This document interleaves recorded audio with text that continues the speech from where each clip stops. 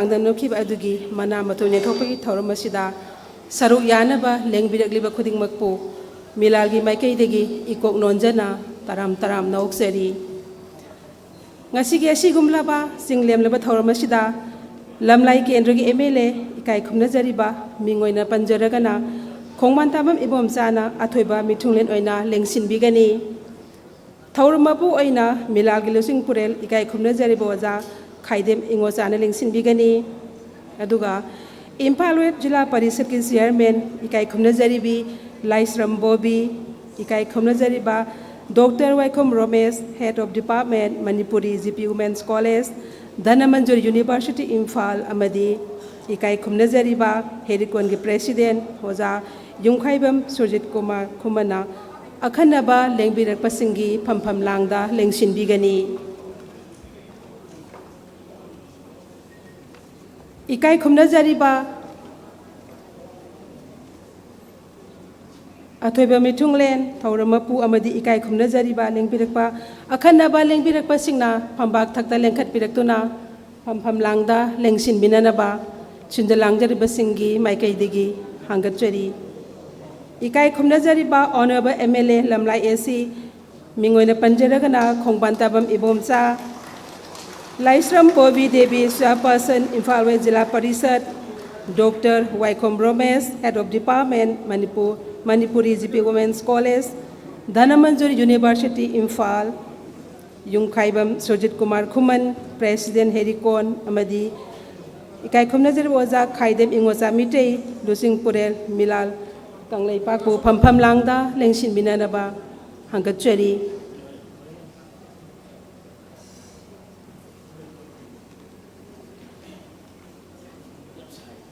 इकाई खुमनजरीबसिंगना फमफाक तक्ता लेंखटपिरबकी तुंग असिदा लेंयाल खुदोल तंबिनबा छिंदलांगजरिबसिंगी माइकैदा हांगतचरी।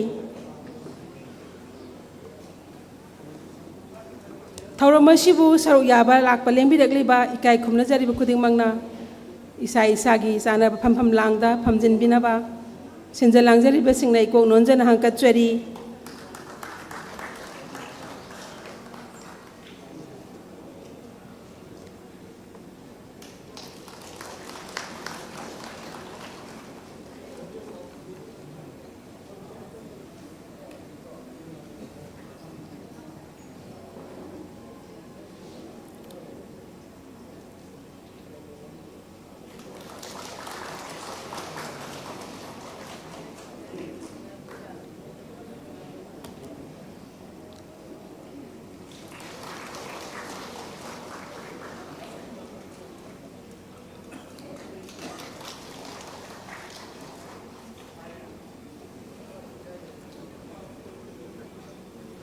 लेयन खुदोल तमजखरबा मतुंग असिदा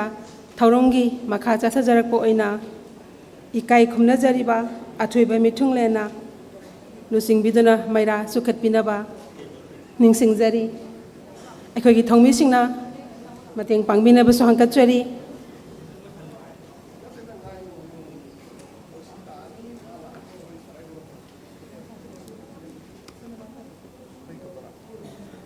मैरा चौखटपिगदौबा मैरा हान चौखटपिदोइन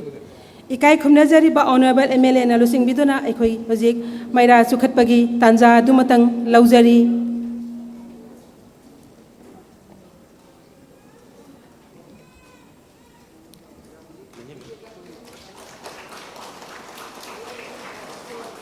मैरा चौखटपा लोइबगा इकाई खुमनजरीबसिंग लुचिंगबिदुना लाइवैख्रबा लुचिंग पुरेलसिंगदा लै कच्चबगी तांजा दुमतंगा छिंदलांगजरिबसिंग माइकैदगी लौजरी।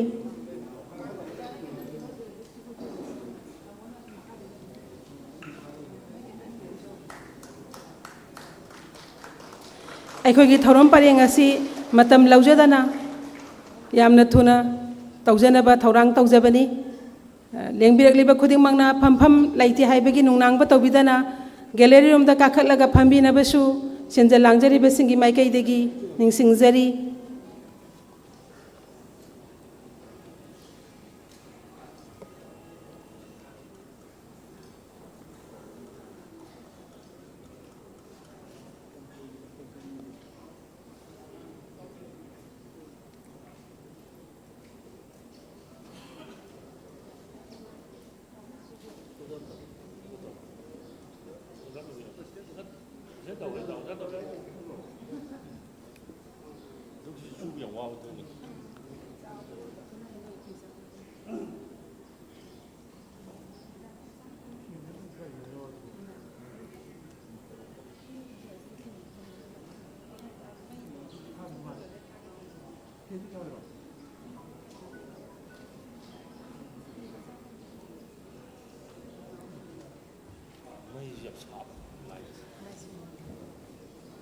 Maira sukhatpa loikrabagi tunga sida ikai khumnajarabasinga laiyoi khraba lusung porel singda laikatchabagi tanja adumatanga lauminasi haiduna sinjalangjaribasinga hangkatchari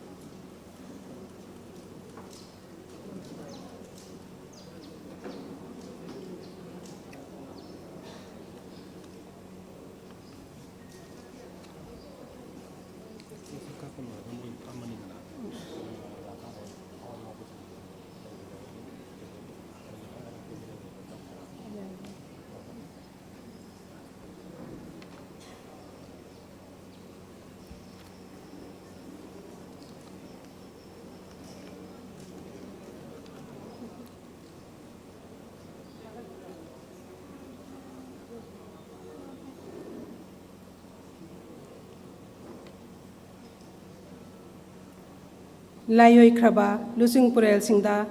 laikatchabagi tanja asi aikoi hojik punna lauminari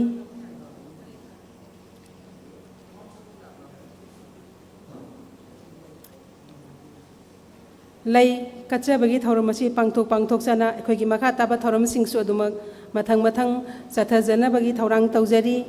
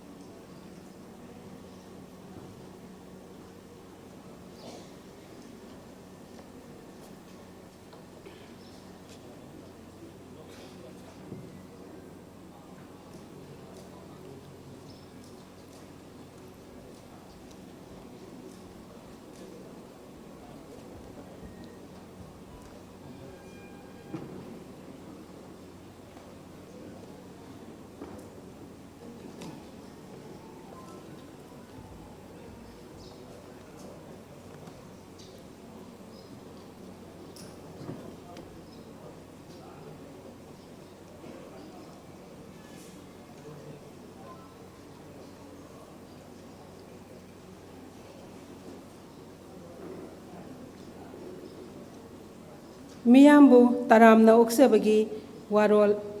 hekpiba loibaga aikoi punna laiyoi khraba lusing porel singi maphamda minute ani khaktang lewkhat minadona makoi ikai khumnaba onminasi haibagi tanja dumaga laujari lusing porel singda laikachaba si makha chatha jana miyambu taramna oksabagi warol ikai khumnajariba RK Jiten Mitei Assistant Secretary Publicity Milal na pibigani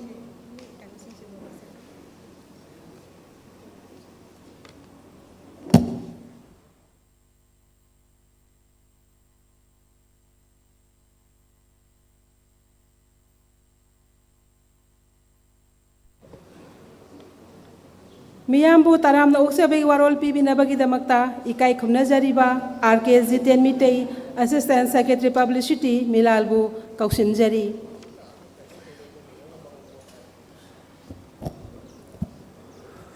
ikai khumnajaraba ngachigi Milana chinjaba asigumlaba mairoi singi oiba athoyen tanabada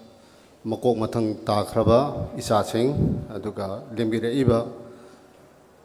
ahalaman sing loinana milangi mapok kumon ga mai lenana akoina chebau pijabada harau na lapirpa khudungmakpo ahan bumaktada ikai khumna bu usari loinana ngasigi thorom machibu mapung phana saru yabina bagidamak milan hajaruba matamda हराव हरावना याबिरक्पा ngasiगी pambakta lengsinbiriba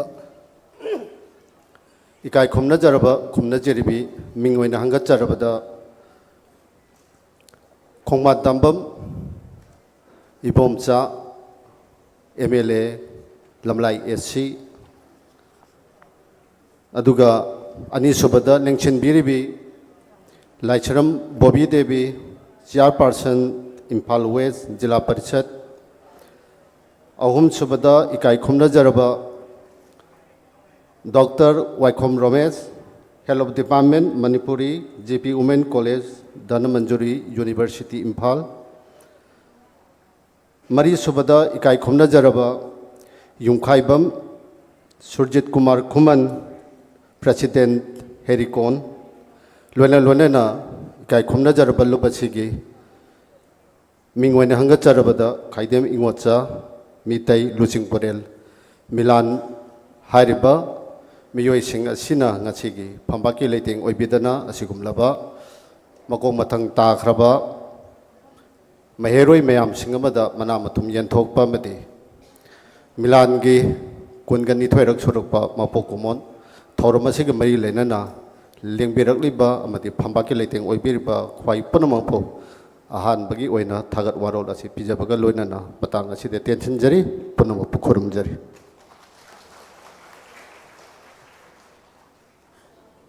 थागतचरी RKG 10 मिटे assistant secretary publicity मिलालबो मथंग असिदी लाइवै खरबा लुसिंग पोरेल सिंह अदगी मफमदा अखोय पुना मिकुप खरदंग लेमिनादुना मखोयबो निंसिंग मिनसि हाइबे अयाबदु मतंग अंबाक थक्ता लेंसिन बिरिबा मदि लेंबिरक पसिंगदगी लौजरी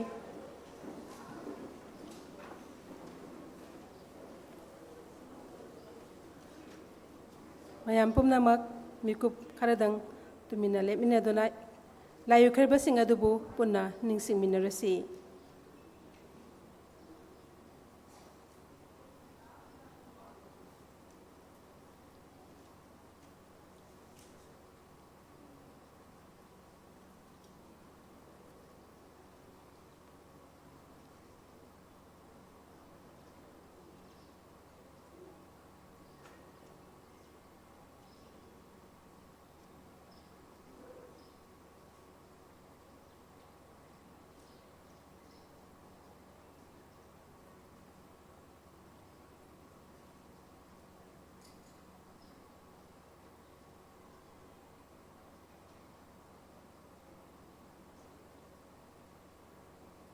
pumnamakpu amuka hana khurumjari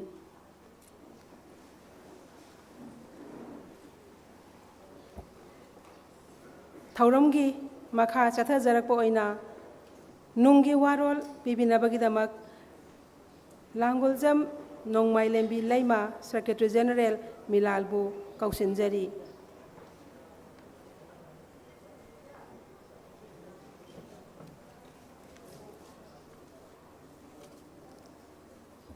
ahamba maktada lengbiriba kuding makpu ikong noni kai khumnaba uchabaga loinana ngasi saisat taraga nipal yaifaraba num thokaba numit hairiba numit asida kunithorak suba milangi mapok kumon thoramna lakpaga iroinana khoigi manipur lengaki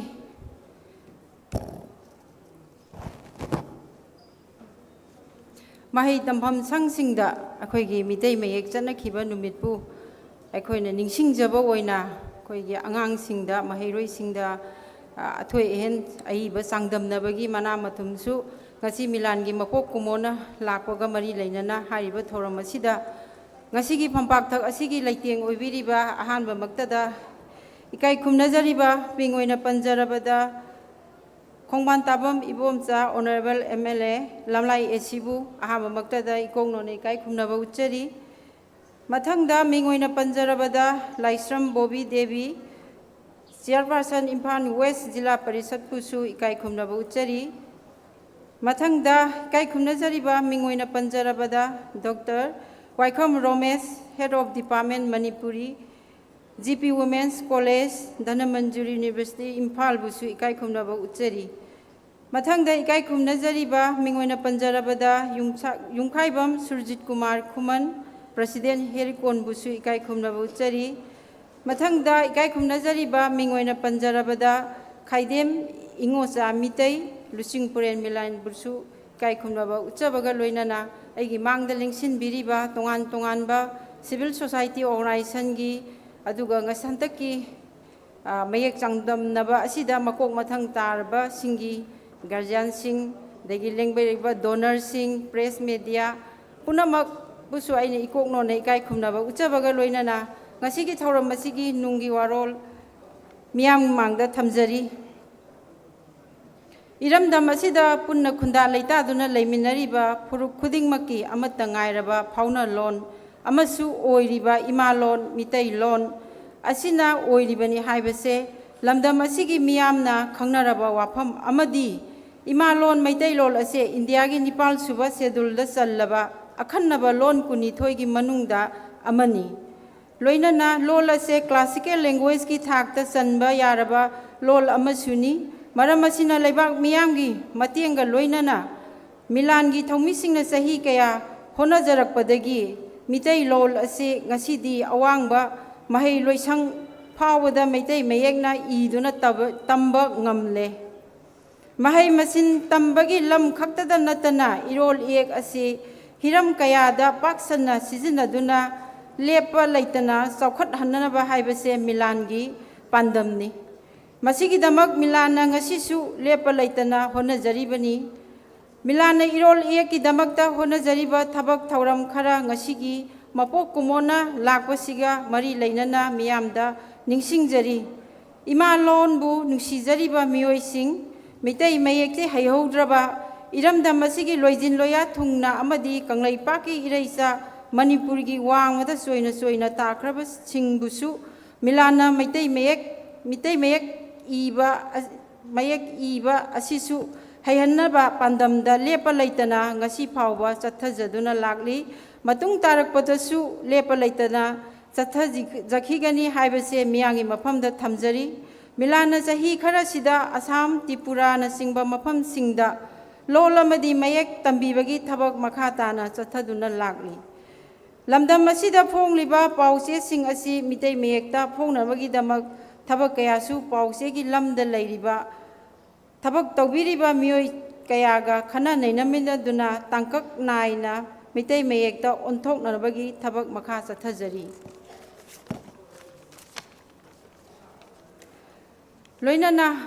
ꯅꯧꯔꯤꯕ ꯃꯍꯩꯔꯣꯏꯁꯤꯡꯗ ꯏꯔꯣꯜ ꯏꯌꯦꯛ ꯑꯁꯤ ꯊꯋꯥꯏ ꯌꯥꯎꯅ ꯋꯥꯍꯟꯊꯣꯛ ꯂꯩꯅ ꯑꯋꯥꯡꯕ ꯊꯥꯛ ꯐꯥꯎꯕ ꯇꯝꯍꯟꯅꯕꯒꯤ ꯄꯥꯟꯗꯝꯗ ꯁ꯭ꯀꯨꯜꯒꯤ ꯊꯥꯛꯇ ꯂꯩꯔꯤꯕ ꯃꯍꯩꯔꯣꯏꯁꯤꯡꯅ ꯏꯔꯣꯜ ꯏꯌꯦꯛꯇ ꯑꯊꯣꯏ ꯑꯍꯦꯟ ꯆꯥꯡꯗꯝꯅꯕꯒꯤ ꯆꯥꯡꯌꯦꯡ ꯀꯌꯥ ꯆꯍꯤ ꯈꯨꯗꯤꯡꯒꯤ ꯃꯤꯂꯥꯟꯅ ꯁꯤꯟꯖꯗꯨꯅ ꯃꯅꯥ ꯃꯊꯨꯝ ꯄꯤꯗꯨꯅ ꯅꯧꯔꯤꯕ ꯃꯍꯩꯔꯣꯏꯁꯤꯡꯕꯨ ꯄꯨꯛꯅꯤꯡ ꯊꯧꯒꯠꯆꯔꯤ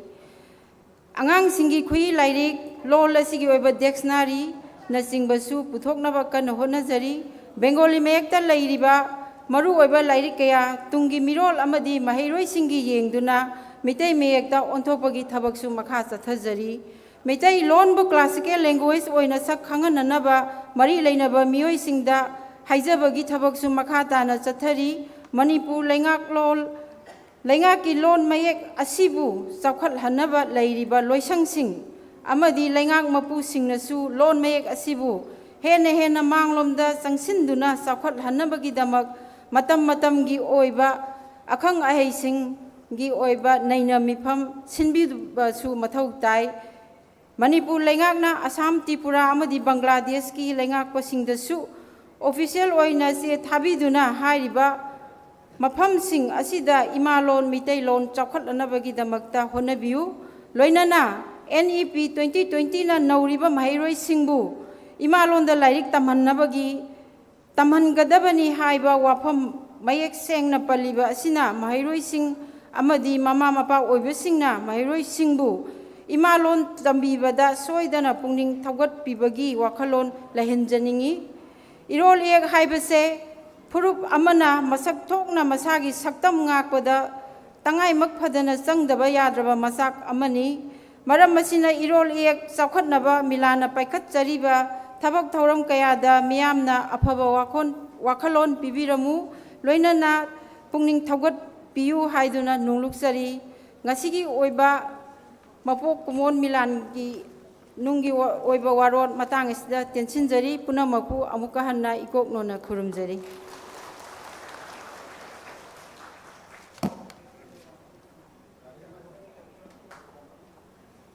थागतजरी इकाई खुमनजरीबी सेक्रेटरी जनरल मिलाल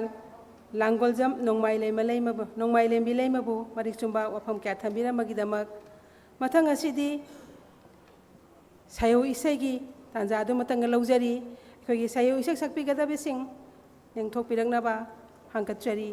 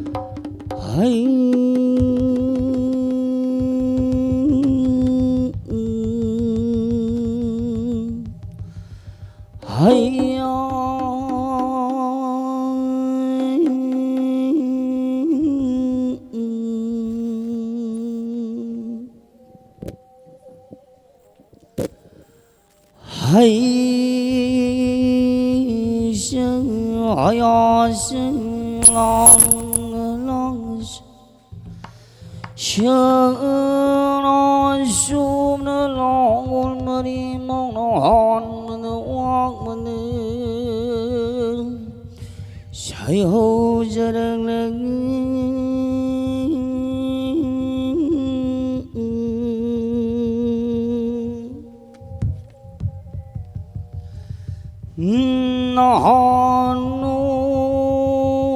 malim nó lấy chim lấy đôi chạy chạy điên này hoa yên bu nó cao hơn nó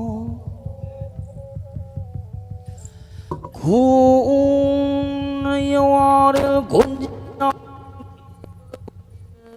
nên nó chạy lấy đường nó cũng lại có cũng lắm tới đi lại cũng nó mà bơm mà pu phát bi rong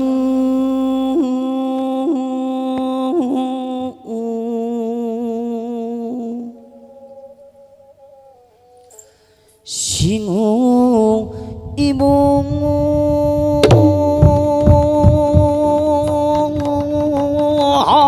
tiếng man mà đi mà pu ibungu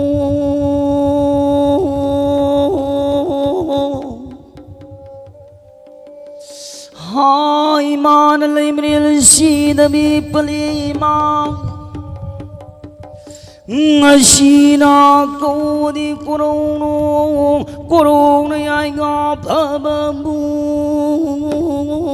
numita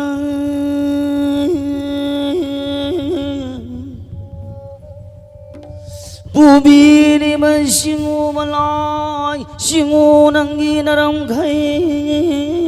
uladu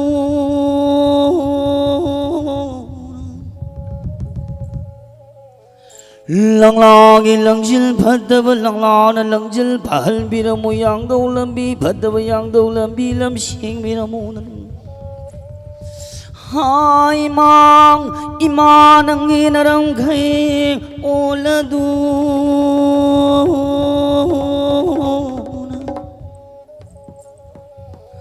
singu bahana thâu ni dây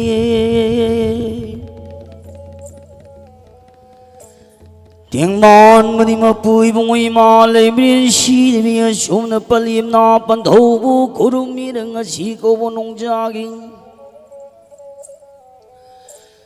inung nong ali nó cô đông nó khôi ông nong bông bang mấy cây đi nong ali bốc tang lagi đã nào nong bốc xí khay mong mơ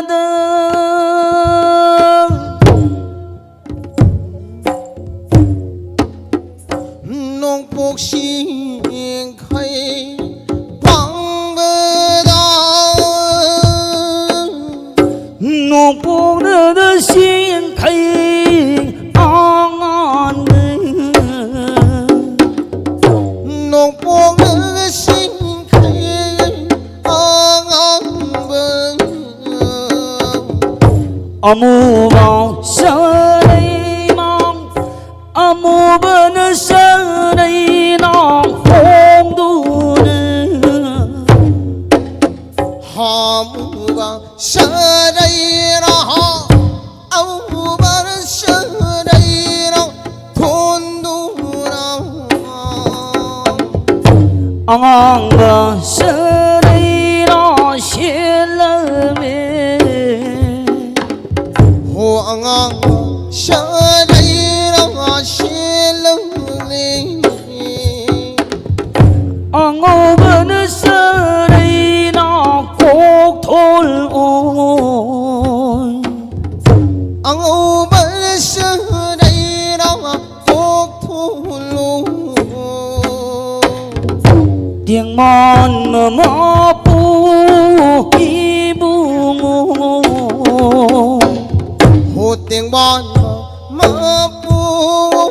i bu Shalai ne de tere na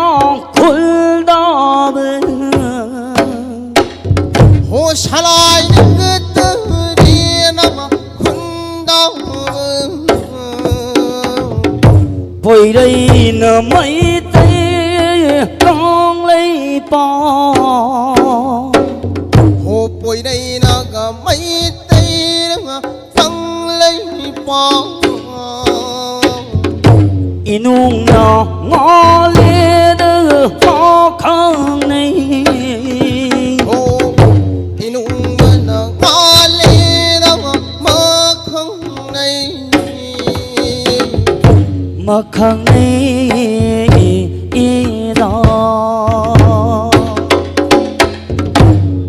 khăng nay đau Singoi bungo shuna namuna tai bang pa na poi ni mai tei kang lai pao Shalai na tari na khunda ba mang ni luang ni kumal ni ngom ni moi rang ni khang a ma shalang lai sha tim Ma pa ri ma mo kaya vi nung a li khang na khrabada Imang ibe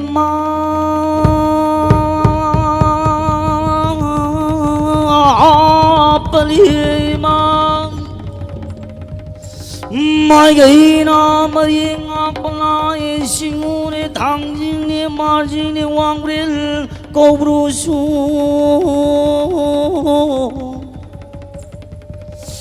maring na kai ne ni lam shan ni mang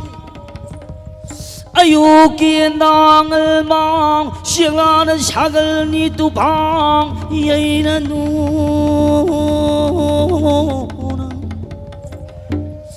ayu ngai dang al mai nu na kri kri khong la nu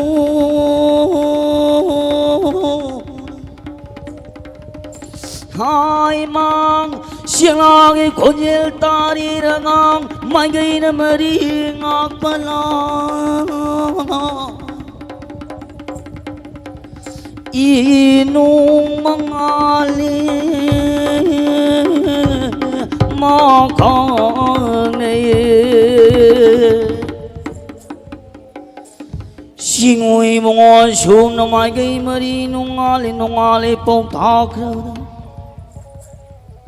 tiếng mòn mà bùi bùi mà lên lên xí để bị bùi xí ngu nó hậu nó xí coi nó hậu nó xí nó đòi nên bùi nó xí sợ của hoàng tiếng thao vân lấy nung nó thở rồi xây ba bên nó nguồn mà bùi thao được bông coi đâu nó liền mà sợ gì gì luôn bay sao mà yên cả nên xin mà yên lui nó lu đi lo vào con gì nữa Shivana sagi pandam lâu đi gây nhung mà này à cái nữa chính khổ ngó cái đặc lệ nông bông nó xin khai bang bên đây nông bông nó xin khai bang bên đây ô ăn mà nó đã kinh gà vào ăn mà nó đã kinh gà vào ô lấy nó cọp sao đi ô lấy nó cọp sao đi e tập thà nó xin ngồi nung ô lê nó xin ngồi nung ô lê con nó nằm hậu xe là con con nó nằm hậu xe là con ô sao đuôi nó kia tu cũng là lê ô sao đuôi nó kia tu cũng là lê ô con nó nằm hậu xe là lê ô con nó nằm hậu xe là lê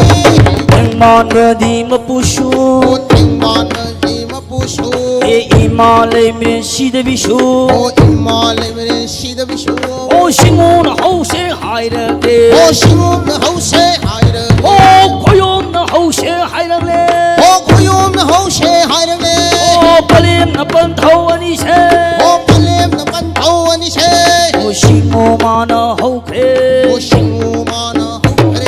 e khối ôm nó mà nó hậu khê e khối ôm nó mà nó hậu khê ô singu mà su hậu khê ô singu mà su hậu khê singu bung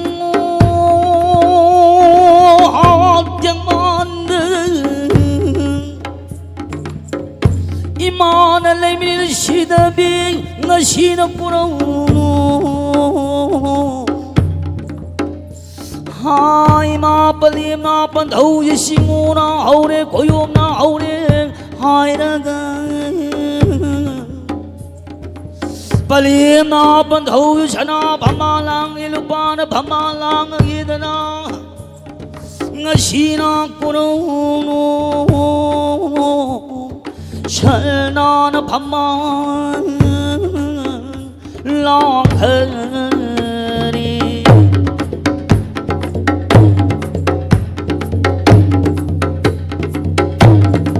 Ashuna Palim na pandho na shana na phaman long khabada Boy dai na mai tre kamai pa yang boy na sharum kumayo shalai Ôi Mitai kangai pang yang guna sarung Pung mayon mapari mamong kayaw Muruna yung thong Kuding isa hong mama hong mapari isa ni Shuda tawro matabag na may pakwan Mitoy mamihin mau Shanana kailang tawang ang malupa ng kailang tawang ang mabu Pinabinamu ng imalay Binilasidari Imamagi kuya tamang tamamari Mamong kaya na siyang yoshim Na hana tawni zarabadaw Mapari mamong kaya itinja Patalay sa pataba Kuding mga hawri na kana panglam Hoy hoy lao na hoy tarabi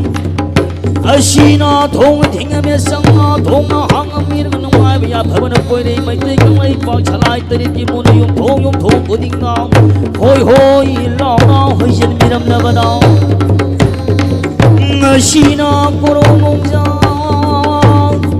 na dai poire hai sang wang tin kha ma pari ma mong kaya Dina jab chorna din hanjin jarage chang jab chorna chang hanjin jarage hay na dai pani haya na dai mani hay haya hayung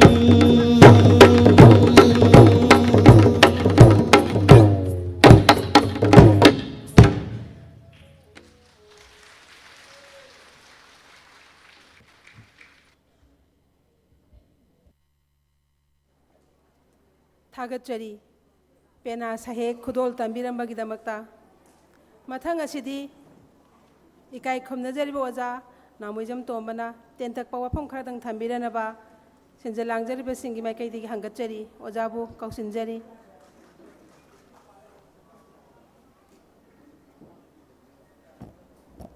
पुनो लुक्सरी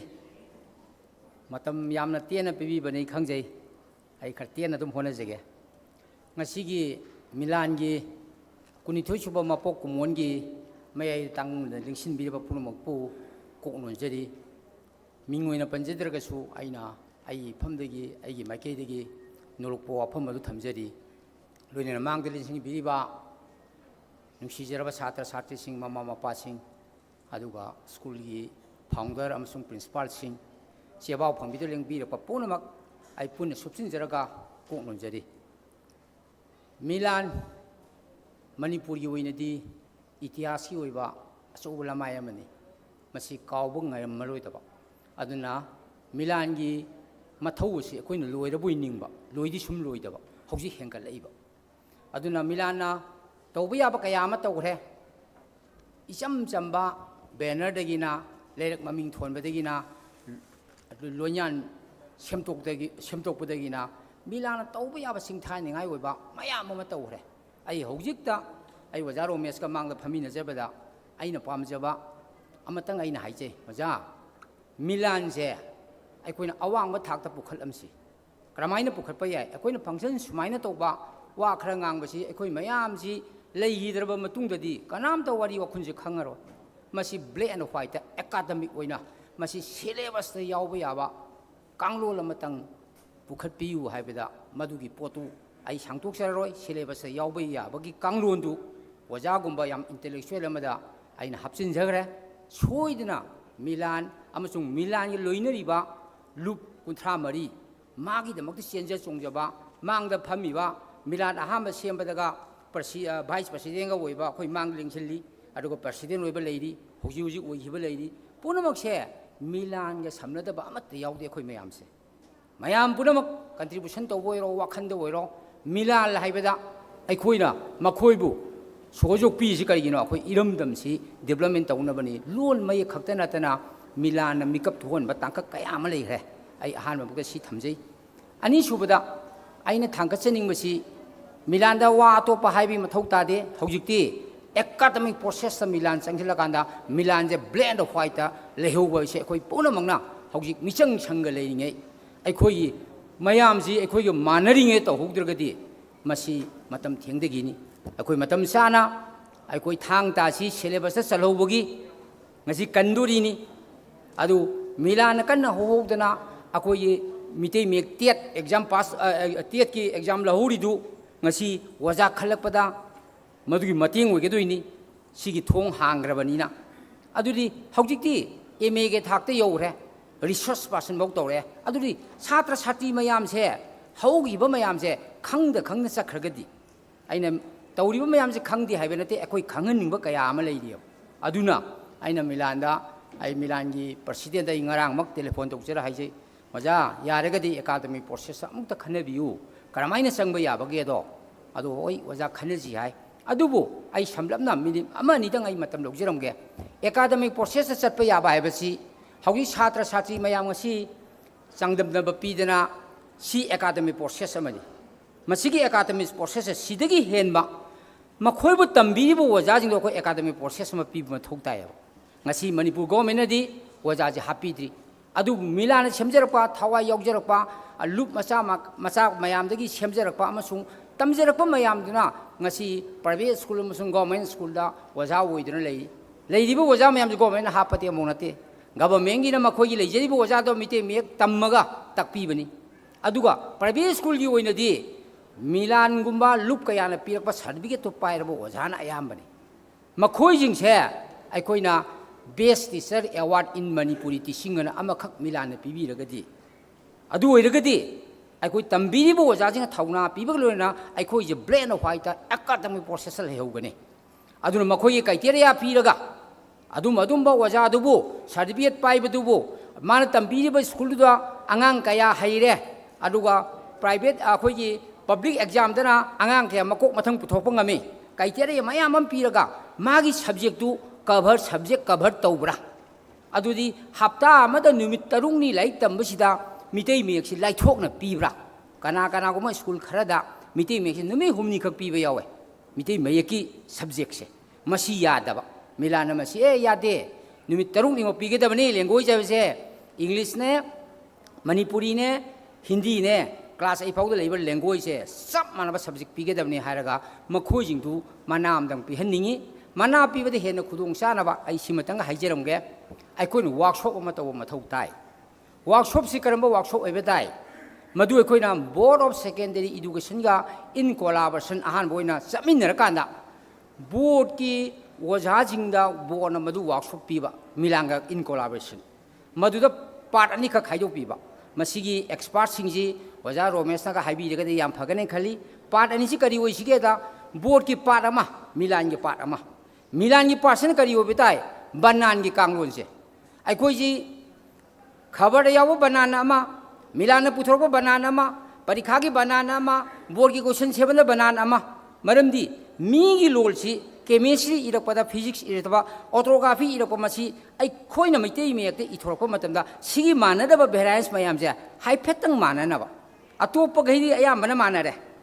ꯑꯗꯨꯒ ꯃꯁꯤ ꯂꯣꯟꯁꯨꯝꯒ ꯑꯄꯨꯟ ꯌꯦꯛꯀꯒꯤ ꯁꯤꯒꯤ ꯃꯥꯟꯅꯗꯕ ꯃꯌꯥꯝꯁꯦ ꯃꯁꯤꯗ ꯃꯤꯂꯥꯟꯅ ꯗꯥꯏꯇ ꯂꯧꯔꯒ ꯅꯨꯃꯤꯠ 5ꯅꯤ ꯋꯥꯔꯛꯁꯣꯞꯇ ꯅꯨꯃꯤꯠ 2ꯅꯤ ꯑꯃꯅ ꯁ꯭ꯄꯦꯂꯤꯡꯒꯤ ꯄꯣꯠꯁꯤ ꯑꯦꯛꯁꯄꯥꯔꯠ ꯈꯜꯂꯀꯥꯟꯗ ꯃꯤꯂꯥꯟꯅ ꯄꯨꯊꯣꯛꯑꯀꯥꯟꯗ ꯅꯨꯃꯤꯠ 2ꯁꯤꯗ ꯕꯅꯥꯟꯒꯤ ꯀꯥꯡꯂꯣꯟꯁꯤ ꯑꯃ ꯂꯣꯏꯁꯤꯟꯕ ꯅꯨꯃꯤꯠ 6ꯅꯤ ꯑꯃꯅ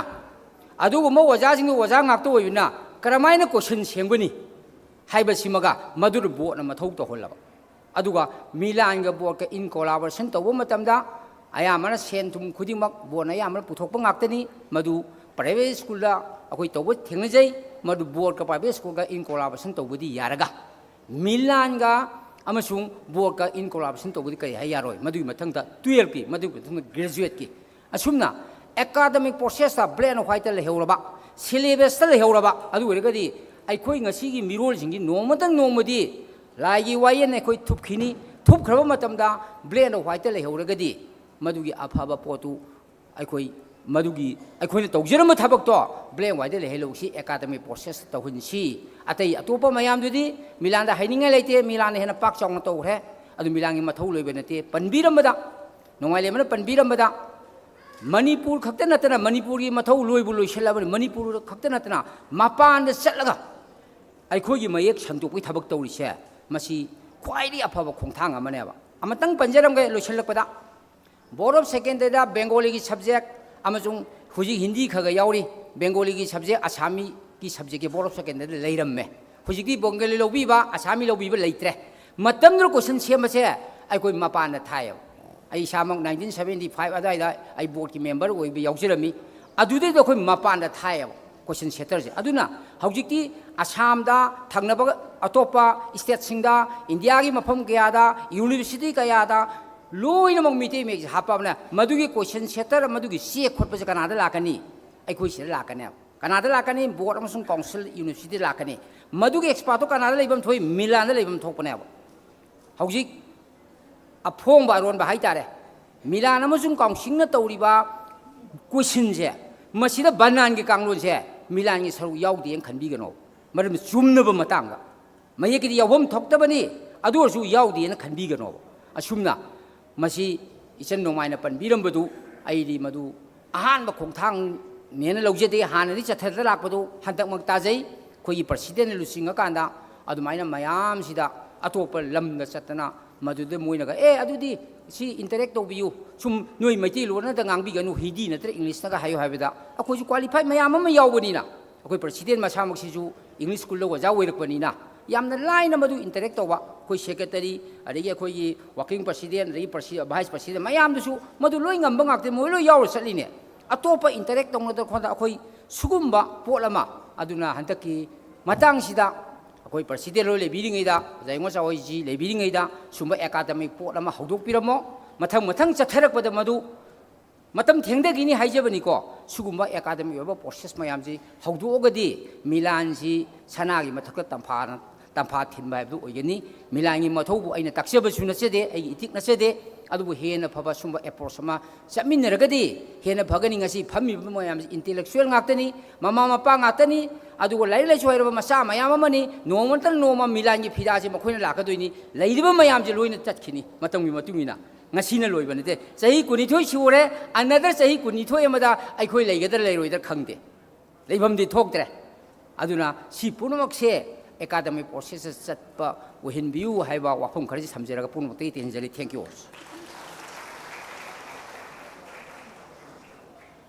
थागतचरी ओजाबू मरिक चुम्बा वाफम क्या थम्बिरमगिदमक मथंग असिदी women association for social economics development की प्रेसिडेंट इकाई खुमनजरबी इमासी आरके थारक सनाना वाफम करा थम्बिनबा हंगतचरी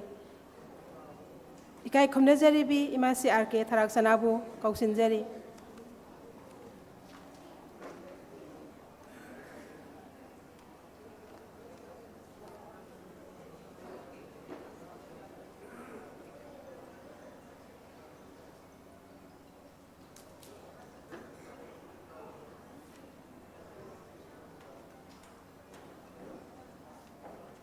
GM University की जावनी पुबीरीबा इकाई खुनु सरी लोइनना मिलान की हौजे हुजे प्रेसिडेंट की थौ पुबीरीबा ओजा इंगोसा इकाई खुनु सरी मदी हेरिकॉन की प्रेसिडेंट की थौ पुबीरीबा सुजित कुमन इकाई खुनु सरी लोइनना मांग द लेंसिन बीरीबा ngasi सुगुमलबा मिलान की मपोक कुमन सिदा मिलान अचौबा अखोई खुनाई सिगी मैतई सिंगी दमकता लोन मयेक चौखटनबे दमकता सही खुदिंगी अदुगुम्बा स्टेट लेवल दा अखोई मयेक चांगदमनबा मैतई मयेक चांगदम पांगथोक पिरिबा कुमसी सही सिगी पांगथोक पिग्रे यामना निंगतिना मपुंग यामना फाना अखोइना सु मीडिया दा थेंगनजबा मतमदा अखोई कचिन कोयारना डिस्ट्रिक्ट खुदिंगमकी थोगलाबा अदुगुम्बा मतमनी अदुबो अखोइना खितंग ngasi अखोई सी यामना लाइबक थीबा हाइगद्रा नॉर्थ ईस्ट की मनुंगदा मणिपुर सु अमनी अखोई के सेंट्रल हाइगद्रा नॉर्थ ईस्ट की मनुंगदा मणिपुर सु अमनी अखोई के सेंट्रल गवर्नमेंट ना गवर्नमेंट अदुगा इंडिया गवर्नमेंट ना खितंग मिराइबगी मोंग से अखोई ममांगदगी ना गवर्नमेंट अदुगा इंडिया गवर्नमेंट ना खितंग मिराइबगी मोंग से अखोई ममांगदगी ओइना अदुम अखोइना अदुम खंजरगा लाकपा मसी अखोइना खनिंगदना खनबा नते अदुम उबीरी सिनेमा यामनासु अखोई अदुंगाई 1947 अदुम उबीरी सिनेमा यामनासु अखोई अदुंगाई 1947 दा ngarang nahandani अगस्त की तांग 13 दा अखोई गिदी मैतई की ओय मणिपुरी की ओयना दे अखोई इंडिपेंडेंस 1947 की 14 अगस्त लवी मरमदी अखोई की ओयना दी नोंगांद्रगदी अखोई दी नुमितुमक लौबनीना इंडिया गा कोई नुआन दे खेनै मोइन 15 लौगिबनी अदुगी 14 अगस्त 1947 दगे ना अप टू 1949 मरक सिदैसिदा कोइना इंडिया ना तौदबा तबक मयाम अमा कोइ मैतै ना मणिपुरी ना तौरमेबा Manipur State Constitution Act 1947 kanana akoi Indiana Constitution same dingai de koi na hana same. Manipur State Assembly akoi 18 October 1948 han ba oina Indiana democracy gi maru hun dingai de akoi gi oina hana 1948 ki August June July aduda akoi ne mit akoi gi mit pangthoga mikhan si pangtho kanda Tampaki, Singi, Adu Muslim is now in Pulakan, me Yankai Humdoi, 52 Adumraba Assembly Powerling Dana, Akoi Manipur Se, Manipur State Assembly, I then Yan and 1948 Adumba October Tang Taragani Panda Papa Pamdan Adugumba India the Hana democracy se, Equina Han Libaneba. Adubu Ainangasi Panjara, a taking at the Hyper. Akoi se. Hiram kudimakta akoy sa asuki matik honaba kanba aduk asuki matik akoy sa wakal layba miyang kita makta ni haibide siba kita ba akoy isasing isil inaw miyamam layba akoy na dum nainadra so dum kanga ba na 1891 da Anglo Manipur war da sini ba kang na salakan dum thawai thaba ngamba sibo maliam da mi kayam layam gadage adugum ba masama suni nga si akoy layris adugum ba di adu or gadi kay do patari akoy kariwali akoy gi irol iyek akoy na ngasi milana hona jarik pa akoy na nangjeri ba mangsing ngasi mangpang na de akoy isa sing ai gi irolda ai gi iekta ngasi di MA pa bo tambanga me resource scholar mayam matula agani hujekti aduna mi na laksaba yada ba ngasi adu akoy no hona ba di kara kan git tai akoy hona bam di toy hona ba di kitang hona gisi mapung pa ba di natri manam di lairik hai ba se tambagi loy ba kambanai te pa ba gi loy ba kambanai te Scholar amana irambaga kenaba laigani aduna ekoina thijangadabani khangadabani kari thamami geographically kari thamami historically ekoi history da ngasi koi laibak thiraba koi isa sing chatra sing sina ekoi asuki matik pikna maitai gi Manipur gi maramda di portion se syllabus se khaitang tamanna pre-merger political status ta kari leram ge habse koi 1949 gi Mamangda 1947 koi India gom India akoi na British ta koi ning tam marak ta sahi ani muksida akoi kamai lerum ge pabo angang singam ta kande ba aduna sikana akoi coalition for indigenous right campaign sikana handak 1947 gi akoi independence day pangthok chab matam da akoi ne Manipur gi adugumba syllabus sembiri ba singda akoi sigumba akoi angang singa khangda ba yada ba akoi se aduguma nation nama oirami akoi India da pundringai da akoi se mapung ba state ama oidana isagi assembly laidana isana thagat chaba mihuna laingak chaba mapam ama lairam mi haiba se history da angang singa khangan ga dabe na syllabus semi ba singda akoi adugum lab sikagi member sing thomi sing na chatana haina matam da makoi soidana makya koi syllabus da hamna ba tawr ki haiba se masigi nungai ba paw masu adukoi ba sikagi president lautokpi gi aduna ai tenan dage akoi kanwana ai se minute manga khaktang ni haibani ai di yum dage su ta sing namakti ai laksari se ai sumaina pampak ta kakhatana ai wangang ni haibi wakalon su ai tamje adubo yamna nungai je ingon ku to opportunity ma ingon piba maramdi ngasi honorable mayam ama aduko respected mayam ama akoi si phambiri sinya aduko mayam ama su aina ngasi thengna jariba ngasi milana hona jari se ngasi taseng namak akoi mapung phaba se kharkhati oire habe timbi ba myam chine sakine ba maramdi adukki matik phajana milana akoi loan maye ki damakta kathok tana Assam da chali Hojai da chali Manipur khakta na natana kachin koya akoi gi lairibe district sing sida natana mapan lamda khunda karba akoi maitai sing gi damakta su milana chatna maitai mek tambiru ba be se asoba milan ge hona zaman milan ge mai pakpa amane be se akoi logda ba yaro aduna aine losan jarak pada makata jarak pada ngasi 2025 ta pangthok piriba Milan gi akoi gi loan mayeki adugumba sangdam nabage masi 2026 atu hena phajaba hena mapung phaba pangthok pasu oisanu aduga ngasi Milana hona biriba sidagi hena amuk hena hona biri si matak hona birakanta maitai mayek classical language oina akoi chedun da akoi chalibase akoi classical language oina bai dam ngasi implement tawu yadar koi honorable Emir Rajya Sabha gi MLA akoi ining thongna phawa launari duni handakse aduna masi akoi tawgodaba di khara wali akoi gi adugumba akoi gi currency da so koi ji haptri aduna ꯑꯩꯈꯣꯏꯅ ꯍꯣꯠꯅꯔꯤꯕꯁꯤ Milan ꯈꯛꯇꯗ ꯑꯩꯈꯣꯏ ꯏꯟꯊꯣꯛꯄꯁꯨ ꯌꯥꯔꯣꯏ ꯃꯤꯂꯥꯟꯅ ꯍꯣꯠꯅꯔꯤꯕꯁꯤꯗ ꯑꯩꯈꯣꯏ ꯄꯨꯝꯅꯃꯛꯅ ꯄꯥꯡꯁꯤꯜꯂꯒ ꯄꯥꯡꯒꯟꯒꯤ ꯁꯦꯟꯒꯤ ꯋꯥꯈꯜꯒꯤ ꯂꯣꯏꯅꯃꯛ ꯆꯪꯗꯅ ꯑꯩꯈꯣꯏ ꯄꯥꯡꯃꯤꯟꯅꯔꯀꯥꯟꯗ ꯃꯩꯇꯩ ꯃꯌꯦꯛꯁꯦ ꯃꯥꯂꯦꯝꯒꯤ ꯊꯥꯛꯇ ꯃꯤꯌꯥꯝꯅ ꯁꯛꯈꯪꯕ ꯑꯗꯨꯒꯨꯝꯕ ꯑꯩꯈꯣꯏ ꯂꯦꯡꯒ꯭ꯋꯦꯖ ꯑꯃ ꯂꯣꯟ ꯑꯃ ꯑꯣꯏꯅꯅꯕꯒꯤꯗꯃꯛꯇ ꯑꯩꯈꯣꯏ ꯄꯨꯝꯅꯃꯛꯅ ꯍꯣꯠꯅꯃꯤꯟꯅꯁꯤ ꯍꯥꯏꯕ ꯋꯥꯐꯝꯁꯤ ꯊꯝꯃꯒ ꯄꯨꯝꯅꯃꯛꯄꯨ ꯑꯩꯅ ꯑꯃꯨꯛ ꯍꯟꯅ ꯈꯨꯔꯨꯝꯖꯔꯤ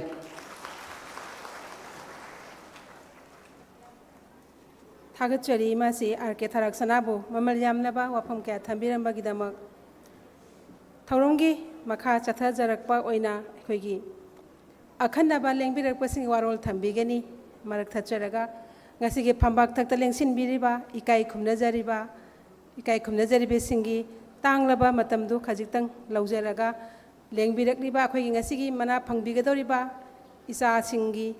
ꯃꯍꯩꯔꯣꯏꯁꯤꯡꯒꯤ ꯃꯅꯥꯁꯤ ꯌꯦꯟꯊꯣꯛꯄꯗ ꯐꯝꯕꯥꯛ ꯊꯛꯇ ꯂꯦꯡꯁꯤꯟꯕꯤꯔꯤꯕ ꯏꯀꯥꯏ ꯈꯨꯝꯅꯖꯔꯤꯕꯁꯤꯡꯅ ꯂꯣꯏꯕ ꯐꯥꯎꯕꯗꯪ ꯁꯔꯨꯛ ꯌꯥꯕꯤꯅꯕ ꯃꯤꯂꯥꯜꯒꯤ ꯃꯥꯏꯀꯩꯗꯒꯤ ꯆꯤꯜꯂꯕ ꯃꯇꯝ ꯑꯗꯨ ꯂꯧꯖꯅꯕꯒꯤ ꯇꯥꯟꯖꯥ ꯑꯗꯨꯃꯇꯪ ꯂꯦꯡꯕꯤꯔꯛꯄꯁꯤꯡꯗꯒꯤ ꯅꯤꯖꯔꯤ ꯃꯊꯪ ꯑꯁꯤꯗꯤ ꯑꯈꯟꯅꯕ ꯂꯦꯡꯕꯤꯔꯛꯄꯁꯤꯡꯒꯤ ꯋꯥꯔꯣꯜ ꯊꯝꯕꯤꯅꯕꯒꯤꯗꯃꯛ ꯏꯀꯥꯏ ꯈꯨꯝꯅꯖꯔꯕꯤ ꯏꯝꯐꯥꯜ ꯋꯦꯁ ꯖꯤꯂꯥ ꯄꯔꯤꯁꯠꯀꯤ ꯆꯦꯌꯔꯄꯔꯁꯟ ꯃꯤꯡ ꯑꯣꯏꯅ ꯄꯟꯖꯔꯒꯅ ꯂꯥꯏꯁ꯭ꯔꯝ ꯕꯣꯕꯤ ꯗꯦꯕꯤꯕꯨ ꯋꯥꯐꯝ ꯈꯔꯗꯪ ꯊꯝꯕꯤꯔꯅꯕ ꯅꯤꯡꯁꯤꯡꯖꯔꯤ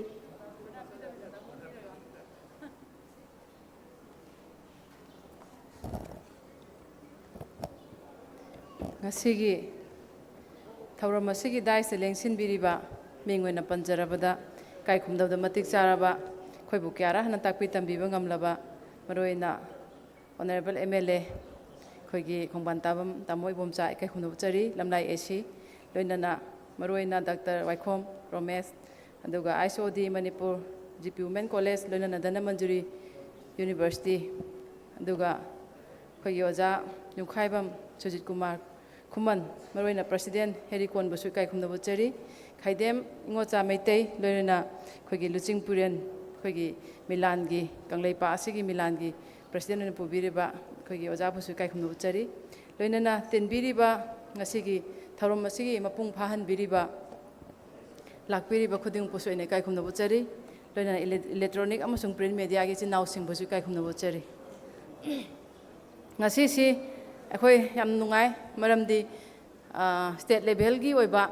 ꯃꯅꯤꯄꯨꯔꯒꯤ ꯑꯗꯨꯒꯨꯝꯕ ꯊꯥꯛꯇ ꯇꯧꯔꯤꯕ ꯑꯏꯕꯒꯤ ꯃꯩꯇꯩ ꯃꯌꯦꯛꯀꯤ ꯆꯥꯡꯗꯝꯅꯕ ꯏꯆꯥ ꯏꯁꯨ ꯃꯌꯥꯝ ꯑꯃ ꯑꯩꯈꯣꯏꯒꯤ ꯉꯁꯤꯒꯤ ꯃꯩꯇꯩ ꯃꯌꯦꯛꯇ ꯆꯥꯡꯗꯝꯅꯕ ꯂꯣꯏꯅꯅ ꯄ꯭ꯔꯥꯏꯖ ꯂꯧꯕꯤꯒꯗꯕ ꯂꯩꯔꯤꯕ ꯏꯌꯦꯛ ꯑꯃꯁꯨꯡ ꯏꯔꯣꯟꯕꯨ ꯅꯨꯡꯁꯤꯕꯤꯗꯅ ꯀꯟꯅ ꯍꯣꯠꯅꯕꯤꯔꯤꯕ ꯃꯤꯂꯥꯟꯅ ꯉꯁꯤ ꯆꯪꯁꯤꯜꯂꯛꯏꯕ ꯈꯣꯡꯖꯪ ꯈꯨꯗꯤꯡꯃꯛꯇ ꯁꯔꯨꯛ ꯌꯥꯕꯤꯗꯅ ꯂꯥꯛꯄ ꯑꯣꯖꯥ ꯃꯌꯥꯝꯁꯨ ꯌꯥꯎꯕꯤꯔꯤ ꯑꯗꯨꯅ ꯑꯩꯈꯣꯏꯅ ꯑꯩꯈꯣꯏꯒꯤ ꯏꯁꯛ ꯑꯩꯈꯣꯏꯒꯤ ꯑꯥꯏꯗꯦꯟꯇꯤꯇꯤꯁꯤ ꯀꯔꯤꯗ ꯑꯣꯏꯒꯗꯒꯦ ꯍꯥꯏꯕ ꯀꯥꯟꯗ ꯏꯁꯥꯅ ꯏꯁꯥꯒꯤ ꯑꯥꯏꯗꯦꯟꯇꯤꯇꯤꯁꯤ ꯏꯁꯥꯒꯤ ꯏꯔꯣꯟ ꯑꯃꯁꯨꯡ ꯏꯌꯦꯛ ꯑꯃꯁꯨꯡ ꯑꯥꯔꯠ ꯑꯦꯟ ꯀꯜꯆꯔ ꯂꯩꯔꯤꯕ ꯃꯌꯥꯝꯁꯤ ꯑꯩꯈꯣꯏꯅ ꯁꯥꯒꯣꯟꯅꯔꯒ ꯂꯥꯛꯏꯕ ꯃꯌꯥꯝꯁꯤ ꯃꯐꯝ ꯆꯥꯅ ꯆꯥꯅ ꯑꯩꯈꯣꯏꯅ ꯃꯗꯨ ꯄ꯭ꯔꯤꯖꯥꯕ ꯇꯧꯕ ꯂꯣꯏꯅꯅ ꯃꯐꯝ ꯆꯥꯅ ꯆꯥꯅ ꯑꯩꯈꯣꯏꯅ ꯁꯤꯖꯤꯟꯅꯈꯤꯕ ꯂꯣꯏꯅꯅ ꯃꯐꯝ ꯆꯥꯅ ꯑꯩꯈꯣꯏꯒꯤ ꯐꯝ ꯑꯃ ꯀꯜꯍꯧꯕ ꯍꯥꯏꯕꯁꯦ ꯌꯥꯝꯅ ꯇꯉꯥꯏꯐꯗꯕ ꯑꯣꯏ ꯑꯗꯨꯕꯨ ꯑꯣꯖꯥ ꯃꯌꯥꯝ ꯑꯃ ꯑꯩꯈꯣꯏꯕꯨ ꯇꯥꯛꯄꯤ ꯇꯝꯕꯤꯕ ꯉꯝꯕ ꯑꯣꯖꯥ ꯃꯌꯥꯝꯁꯨ ꯌꯥꯎꯔꯤ ꯉꯁꯤ ꯐꯪꯁꯟ ꯑꯁꯤꯒꯤ ꯑꯍꯥꯟꯕ ꯍꯧꯕ ꯃꯇꯝꯗ ꯈꯪꯍꯧꯗꯅ ꯄꯨꯛꯅꯤꯡꯗ ꯌꯥꯝ ꯅꯨꯡꯁꯤꯕ ꯑꯃ ꯄꯣꯛꯈꯤ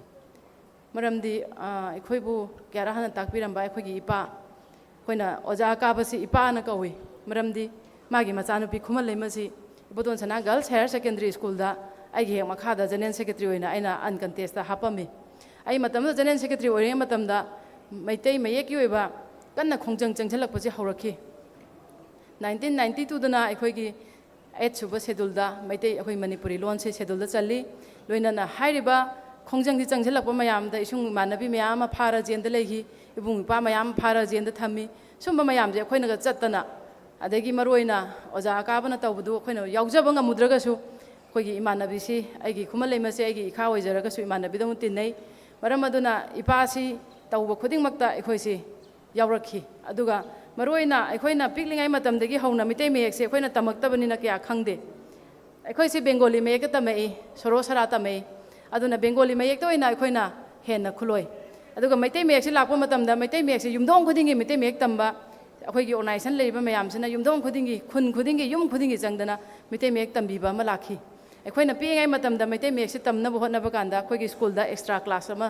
ꯑꯩꯈꯣꯏꯅ ꯍꯥꯞꯍꯜꯂꯀꯥꯟꯗ ꯑꯩꯈꯣꯏꯁꯤ ꯃꯩꯇꯩ ꯃꯌꯦꯛ ꯇꯝꯃꯛꯈꯤ ꯃꯔꯝ ꯑꯗꯨꯅ ꯃꯩꯇꯩ ꯃꯌꯦꯛꯁꯨ ꯌꯥꯝ ꯅꯨꯡꯁꯤ ꯂꯣꯏꯅꯅ ꯃꯩꯇꯩ ꯃꯌꯦꯛꯀꯤ ꯍꯧꯔꯛꯐꯝꯁꯤ ꯀꯅꯥꯗꯒꯤ ꯍꯧꯔꯛꯀꯦ ꯍꯥꯏ ꯀꯥꯟꯗ ꯑꯩꯈꯣꯏꯒꯤ ꯏꯌꯦꯛ ꯑꯩꯈꯣꯏꯒꯤ ꯏꯔꯣꯟ mafam chana thamnabagidamagta adumba status amada laknabagidamta hotnaramba aigi oja ngasidi ipa aduga mayamna leikat piribase masi ubakanda yamna pukning danung siba poe aduga maruina ngasigi khongjang jangsalakpada lepa leitana jangchen birei ba ibung ipa milangi thauna leiraba adugumba iche indon ima event punamak kaya ama ngasidi layoi khiba yaure aigi ibung ipa maruina babulan ꯑꯩꯈꯣꯏꯒꯤ ꯑꯋꯥꯡ ꯂꯩꯀꯦꯟ ꯊꯕꯤ ꯍꯥꯏꯔꯤꯕ ꯂꯝꯗꯨꯗꯒꯤꯅꯤ ꯒꯥꯔꯤꯒꯤ accident ꯑꯃꯈꯛꯇ ꯂꯩꯈꯤꯗꯕꯅꯤ ꯑꯁꯤꯒꯨꯝꯕ ꯃꯌꯥꯝꯁꯦ ꯑꯩꯈꯣꯏꯅ ꯉꯁꯤ ꯂꯩꯀꯠꯄ ꯐꯪꯖꯕ ꯅꯨꯡꯉꯥꯏꯖꯩ ꯑꯗꯨꯒ ꯃꯩꯇꯩ ꯃꯌꯦꯛꯅ ꯉꯁꯤ ꯑꯩꯈꯣꯏꯒꯤ ꯏꯔꯣꯟ ꯑꯃꯁꯨꯡ ꯏꯌꯦꯛ ꯏꯟꯗꯤꯌꯥꯒꯤ ꯑꯗꯨꯝꯕ ꯁ꯭ꯇꯦꯇꯁ ꯑꯃꯗ ꯂꯩꯔꯛꯄ ꯃꯇꯝꯗ ꯑꯣꯖꯥꯅ ꯍꯧꯖꯤꯛ ꯇꯥꯛꯄꯤꯈꯤꯕ ꯃꯌꯥꯝ ꯄꯨꯝꯅꯃꯛꯁꯦ ꯑꯆꯪꯕ ꯆꯪꯒꯗꯕ ꯊꯧꯔꯝ ꯃꯌꯥꯝ ꯑꯃꯁꯨ ꯋꯥꯠꯂꯤ ꯑꯗꯨꯅ ꯀ꯭ꯂꯥꯁꯤꯀꯦꯜ ꯂꯦꯡꯒ꯭ꯋꯦꯖ ꯑꯃ ꯑꯣꯏꯔꯛꯅꯕ ꯍꯣꯠꯅꯕꯗ ꯂꯥꯏꯔꯤꯛ ꯂꯥꯏꯁꯨ ꯍꯩꯔꯕ ꯉꯁꯤꯒꯤ ꯇꯨꯡꯒꯤ ꯌꯨꯝꯕꯤꯔꯣꯟ ꯑꯣꯏꯔꯤꯕ ꯌꯨꯝꯕꯤꯔꯦꯜ ꯑꯣꯏꯔꯤꯕ ꯀꯌꯥꯅ ngasi khongjangsi changhanba loidri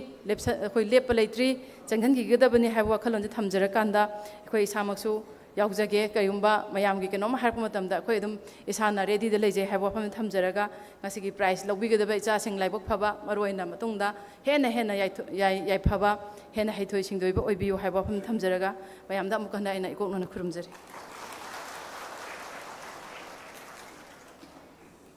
थागतचरी Imphal West Zilla Parishad के चेयरपर्सन लाइस्रम बॉबी देवीबू ममल यामलबा कानरबा वारी कया ताबिनमगिदमक मथंग असिदी इकाई खुमनजरीबा हेरिकॉन की प्रेसिडेंट ओजा युंखाइबम सुजित कुमार खुमन्ना वाफम खरदंग थंबिरनबा हंगतचरी इकाई खुमनजरीबा ओजा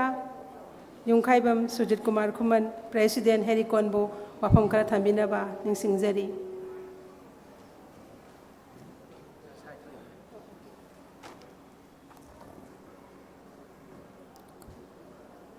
ngasi yaifaraba numit asida milan gi mapok kumon sida ikai khumnabada matik charba thoram asigi athoiba mitonglen gi phamum langda lingshin biriba honorable MLA lamlai ACG mingon panjarabada kuman tabam ipomsa lonena thoramasigi mayai taunda parset aduga ikai khumnajariba thoramasigi pham langda nikshin biriba Dr. Waikom Romesh ISOD Manipur GP Women College aduga lonena thoramasigi pham langda nikshin biriba lupasigi luching poren mingon panjarabada khaidem ingot chamaitei president milan lonena thoromasibu saru yaba lakpi ba tongan ba civil society organization singi luching basing aduga lengbirakli ba invite phangdra lengbirakli ba oja guru ahalaman amadi chhatra naharol lonena ngasigi thoromasi Malem gi miam da paudam ga dirba print ama de electronic media isina khwai khibik pasu ahan makta ikai kumna wo cheri ngasi ai khoina milana matam sangna miam gi seba tawjiraktuna milan iram damda leiriba miamna apik badagina hanuraba ꯑꯩꯈꯣꯏ ꯃꯤꯌꯥꯝꯅ ꯃꯤꯂꯥꯅ ꯇꯧꯈꯤꯕ ꯊꯕꯛ ꯊꯧꯔꯝ ꯃꯈꯣꯏꯅ ꯁꯤꯕ ꯅꯥꯕ ꯀꯤꯗꯅ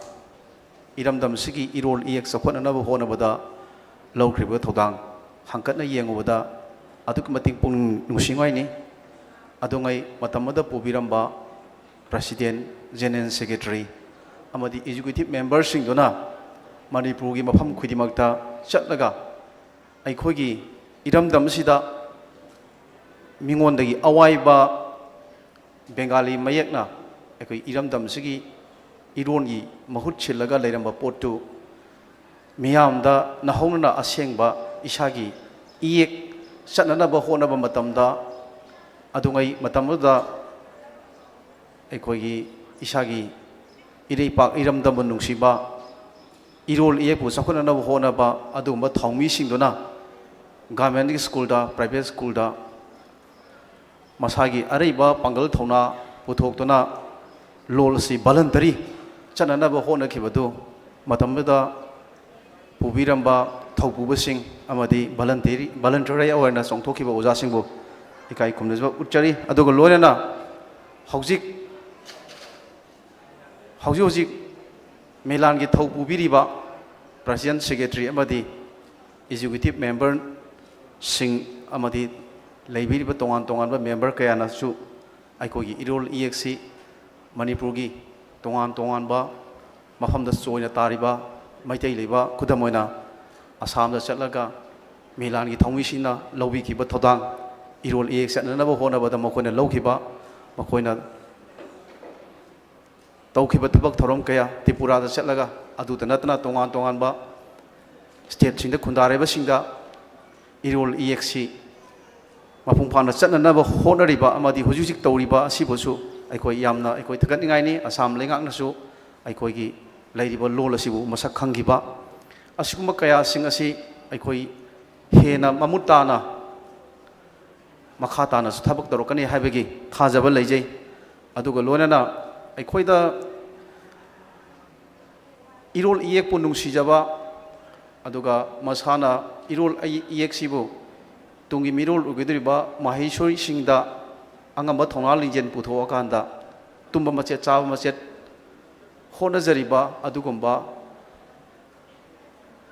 ओजागी थाकता हाइतारे voluntary ओइना लेजरिबा Kongu अदु होजि होजि एखोगी लैंगाकी लैरिबा लैंगा असिना मतम मतमदुगी अमदी होजि लैरिबा लैंगाक सिंसिना असिगुंबा ngасagi irol EXC ta ngaujaba kangu singsi yam ningthina su expert oraba kangu singsi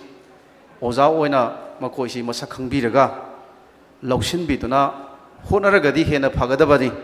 adubu tasena voluntary oina honajaba kangu di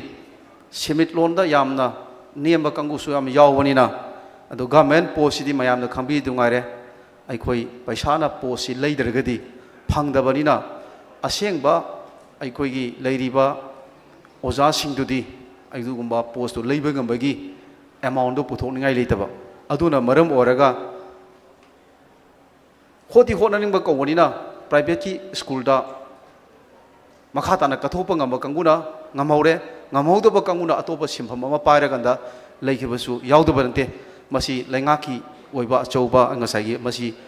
असोइबा थौसिल अमखनि लवी अदुना अखोइदा मणिपुर पोस्ट अतई तई फग्रे education department Tungi महई Tungi यूमरियल ओगदिबा अखोगी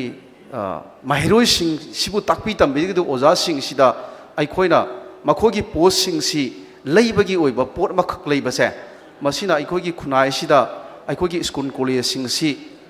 नोमु नोमु सिदरपगी मसाकसु अमनी अदुना private की स्कूल नोमु नोमु खुमाग यौसिलपा अदुना मसिगी कल्चर सिदी अखोगी मपुंगोना अखोगी एजुकेशन गुंबा हेल्थ गुंबा सिदी मसिदी अखोई तौजानिंगदबनी अदुना होजिक मखाताना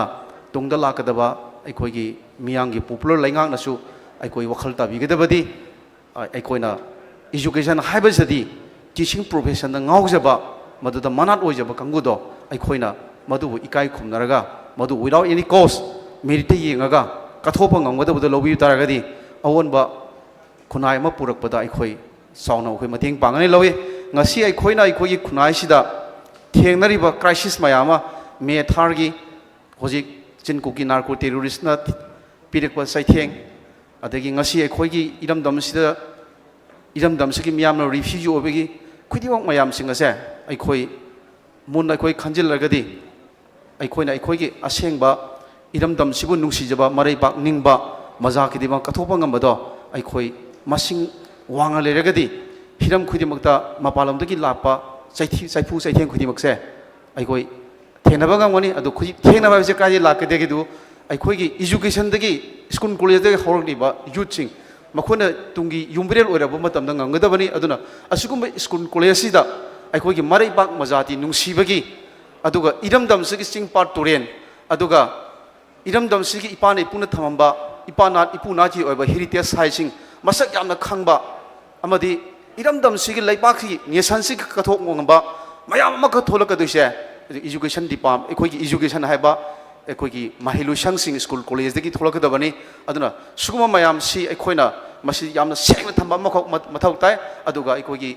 ꯃꯤꯂꯥꯟ ꯑꯃꯗꯤ ꯂꯩꯕꯤꯔꯤꯕ ꯑꯩꯈꯣꯏꯒꯤ ꯇꯣꯉꯥꯟ ꯇꯣꯉꯥꯟꯕ ꯁꯤꯚꯤꯜ ꯁꯣꯁꯥꯏꯇꯤ ꯑꯣꯔꯒꯅꯥꯏꯖꯦꯁꯟꯅꯁꯨ ꯑꯩꯈꯣꯏꯒꯤ ꯏꯔꯝꯗꯝꯁꯤꯒꯤ ꯂꯩꯕꯥꯛ ꯂꯩꯍꯥꯎꯒ ꯆꯥꯟꯅꯕ education ꯑꯃ ꯄꯤꯅꯅꯕ ꯍꯣꯠꯅꯕꯗ ꯍꯦꯟꯅ ꯃꯔꯤꯛ ꯆꯨꯝꯅ ꯃꯄꯥꯟꯒꯤ ꯑꯩꯈꯣꯏꯒꯤ ꯃꯄꯥꯟꯒꯤ ꯑꯇꯣꯞ ꯑꯇꯣꯞꯄ ꯍꯦꯔꯣꯁꯤꯡ ꯅꯩꯅꯕꯒꯤ ꯃꯄꯥꯟꯒꯤ ꯇꯣꯉꯥꯟꯕ ꯍꯦꯔꯤꯇꯦꯖ ꯁꯥꯏꯠꯁꯤꯡ ꯅꯩꯅꯕꯒꯤ ꯑꯗꯨꯗ ꯍꯦꯟꯅ ꯐꯣꯀꯁ ꯄꯤꯔꯈꯤꯕꯒꯤ ꯃꯄꯥꯟꯒꯤ ꯑꯩꯈꯣꯏꯒꯤ ꯆꯤꯡ ꯄꯥꯠ ꯇꯨꯔꯦꯟ ꯍꯦꯟꯅ ꯅꯩꯅꯕꯅ ꯐꯣꯀꯁ ꯄꯤꯕꯒꯤ ꯑꯣꯏꯕ ꯄꯣꯠꯇꯣ ꯑꯩꯈꯣꯏꯒꯤ ꯏꯔꯝꯗꯝꯁꯤꯒꯤ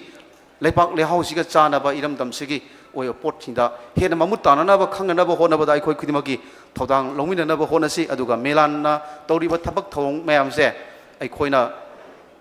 ꯃꯈꯣꯏ ꯈꯛꯇꯪ ꯑꯩꯈꯣꯏꯅ ꯏꯟꯊꯣꯛꯄꯒꯤ ꯃꯍꯨꯠꯇ ꯑꯣꯖꯥꯁꯤꯡꯒꯤ ꯃꯥꯏꯀꯩꯗꯒꯤ ꯁꯤꯚꯤꯜ ꯁꯣꯁꯥꯏꯇꯤ ꯑꯣꯔꯒꯅꯥꯏꯖꯦꯁꯟꯒꯤ ꯃꯥꯏꯀꯩꯗꯒꯤ ꯑꯩꯈꯣꯏꯅ ꯐꯨꯜ ꯀꯣꯑꯣꯄꯔꯦꯁꯟ ꯄꯤꯔꯒ ꯉꯁꯤ ꯃꯇꯝ ꯁꯥꯡꯅ ꯑꯩꯈꯣꯏꯒꯤ ꯃꯤꯒꯤ ꯃꯌꯦꯛ ꯑꯩꯈꯣꯏꯅ ꯇꯥꯡꯉꯒ ꯂꯥꯛꯄꯗꯨ ꯉꯁꯤ ꯑꯩꯈꯣꯏ ꯆꯥꯎꯊꯣꯛꯆꯕ ꯑꯩꯈꯣꯏꯒꯤ ꯏꯁꯥꯒꯤ ꯏꯄꯥꯅ ꯏꯄꯨꯅ ꯊꯝꯕꯤꯔꯤꯕ ꯏꯁꯥꯒꯤ ꯏꯌꯦꯛꯇꯨꯅ ꯉꯁꯤꯗꯤ ꯑꯩꯈꯣꯏꯅ MA ꯐꯥꯎ ꯇꯝꯃꯛꯄꯒꯤ ꯑꯩꯈꯣꯏꯒꯤ ꯃꯍꯩꯔꯣꯏꯁꯤꯡꯅ ꯃꯄꯥꯟ ꯂꯝꯗ ꯆꯠꯂꯀꯥꯟꯗ ꯏꯁꯥꯒꯤ ꯏꯌꯦꯛ ꯂꯩꯕꯒꯤ ꯆꯥꯎꯊꯣꯛꯆꯕ ꯅꯨꯡꯉꯥꯏꯖꯕꯗꯣ ꯉꯁꯤ ꯃꯤꯂꯥꯟꯅ ꯃꯤꯌꯥꯝꯒꯤ ꯃꯍꯨꯠ ꯁꯤꯜꯂꯒ ꯍꯣꯠꯅꯖꯔꯛꯄ ꯑꯗꯨꯒꯤ ꯑꯆꯧꯕ ꯃꯍꯩ ꯑꯃꯈꯛꯅꯤ ꯍꯥꯏꯖꯕ ꯋꯥꯐꯝꯁꯤ ꯑꯩ ꯊꯝꯖꯔꯒ ꯃꯇꯥꯡ ꯑꯁꯤ ꯑꯩ ꯋꯥꯐꯝ ꯇꯦꯟꯁꯤꯟꯖꯔꯤ thank you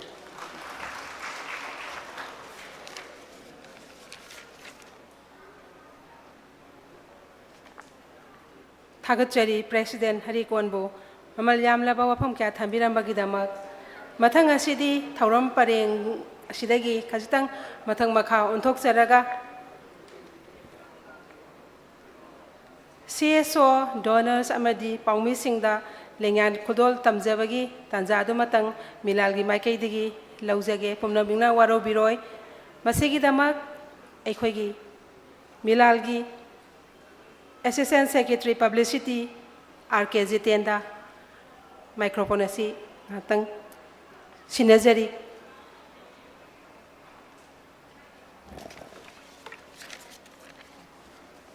ngachigi thorom asiga mai lenana akoina paumi sing dai khoigi ngachigi milan gi asigum laba mapok kumon thorom asida lembirakuna akoina matam changna loina jaduna lakpa adugum laba pauchegi chilenausing laibiragadi chewau phangbiduna mafam asida labibo waragadi akoigi stage asida ming kokhatragachu aduga press ki maming sing kokhatragachu lapiragadi lengkap piraknaba kausinjari loinana akoigi civil society organization ki manungdagi ikai khomnajaraba president secretary Heri Kon Desam Kedo Wasdev Lining Call Ukal Lausal Users Manipur Khwainamban Ima Kaithel Ima Santi aduga Ima Pakpi Ima Rani aduga Tipski President Secretary aduga Wamagi President Secretary aduga Kimakski President Secretary All Manipur Guardian Association gi migut sing lapiragadi akoigi phampak asida lengkapidakuna akoigi achamba lengyan amamamtang khundon tambagi tanja silaujage aduna lapiragadi lengkapiraknaba kausinjari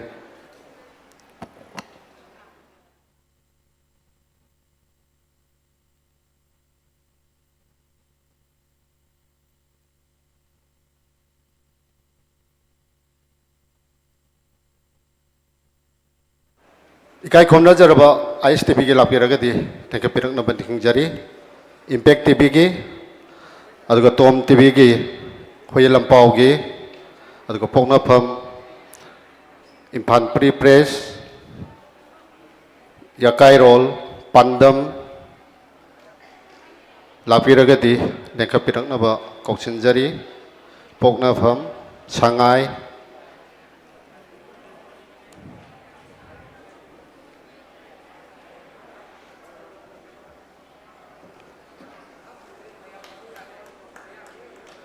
akoigi thoram ase angang mayam chu yamadina akoina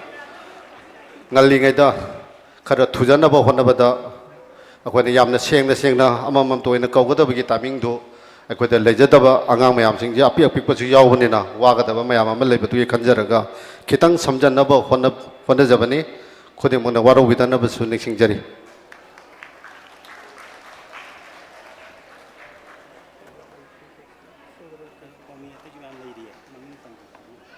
लोनना लेबिरिबो पावी खुदिमक लेखपिरकनब सिंगमई 360 अदुगा अतै अतै लेबिरिबो ख्वाइ पुनमक लेखपिरकनब निसिंजरी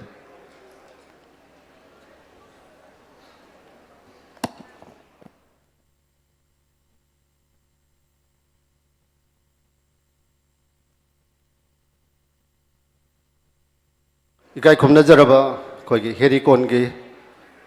लेखत पिरकनब निसिंजरी नौ सुरजित देशाम की लापिरगदी लेखा पिरकनब कौसुंजरी केदो की लापिरगसु लेखा पिरकनब निसिंजरी वाचदेव की इमा लेखा पिरकनब निसिंजरी अदुगा ऑल मणिपुर गार्जियन एसोसिएशन की चेचुमती का लेखा पिरकनब निसिंजरी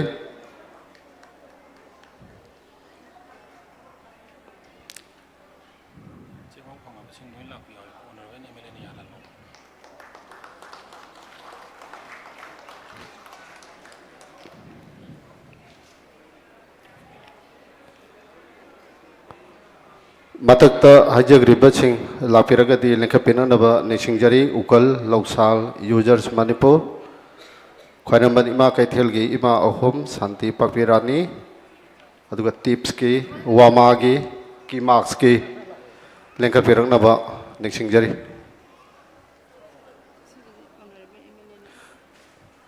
लेंगान से इकाई खुमनजरब ऑनरेबल एमएलए खुराई लमलाई एसिन पीबीगनी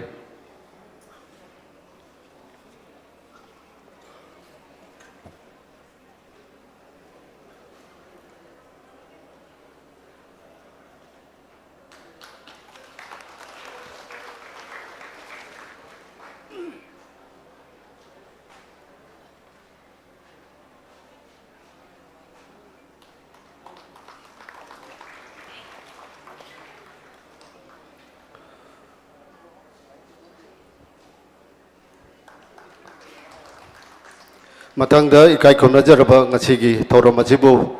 मपुंग फानबदा अचौब थौदांग लौबिदन मतेंग पांगबिरकपसिंग मिंगोइना हंगचरबदा इकाई खुमनजरिबी खमनाम ओंबी कल्पना कोंब खेत्री लेकाई फाउंडर सेक्रेटरी अपुनबा मराबाबी लोक मथंगदा डॉक्टर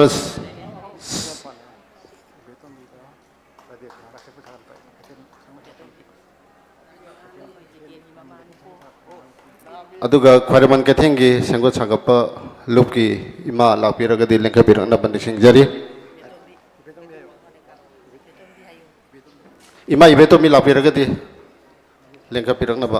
अदुगा राधे सनागा इमा Radhe सनागा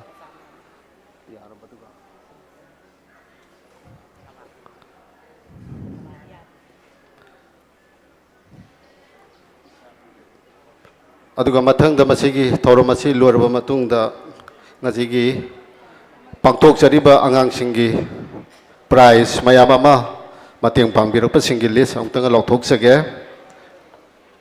amuka hanna hangacarabada khamnam ongbi kalpana kongbi khetri laikai founder secretary aponba marapai bilop karak khong ani subada dr sachi waikhom singjamei liwalambi md microbiology senior Specialist Morangthem Robin Chekon Contractor Police Housing Corporation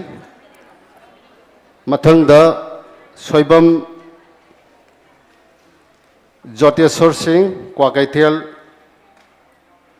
Mangna Apokpi Laikhidrabi Mama Imal Landhoni ki mingda katpi gani Luwangthem Samir Kumar Uripok CEO Director Tentha Entertainment Private Limited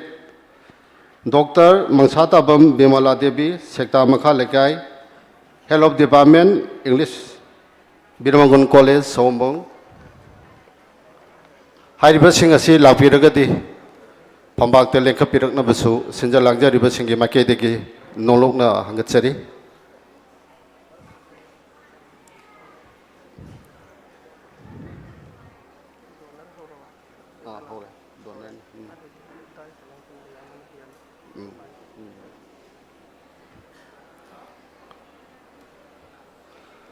ꯍꯥꯏꯔꯤꯕ ꯑꯍꯥꯟꯕ donor ꯑꯁꯤꯁꯨ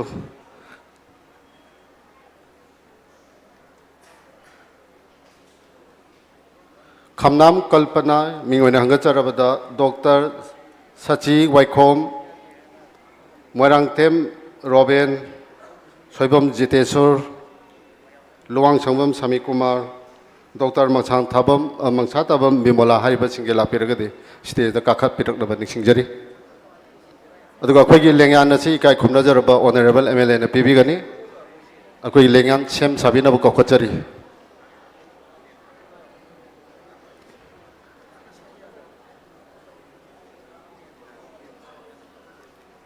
ꯍꯥꯏꯔꯤꯕ ꯃꯤꯑꯣꯏꯁꯤꯡ ꯑꯁꯤꯅ ꯉꯁꯤꯒꯤ ꯑꯩꯈꯣꯏꯒꯤ ꯑꯉꯥꯡꯁꯤꯡꯗ ꯄꯤꯖꯒꯗꯧꯔꯤꯕ ꯄ꯭ꯔꯥꯏꯖꯁꯤꯡ ꯑꯁꯤ ꯃꯁꯥ ꯃꯁꯥꯅ ꯄꯥꯝꯖꯕ ꯑꯗꯨꯒꯨꯝꯕ ꯀꯦꯇꯥꯒꯣꯔꯤꯗ ꯃꯇꯦꯡ ꯄꯥꯡꯕꯤꯕ ꯑꯗꯨꯒꯨꯝꯕ ꯃꯤꯑꯣꯏꯁꯤꯡꯅꯤ꯫ ꯃꯁꯤꯒꯤ ꯃꯊꯪꯗ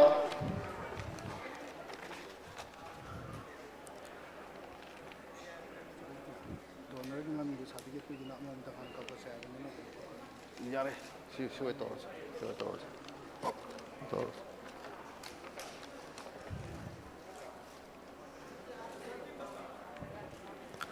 ꯑꯩꯈꯣꯏꯒꯤꯁꯤ ꯈꯤꯇꯪ ꯊꯨꯖꯟꯅꯕ ꯍꯣꯠꯅꯕꯗ ꯑꯃꯃꯝꯗꯪ ꯑꯣꯏꯅ ꯇꯧꯒꯗꯕꯗꯨ ꯇꯧꯖꯗ꯭ꯔꯦ꯫ ꯃꯁꯤꯒꯤꯗꯃꯛ ꯁꯤꯟꯖ ꯂꯥꯡꯖꯔꯤꯕ ꯑꯩꯈꯣই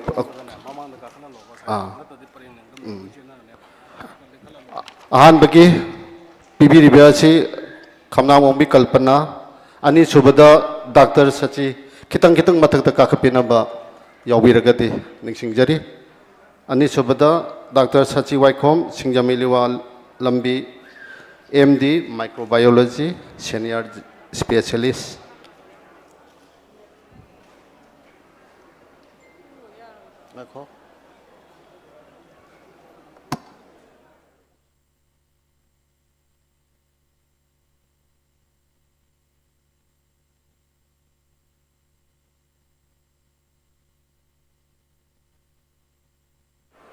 मथंगदा मोरांगथेम रोबेन खितंग काखपिरगा अदुमाइना सक ताकपिनबा निंसिंगजरी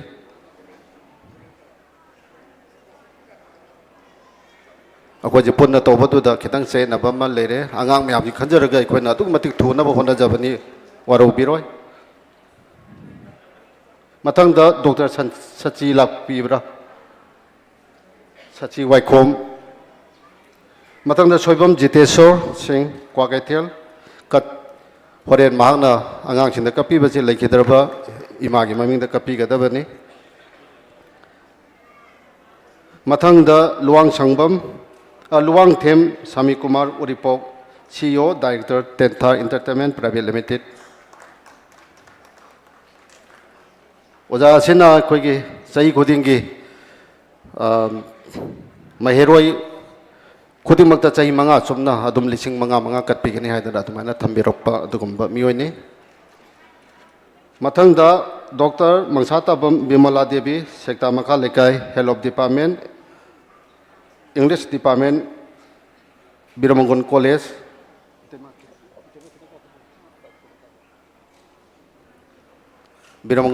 सोमबो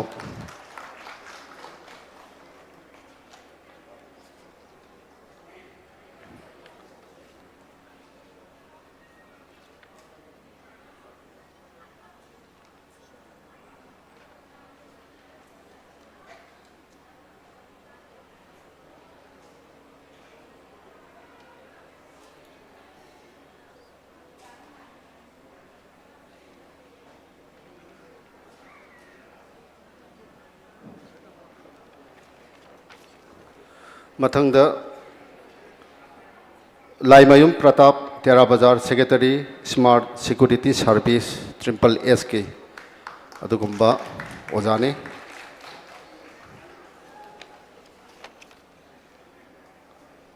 थागतजरी पुनमको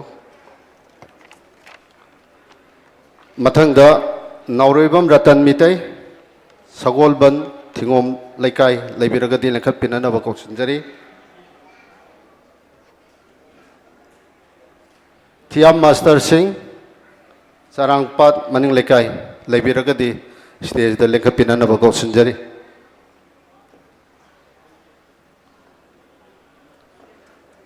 इकाई खुमनजरब जोले राइसम खांगेमपल्ली मचिन लेबिरगदी लेंखपिनब कौशनजरी मथंगदा इकाई खुमनजरब ओजा निगोम्बम हेमंत कुमार ओजा लापिरगदी ngasi stage da lengkat piraktona ikai khumnabagi mana si lobinanaba ojabusu ningsingjari oja ningomom hemant kumar wayel katigi pauche puthopiba oja lapiragadi lengkat pinanaba kausinjari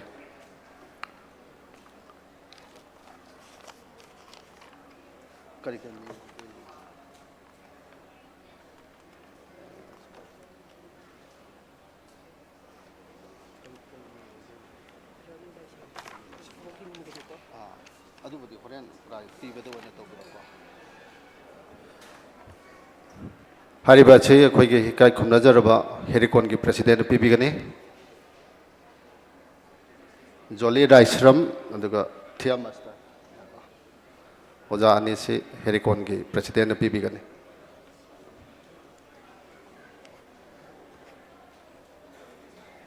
नौरेबम रतल लापिरगदी लेंखपिरनबसु निंसिंगजरी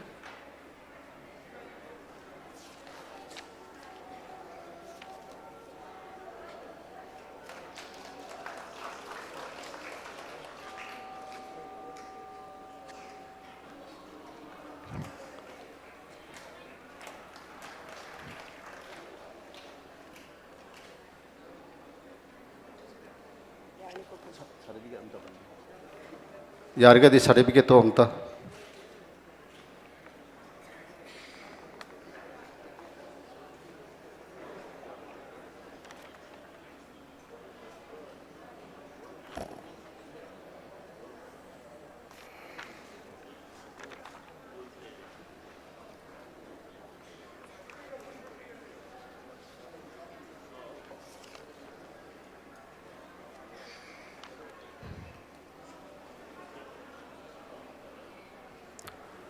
थागजरे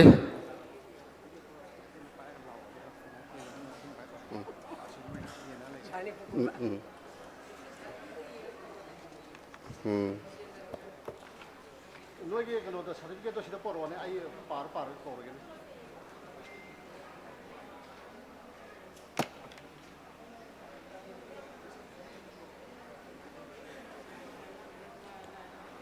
अखोजे मफु कुमंगो होइबगा हेता सर्टिफिकेट जे अरोइ बिथा द पीरगे तौबदुदा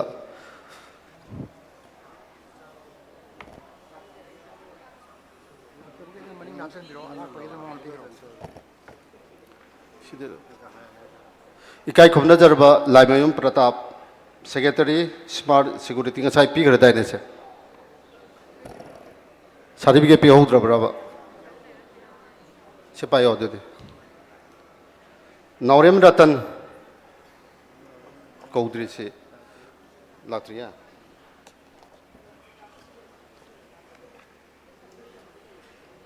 माइबम सुरदार लापिरगदी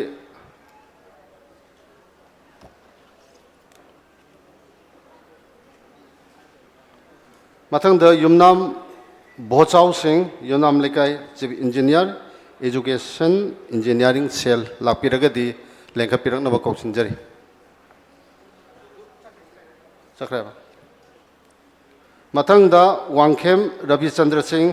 खुराई चिंगम लेकाई पोरमपात इम्फाल ईस्ट होरे लाकलगदी अखोइगी मीसिंगना पाउ पीबिरनब निसिंगजरी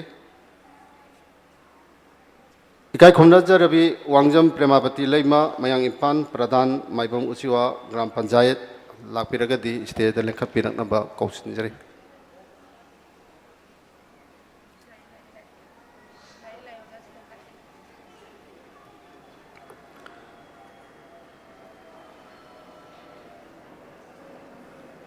डॉक्टर सची वाइखोम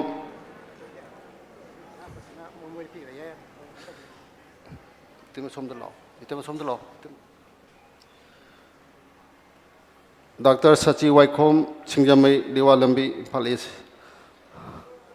ꯍꯥꯏꯔꯤꯕ ꯂꯦꯡꯌꯥꯟ ꯑꯁꯤ ꯏꯀꯥꯏ ꯈꯨꯝꯅꯖꯔꯕ ꯑꯣꯖꯥ ꯏꯕꯣꯝꯆꯥꯅ ꯄꯤꯕꯤꯒꯅꯤ ꯏꯀꯥꯏ ꯈꯨꯝꯅꯖꯔꯕ MLA ꯂꯝꯂꯥꯏ SC ꯌꯥꯏ ꯃꯊꯪ ꯇꯧꯕ ꯌꯥꯅꯤ Moirangthem ꯔꯣꯕꯦꯟ contractor Manipur Police Housing Corporation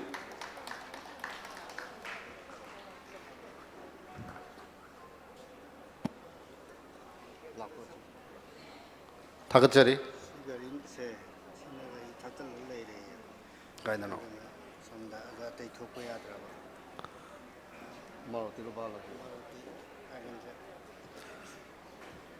अखोई मारुति 800 AS 04D 1434 पुबीरप इचिनाउसिंग याउबिरगदि अदोमगी गाड़ी अदु खजितंग थैदोपिननब देखिंजरी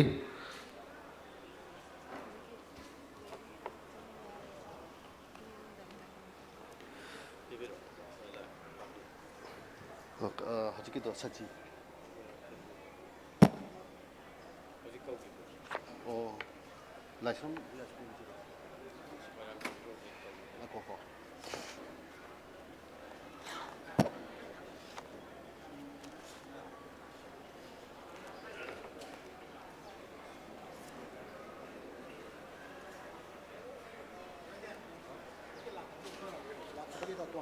थमे थमे सी थमे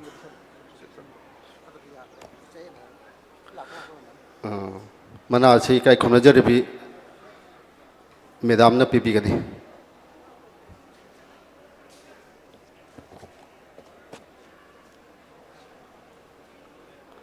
मथंगदा लाइस्राम या स्कूल कंगला संगमसंग अवांग लेका इम्फाल ईस्ट लापिरगदि मना से लौबिनबा निसिंगजरी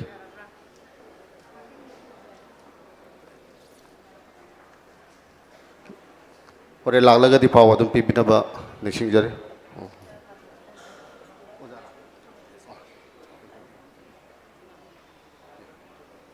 मना से जो अखोगी जिला परिषद न पीबिगनी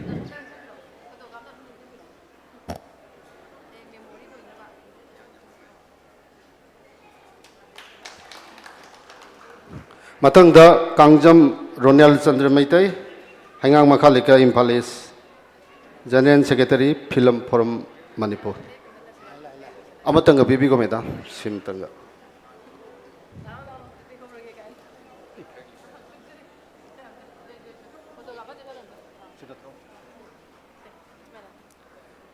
मतंगदा डॉक्टर येंद्रेंबम किरण सिंह हबम मरक थागचरी मेदा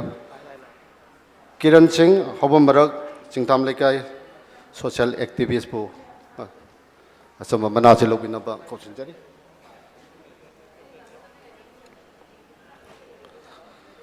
मथंगदा येंखोम संजीव सिंह थामैबन रिटायर असिस्टेंट कमांडेंट CRPF लापिरगदि लेंकपिननबा कौशनजरी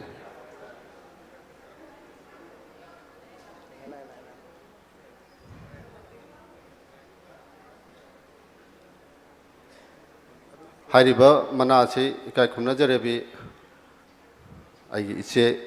ओजा इबेमचाना महुत सिलगा लौबिगनी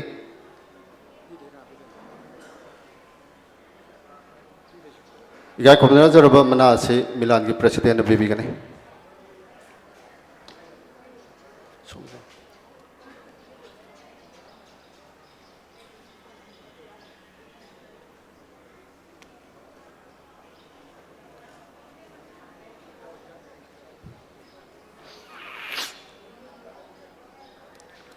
मथंगदा मोइरांगथेम दयानंदा पिबारेल मैतै हेरोक पार्ट 2 मयाई लेकाई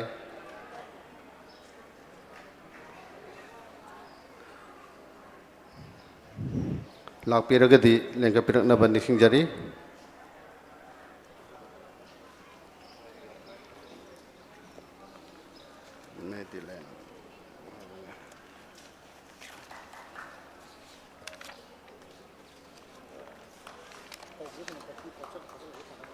याना थागचरी हो जाबो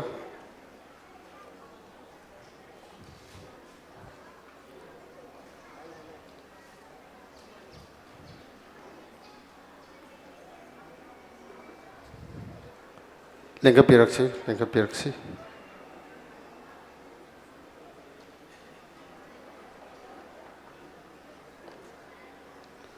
ꯁꯣꯝꯗ ꯂꯦꯡꯖꯟꯕꯤꯌꯨ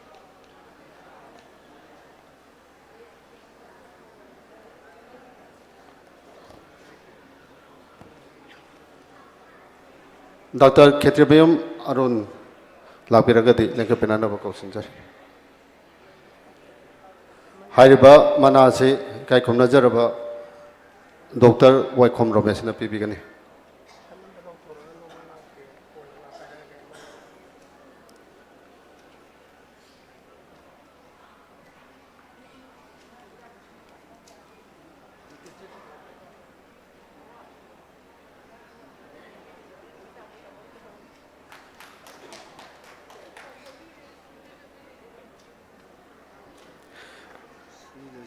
ꯃꯊꯪꯗ ꯀꯩꯁꯥꯝ Anil Kumar Takhel Mayai Leikai Napetpali Imphal east founder foundation English academy CFEA ꯂꯥꯛꯄꯤꯔꯒꯗꯤ ꯂꯦꯡꯈꯠꯄꯤꯔꯛꯅꯕ ꯀꯧꯁꯤꯟꯖꯔꯤ ꯃꯊꯪꯗ doctor Thingbaijam Swaran Kumar Singh Oinam Bazar Bishnupur district social activist ꯂꯥꯛꯄꯤꯔꯒꯗꯤ ꯂꯦꯡꯈꯠꯄꯤꯅꯅꯕ ꯀꯧꯁꯤꯟꯖꯔꯤ ꯍꯥꯏꯔꯤꯕ ꯃꯅꯥ ꯑꯁꯤꯁꯨ ꯑꯩꯈꯣꯏ ꯗꯣꯛꯇꯔꯅ ꯄꯤꯕꯤꯅꯅꯕ ꯅꯤꯡꯁꯤꯡꯖꯔꯤ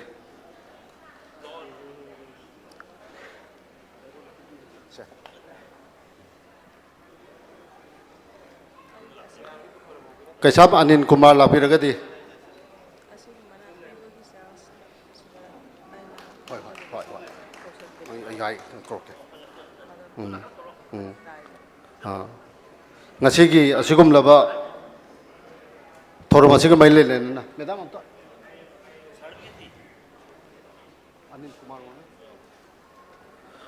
ꯃꯦꯗꯥꯝꯒꯤ ꯃꯥꯏꯀꯩꯗꯒꯤ ꯋꯥꯍꯩ ꯑꯃꯅꯤꯗꯪ ꯐꯣꯡꯗꯣꯛꯄꯤꯅꯅꯕ ꯅꯤꯡꯁꯤꯡꯖꯔꯤ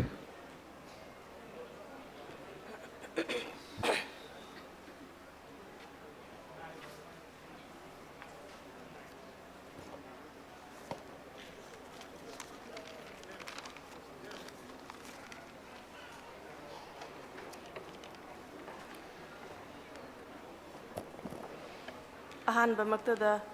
ꯃꯌꯥꯝ ꯄꯨꯝꯅꯃꯛꯄꯨ ꯀꯣꯛꯅꯅ ꯈꯨꯔꯨꯝꯖꯔꯤ ꯂꯣꯏꯅꯅ ꯊꯧꯔꯝ ꯃꯄꯨꯁꯤꯕꯨ ꯏꯀꯥꯏ ꯈꯨꯝꯅꯕ ꯎꯠꯆꯔꯤ ꯃꯌꯥꯝ ꯋꯥꯔꯧꯕꯤꯔꯣꯏ ꯑꯦꯟ ꯇꯣꯝꯕ ꯃꯉꯥꯡꯒꯤ ꯃꯤꯡꯗ ꯃꯆꯥ ꯑꯣꯏꯕ ꯑꯩꯈꯣꯏꯅ ꯃꯁꯨ ꯑꯣꯏꯕ ꯑꯩꯈꯣꯏꯅ ꯀꯔꯤꯒꯨꯝꯕ ꯉꯝꯖꯕ ꯈꯨꯗꯣꯟ ꯈꯔꯗꯪ ꯀꯠꯆꯗꯨꯅ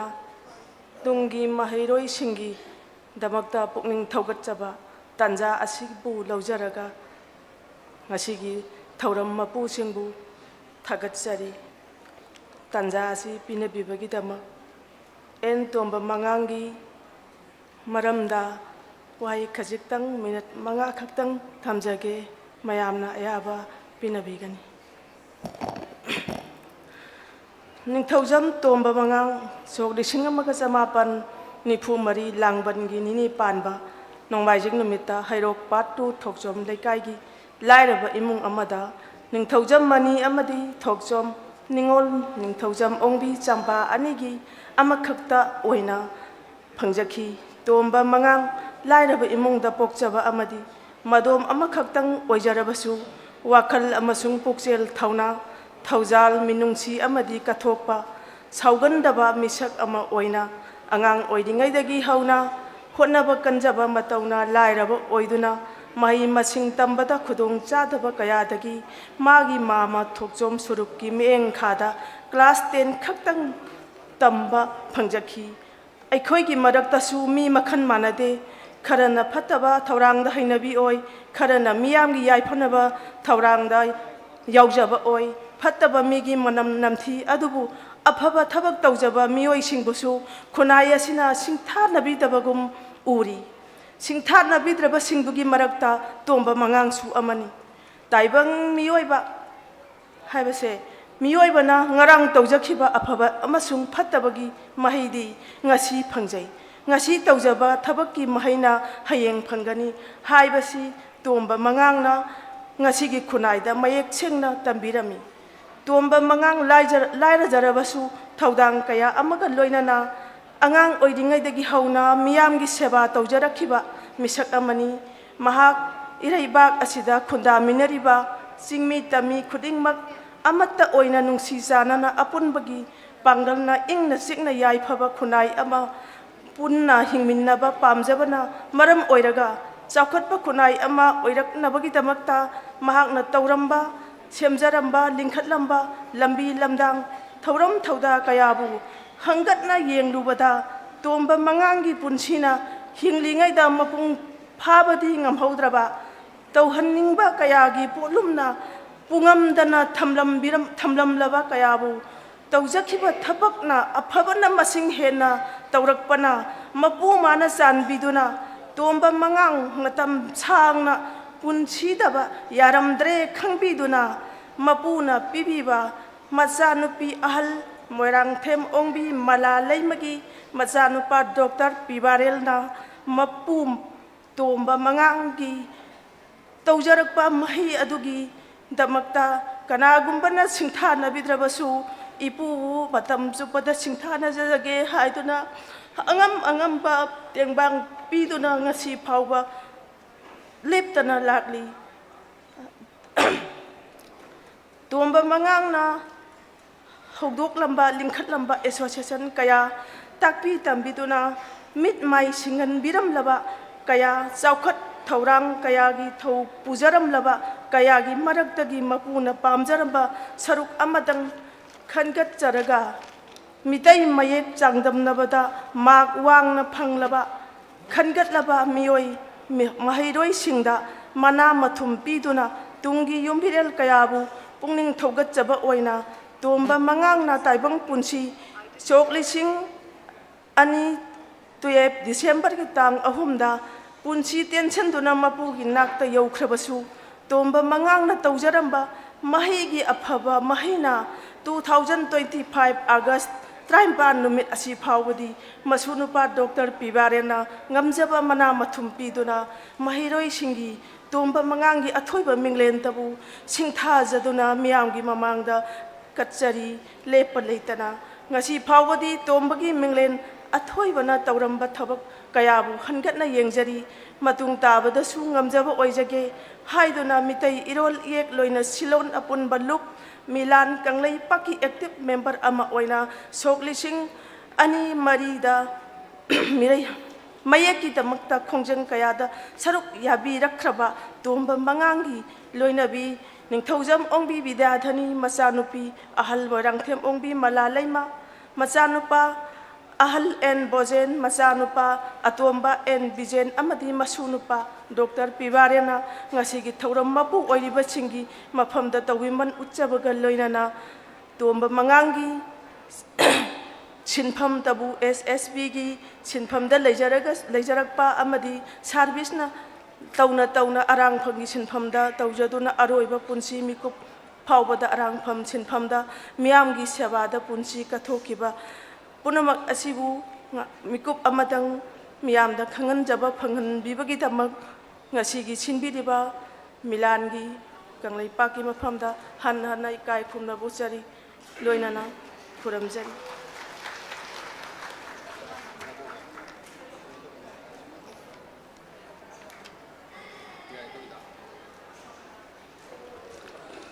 Matang asidi ikai khumna jaraba akhoi donor se khara di leiri adubu matang angang sing amu pirakanda kona akhoi amul hojage aduga maruwaina ngasigi thoram machida akhoi na Milan na chu pamjaba lamdam chida phongiba pauche sing asi mitai mekta loina onthona nabagi aduguma khongjang kya akhoi na changchen duna lai maduna maram orakanda matam gi matung inna akhoi na tangkak naina sum hapa ga chauthok si haidana akhoi na Press ki library mayam ga khoiga hainaba aduga yanaba khonaba mayam leibaduna maram orakanda hojik tamna pauche sing aje tangkak naina sum mayek sing aje sum pakthorapani adubu aikoina haijaba mayam sing asi haijabade nate ojagi wakhalondagi mangonda tawningbam phawdana wayal kati kauba dugumba nungthen gi pauche ma mite mekta khangaudana puthok pirakpadagi Milan ki pamjabaduga aduga ojana puthok pirai basiga ꯌꯥꯝꯅ ꯆꯥꯟꯅꯕ ꯑꯗꯨꯒ ꯃꯤꯂꯥꯟꯅꯁꯨ ꯍꯔꯥꯎꯖꯕ ꯉꯝꯈꯩ ꯂꯩꯇꯅ ꯊꯥꯒꯠꯆꯅꯤꯡꯕꯅꯤ ꯑꯗꯨꯕꯨ ꯊꯥꯒꯠꯆꯒꯗꯧꯔꯤꯕ ꯑꯁꯤꯒ ꯑꯩꯈꯣꯏꯅ ꯇꯧꯖꯒꯗꯧꯔꯤꯕ ꯑꯁꯤꯒꯗꯤ ꯌꯥꯝꯅ ꯃꯃꯟꯗꯤ ꯅꯥꯏꯗ꯭ꯔꯕ ꯑꯗꯨꯒꯨꯝꯕ ꯈꯨꯗꯣꯜ ꯑꯃꯈꯛ ꯑꯣꯖꯥꯒꯤ ꯃꯐꯝꯗ ꯑꯩꯈꯣꯏꯅ ꯇꯝꯖꯒꯦ ꯍꯥꯏꯗꯨꯅ ꯑꯣꯖꯥꯗ ꯍꯪꯒꯠꯆꯔꯨꯕꯗ ꯍꯔꯥꯎ ꯍꯔꯥꯎ ꯌꯥꯕꯤꯔꯛꯇꯅ ꯑꯣꯖꯥ ꯍꯧꯖꯤꯛ ꯂꯦꯡꯕꯤꯗꯨꯅ ꯑꯩꯈꯣꯏꯒꯤ ꯃꯥꯡꯗ ꯐꯝꯕꯤꯗꯨꯅ ꯂꯩꯕꯤꯔꯦ ꯑꯣꯖꯥ ꯏꯀꯥꯏ ꯈꯨꯝꯅꯖꯔꯕ ꯋꯥꯌꯦꯜ ꯀꯥꯇꯤꯒꯤ ꯅꯤꯉꯣꯝꯕꯝ ꯍꯦꯃꯟꯇ ꯀꯨꯃꯥꯔ ꯑꯣꯖꯥꯕꯨ ꯐꯝꯕꯥ ꯑꯁꯤꯗ ꯂꯦꯡꯈꯠꯄꯤꯔꯛꯇꯨꯅ ꯃꯤꯂꯥꯟ ꯑꯣꯖꯥꯒꯤ ꯃꯐꯝꯗ ꯑꯆꯝꯕ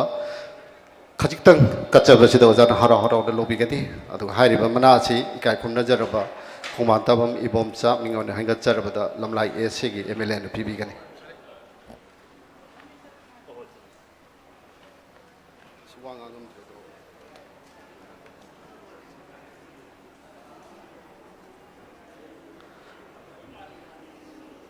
ꯊꯥꯒꯠꯆꯔꯤ ꯑꯁꯤꯒꯨꯝꯕ ꯃꯅꯥ ꯑꯁꯤ ꯍꯔꯥꯎ ꯍꯔꯥꯎꯅ ꯂꯧꯕꯤꯕꯒꯤꯗꯃꯛ ꯃꯤꯂꯥꯟꯒꯤ ꯃꯥꯏꯀꯩꯗꯒꯤ ꯑꯣꯖꯥꯕꯨ ꯉꯝꯈꯩ ꯂꯩꯇꯅ ꯊꯥꯒꯠꯄ ꯑꯃꯗꯤ ꯏꯀꯥꯏ ꯈꯨꯝꯅꯕ ꯎꯠꯆꯔꯤ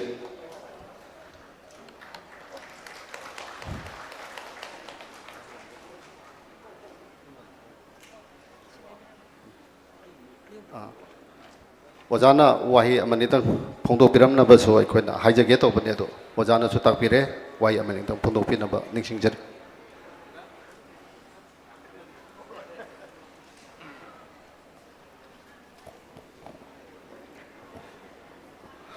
मिलालगी मपोक कुमोन नुमित की थौरम असिगा मरी लेनना अखोगी मयाई टांगबल दा लेंसिन बिरिबा दाइस दा लेंसिन बिरिबा इकाई खुमनजरबा सिंह अयाकना मफम सिदा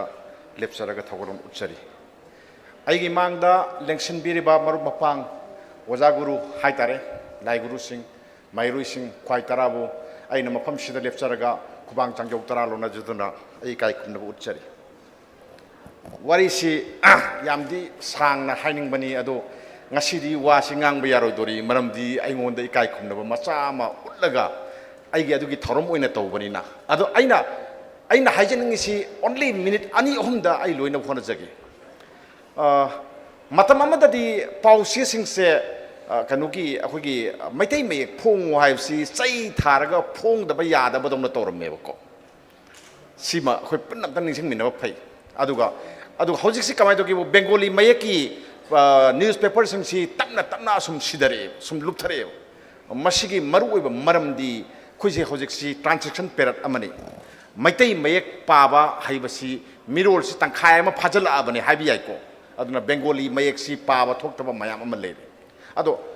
yamna laibak thirdi manipur da phongi ba pause mayam jingsina maitai mayeki pause puthokpase masida mieng thamde bako ado moina samba business from the oina he na mieng sangba ma tawe ko ai masi nungaiti taseng harabda aduna tangai phadana manipur si maitai meki khabar si urok tabsida ai khalle bako ai di hosik mayam khambiram gani mayam dagi nirasa gum bani mayam da mateng pambiu na niri banu pam ne bai di ko ado mairoi singi then ikhalai ba naharol mayam sigi pa ba thok medium amada ai gi irol da ai gi ekta pausi ama thambai base tangai phade khalakanda aina wild katisi ai kanam ta haidi ar torga ai phong mani phong isu hoi ki kano di 100% social media da thaduk na ba hoi e paper oina sum puthok sabane bako ado mayam pabiu angang mayam sing da pan biu isa isu mayam da hol sing da pan biu apho pau phong na hona jage aduga milal na maitai irol ek saukhat na ba ngasi phau lokholak khogi thabak thorom sing sida ayak so pung thogot charaga mui maki kaino omo ine activist amo ine yaudраga su mui ga chap mana nai thabak tawminaraga laksai adna sugumba mapok kumon thorom ama lakpa sida matam kuina miang gi thogol tobo oisunu hena chakot po oisunu haiba wai manga tara sang ai thamjage nai hogot chabani thank you kudimakpo थागतरी ओजाबु Matang असिदि कोइगी इकाई खुमनजरबि R K गोरानी the सिनजगे थौरम मखा चथ नबगी दम इकाई खुमनजरबि बो कोक्सिनजरी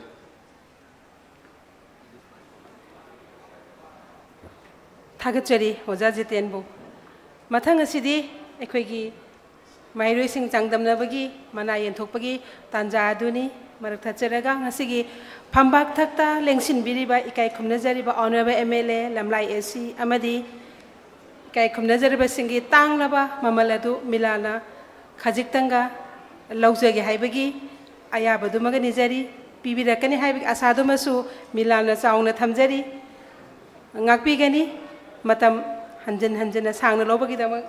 Ikai Kumnazariba, Honorable MLA Amadi, Pambak Takta, Lengsin Biriba Singbo, Ngasigi, Mahiroi Sing, Asida, Ikai Kumnazariba Singna, Makoigi, Hona Zamangi, Mahigi, Adu Mamana Adu, Bibirabadi, Hena Asa, Sauna, Makok Toma, Amgani Haibgi, Tazabadu, Tamzaraga, Milalna, Ikai Kumnazariba Singdagi, Tang Laba Matamaduni Zabani. Class 1 gi category da mana phangadaba sing asi kauthok sarake mahiroi singna matam mangandana khoigi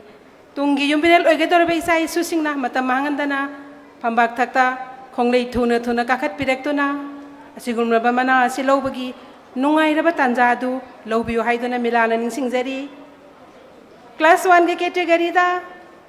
yumnam Anil Singh first position, Ratan Kumar Memorial School. Samuksam Shilbia Devi, second position, Mahai Sindamsang English School, Mayang Infal, Mairoi Singh, Matang Kakat Piragnaba, Ning Singjari, Amamam Tapiza Bagitanja, Dulauzaning Bani, Adubu, Ngai Bangamdraba,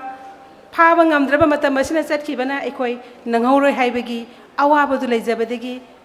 Puna magna matang kakat piraktona mana si punna lanthok pagi adugumba tanja adum lauzage ahum suba position da Kheti Mayum Henthoiba Singh Kids Brain Web School fourth position Pranit Pebam fourth position Ratar Kumar Memorial School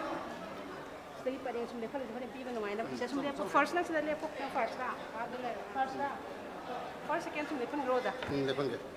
Sido class Sintalo yam ta. Oh hoy. First second third dum sanam gus man piba nungai na ba. Paring channel. First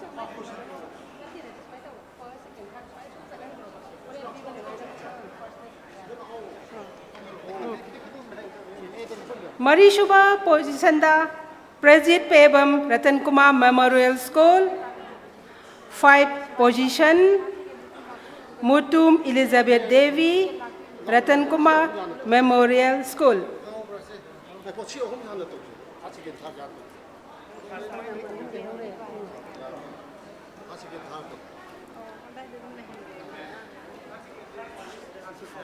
Class 1 gi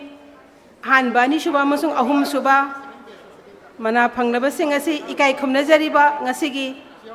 Atobi Mutulen ni Pampam Lang the Lengsin Bidiba Lamlai Esigi, Honorable MLA, Mingoina Panjaragan Oza, Bibina Banning Singzeri, Oza, Ikai Kumazariba, Komatabam Ibumzana, first, second, third Taraba, class 1 Angang Singsida, Mana Sing si Bibinaba, Ning Singzeri.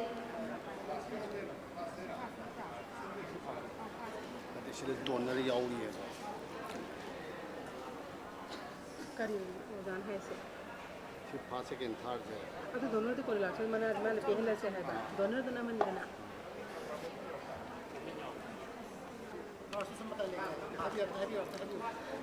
Macam ni tu mana? Lepas roti mana mana ba? Kau ikan apa ni na?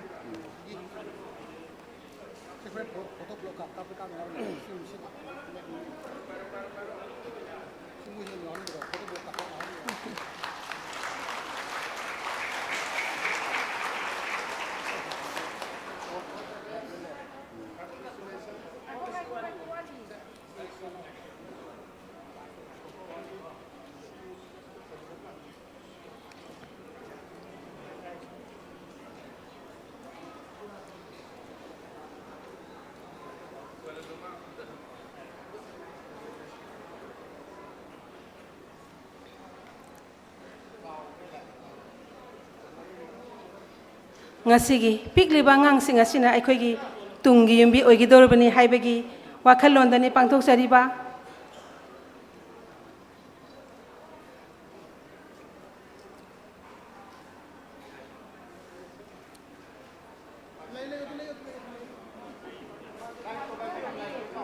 ꯑꯅꯤꯁꯨꯕ ꯑꯃꯁꯨꯡ ꯑꯍꯨꯝꯁꯨꯕꯁꯨ ꯑꯣꯖꯥꯅ ꯄꯤꯕꯤꯅꯕ ꯅꯤꯡꯁꯤꯡꯖꯔꯤ꯫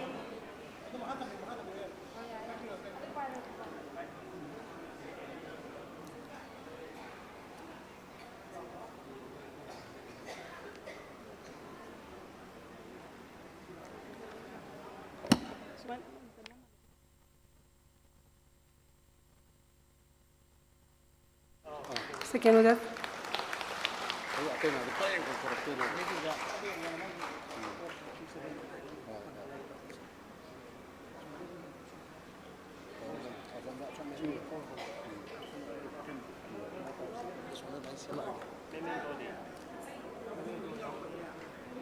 ꯑꯩꯈꯣꯏꯒꯤ ꯃꯦꯃꯦꯟꯇꯣꯁꯤ ꯈꯤꯇꯪ ꯊꯨꯅ ꯄꯨꯕꯤꯔꯛꯅꯕ ꯅꯤꯡꯁꯤꯡꯖꯔꯤ꯫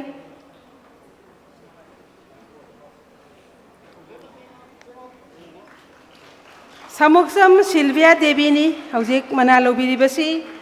second position Mahisindam Sang English School Mayang Imphal. Third position da Kids Brain Web School gi Khetrimayum Henthoiba Singh.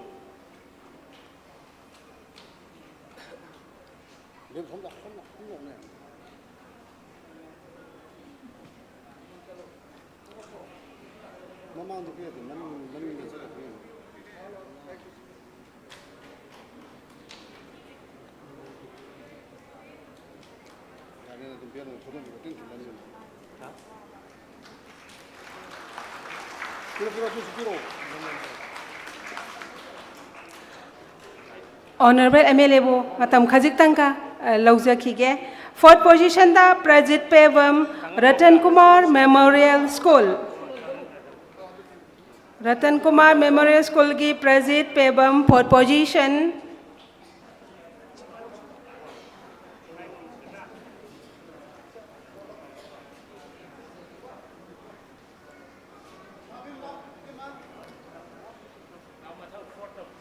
Fourth, Prajit Pevam. Fifth position, Mutum Elizabeth Devi, Ratan Kumar Memorial School. Sixth, Smart Universal Academy, Yohenba, Laisram. Seven, Oinam Ronald Singh, Ratan Kumar Memorial School. Lingzen Thuibi Waikom, eighth position, Nawa Sindam Sang.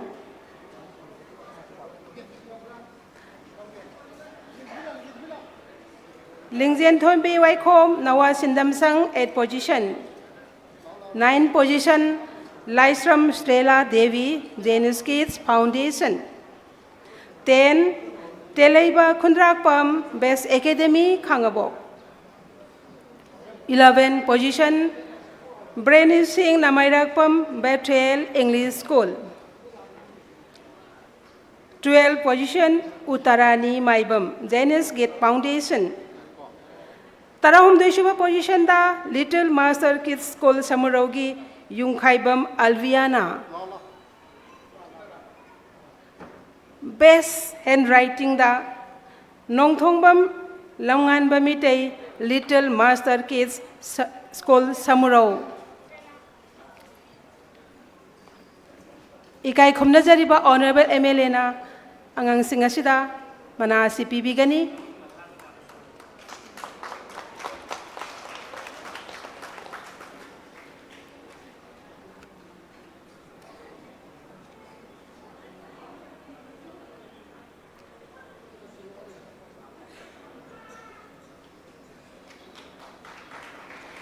ꯑꯩꯈꯣꯏꯒꯤ ꯚꯂꯟꯇꯤꯌꯔꯁꯤꯡꯅ set ꯑꯗꯨ ꯄꯥꯏꯔꯒ ꯂꯩꯕꯤꯔꯣ ꯑꯃꯃꯝꯇ ꯅꯠꯇꯅ ꯄꯥꯏꯔꯒ ꯄꯤꯒꯗꯕ set ꯑꯍꯨꯝꯗꯣ ꯄꯥꯏꯔ ꯄꯨꯂꯞ ꯂꯩꯕꯤꯔꯣ ꯈꯖꯤꯛꯇꯪ ꯊꯨꯅꯅꯕ ꯑꯩꯈꯣꯏꯒꯤ ꯃꯍꯩꯔꯣꯏ ꯀ꯭ꯂꯥꯁ 10 ꯐꯥꯎꯒꯤꯗ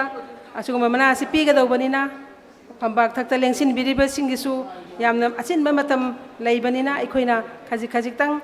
ꯈꯣꯡꯂꯧ ꯊꯨꯅ ꯄꯥꯡꯊꯣꯛꯃꯤꯟꯅꯅꯕ ꯍꯣꯠꯅꯃꯤꯟꯅꯁꯤ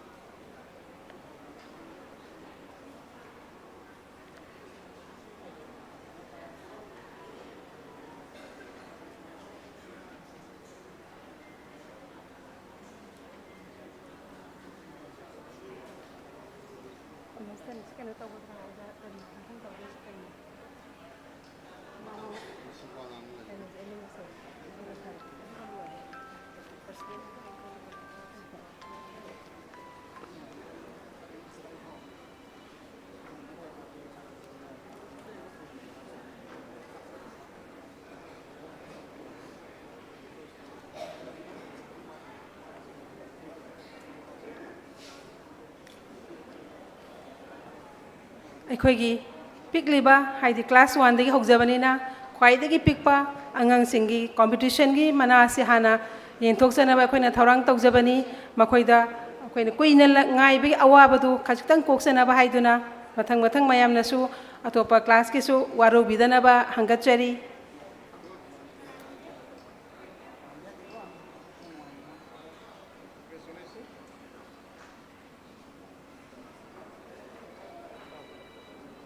ꯇꯨꯡꯒꯤ ꯌꯨꯝꯕꯤꯔꯦꯜ ꯑꯣꯏꯔꯛꯀꯗꯧꯔꯤꯕ ꯏꯆꯥꯁꯤꯡ ꯑꯁꯤꯒꯤ ꯄꯨꯛꯅꯤꯡ ꯊꯧꯒꯠꯆꯕꯅꯤ ꯃꯤꯂꯥꯜꯅ ꯄꯥꯡꯊꯣꯛꯆꯔꯤꯕ ꯑꯁꯤꯒꯨꯝꯂꯕ ꯆꯝꯂꯕ ꯈꯨꯗꯣꯜ ꯄꯤꯖꯕꯒꯤ ꯊꯧꯔꯝ ꯑꯁꯤ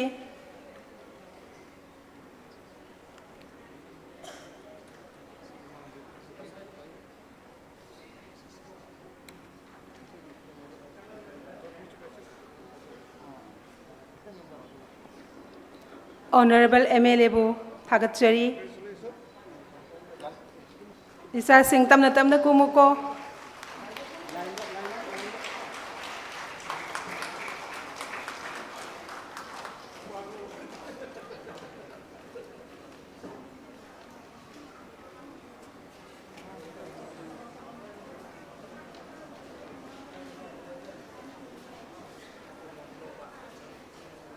ikai khumnajariba ngasigi athoiba mithunglengi phampham langda lengsinbiriba honorable MLA ki pagi nungsa sor hondokpa loidringaista amuk kauksinjari athoiba mithunglengi mamal yamla wafam thambina ba milan hangkachari honorable MLA bu amuk hana kauksinjari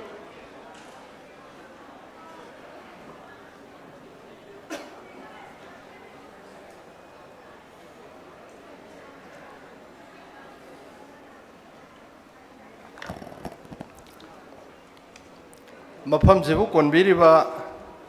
ꯏꯕꯨꯙꯧ ꯏꯕꯦꯟꯙꯧ ꯑꯅꯤꯃꯛꯄꯨ ꯊꯥꯒꯣꯟꯅꯖꯕꯒ ꯂꯣꯏꯅꯅ ꯈꯨꯔꯨꯝꯖꯔꯤ ꯉꯁꯤꯒꯤ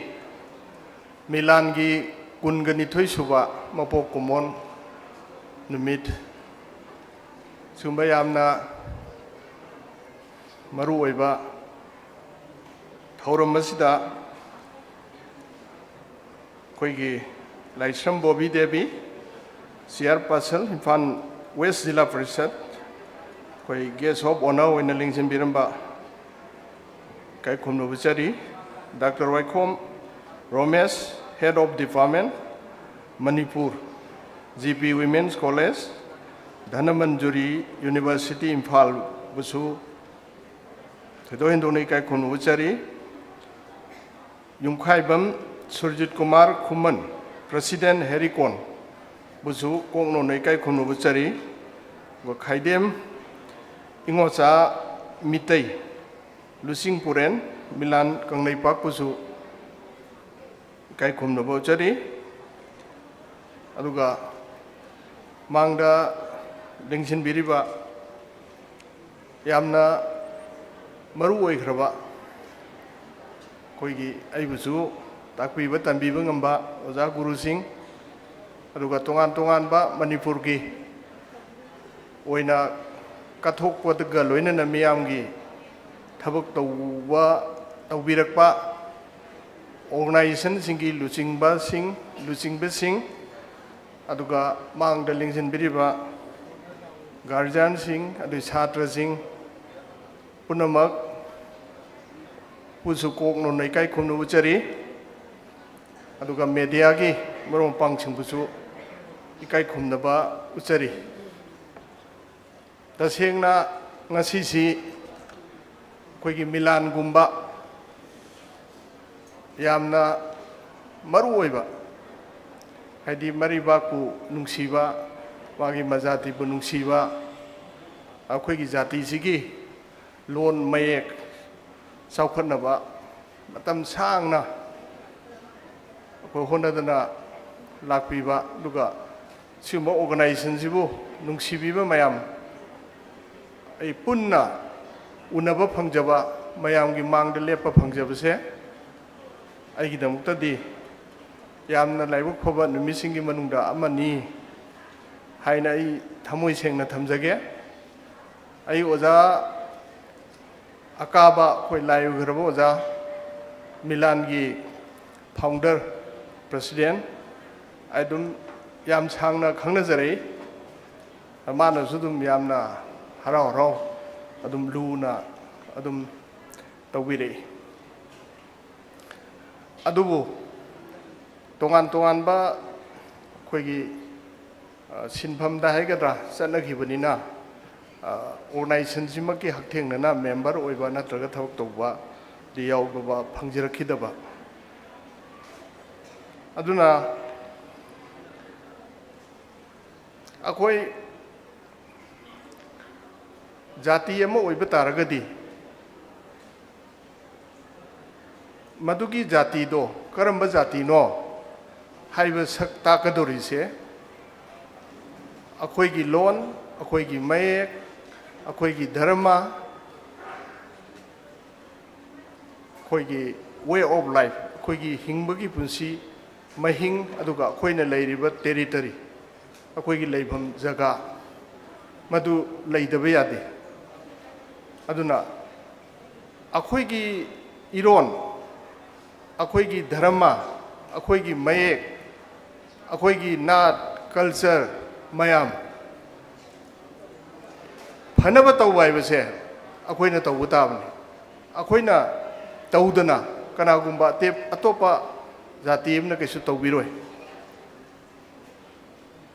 ꯑꯩꯈꯣই ꯃꯩꯇꯩꯒꯤ ꯂꯣꯟ ꯆꯥꯎꯈꯠꯅꯕ ꯃꯌꯦꯛ ꯆꯥꯎꯈꯠꯅꯕ ꯑꯩꯈꯣই ꯃꯩꯇꯩꯅ ꯇꯧꯖꯕ ꯇꯥꯕꯅꯤ ꯇꯧꯕꯇꯕꯨ ꯑꯩꯈꯣꯏꯒꯤ ꯗꯦꯃꯣꯀ꯭ꯔꯦꯇꯤꯛ ꯄ꯭ꯔꯤꯟꯁꯤꯄꯜ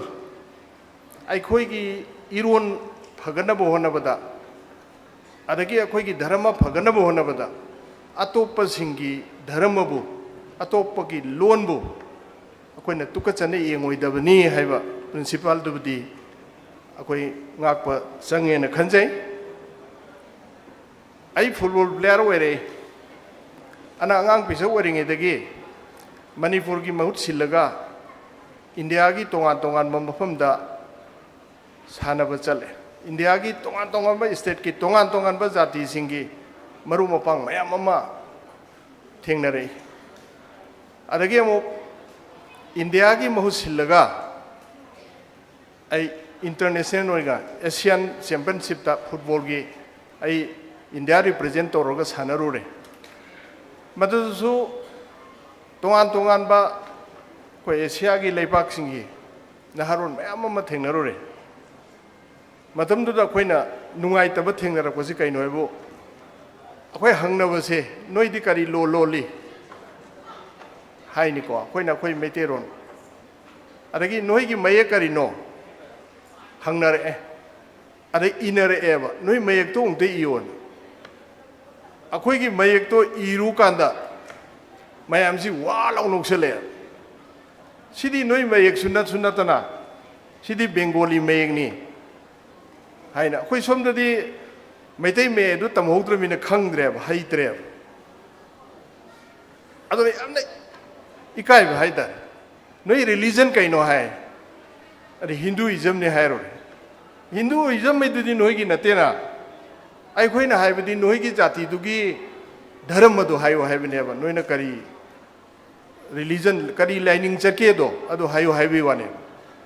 नंग हाइबे हिंदुइज्म सिदी नोइगी नते हाइरेएब सिगुम मयामसि यामना नुंगाइतबा थेंगनै अदुना अखोइना जाति अमोइना यामना तरंग तरंग मसक थोकना अखोइना हिंगबा तारबदी अखोइगी आइडेंटिटी सि अखोइ ngaakna leiba taba kanda अखोइगी सिगुम्बा जाति अमोइबगी लनसिंगसे अखोइना ngaakतना थंबा फगनबो होनबा हाइबसे तंगाइ खदबा अखोइगी इथौदांगनी हाइबसे मसिगी वाफमसे आइगोंदा फाउजै अदुना अखोई गिदा ख्वाइदगी लाइबक थीबसे अइना खंजब कांदा अखोई लिंगजेन मानदबसे अखोई अमगा मगा अमत ओइना लेप्सी हाइबसे होय अतोपा चुमनगी साधारण पुनसिरोन दबुदी अखोई कनागुम्बा अमना सनामही लाइनिंग चटपे आई कनागुम्बा अमना अतोपा धर्म चटपे आई अरे कनागुम्बा अमना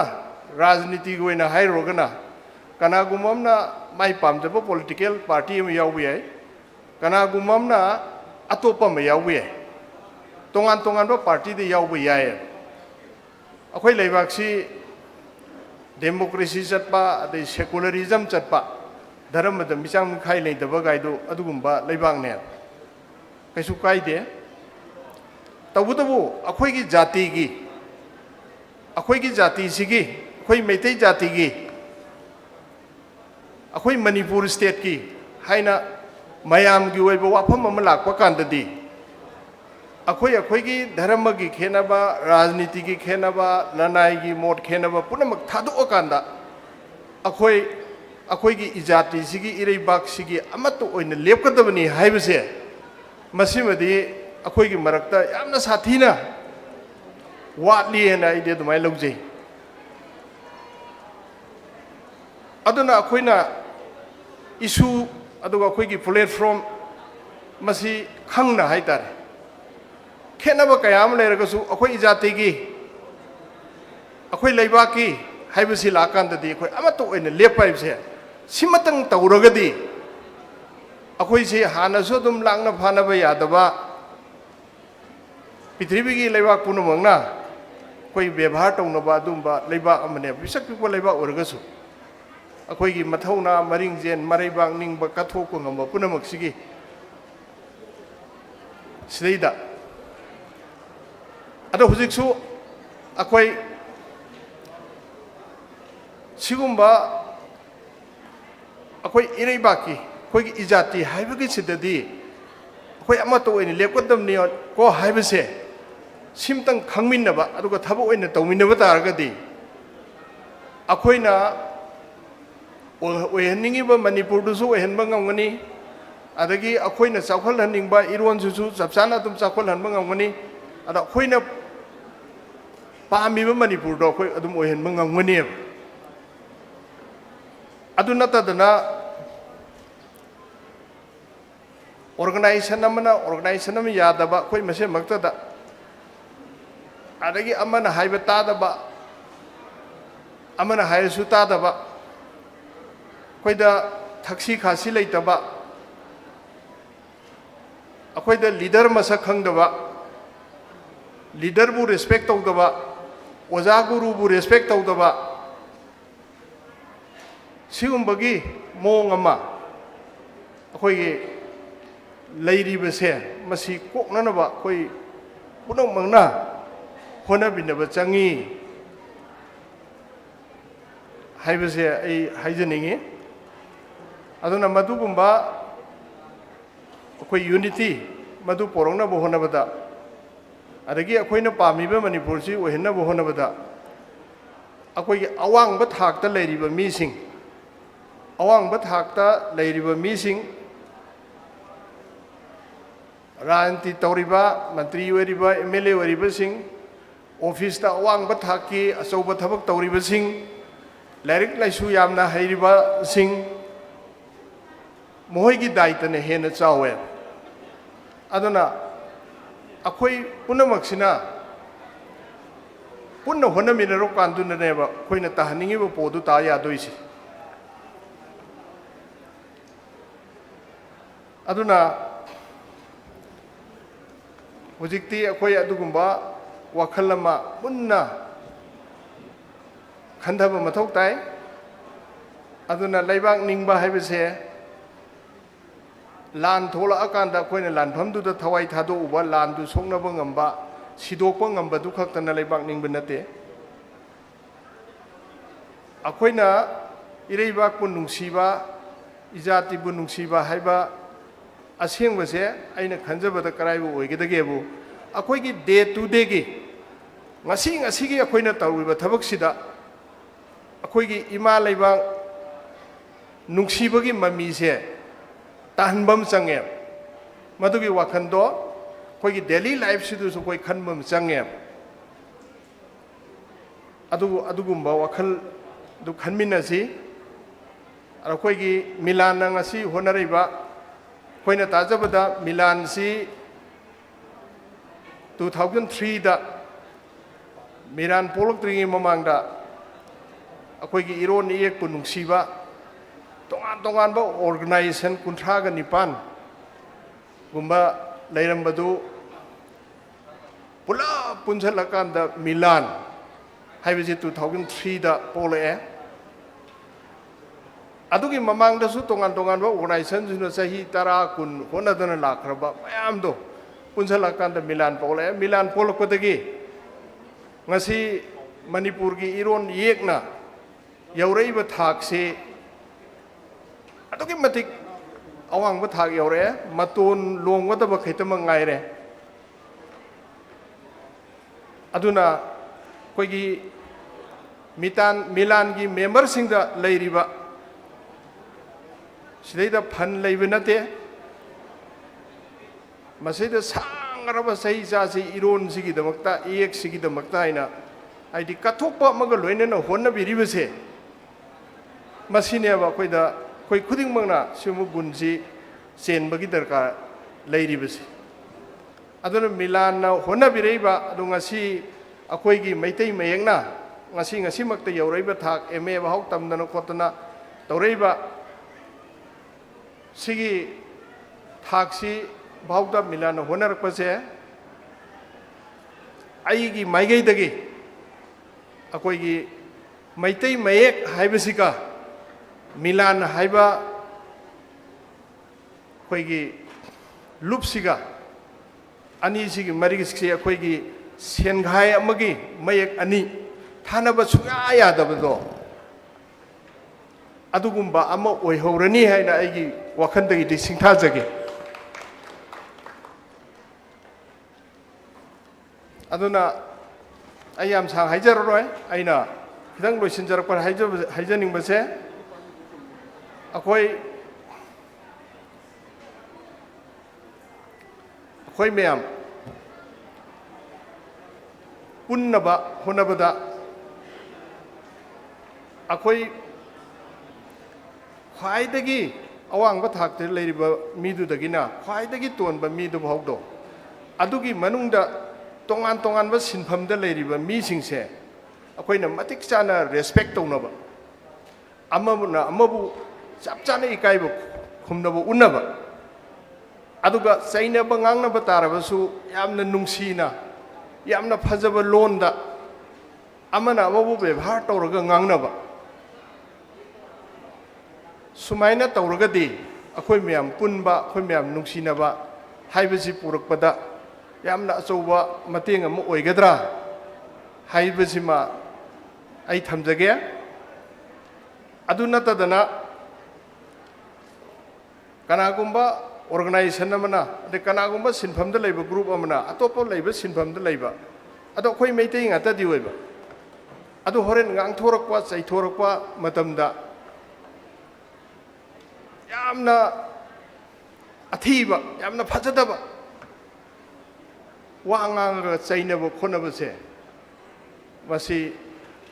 यारिगैदि आई थादोंनबो पामी अदुगा ngasiगी मणिपुरगी लुरबा तानफमसिदा अखोइ लंबेल अनानबदा खोंग खुजिन सियागा चटपदौना चलिबनेबो जिसि सिगुम्बा टाइमिंग सिदा अखोइगी ngasi मे 3 दगी ngasi भावदा मियामना थेंगनरिबा अवाबा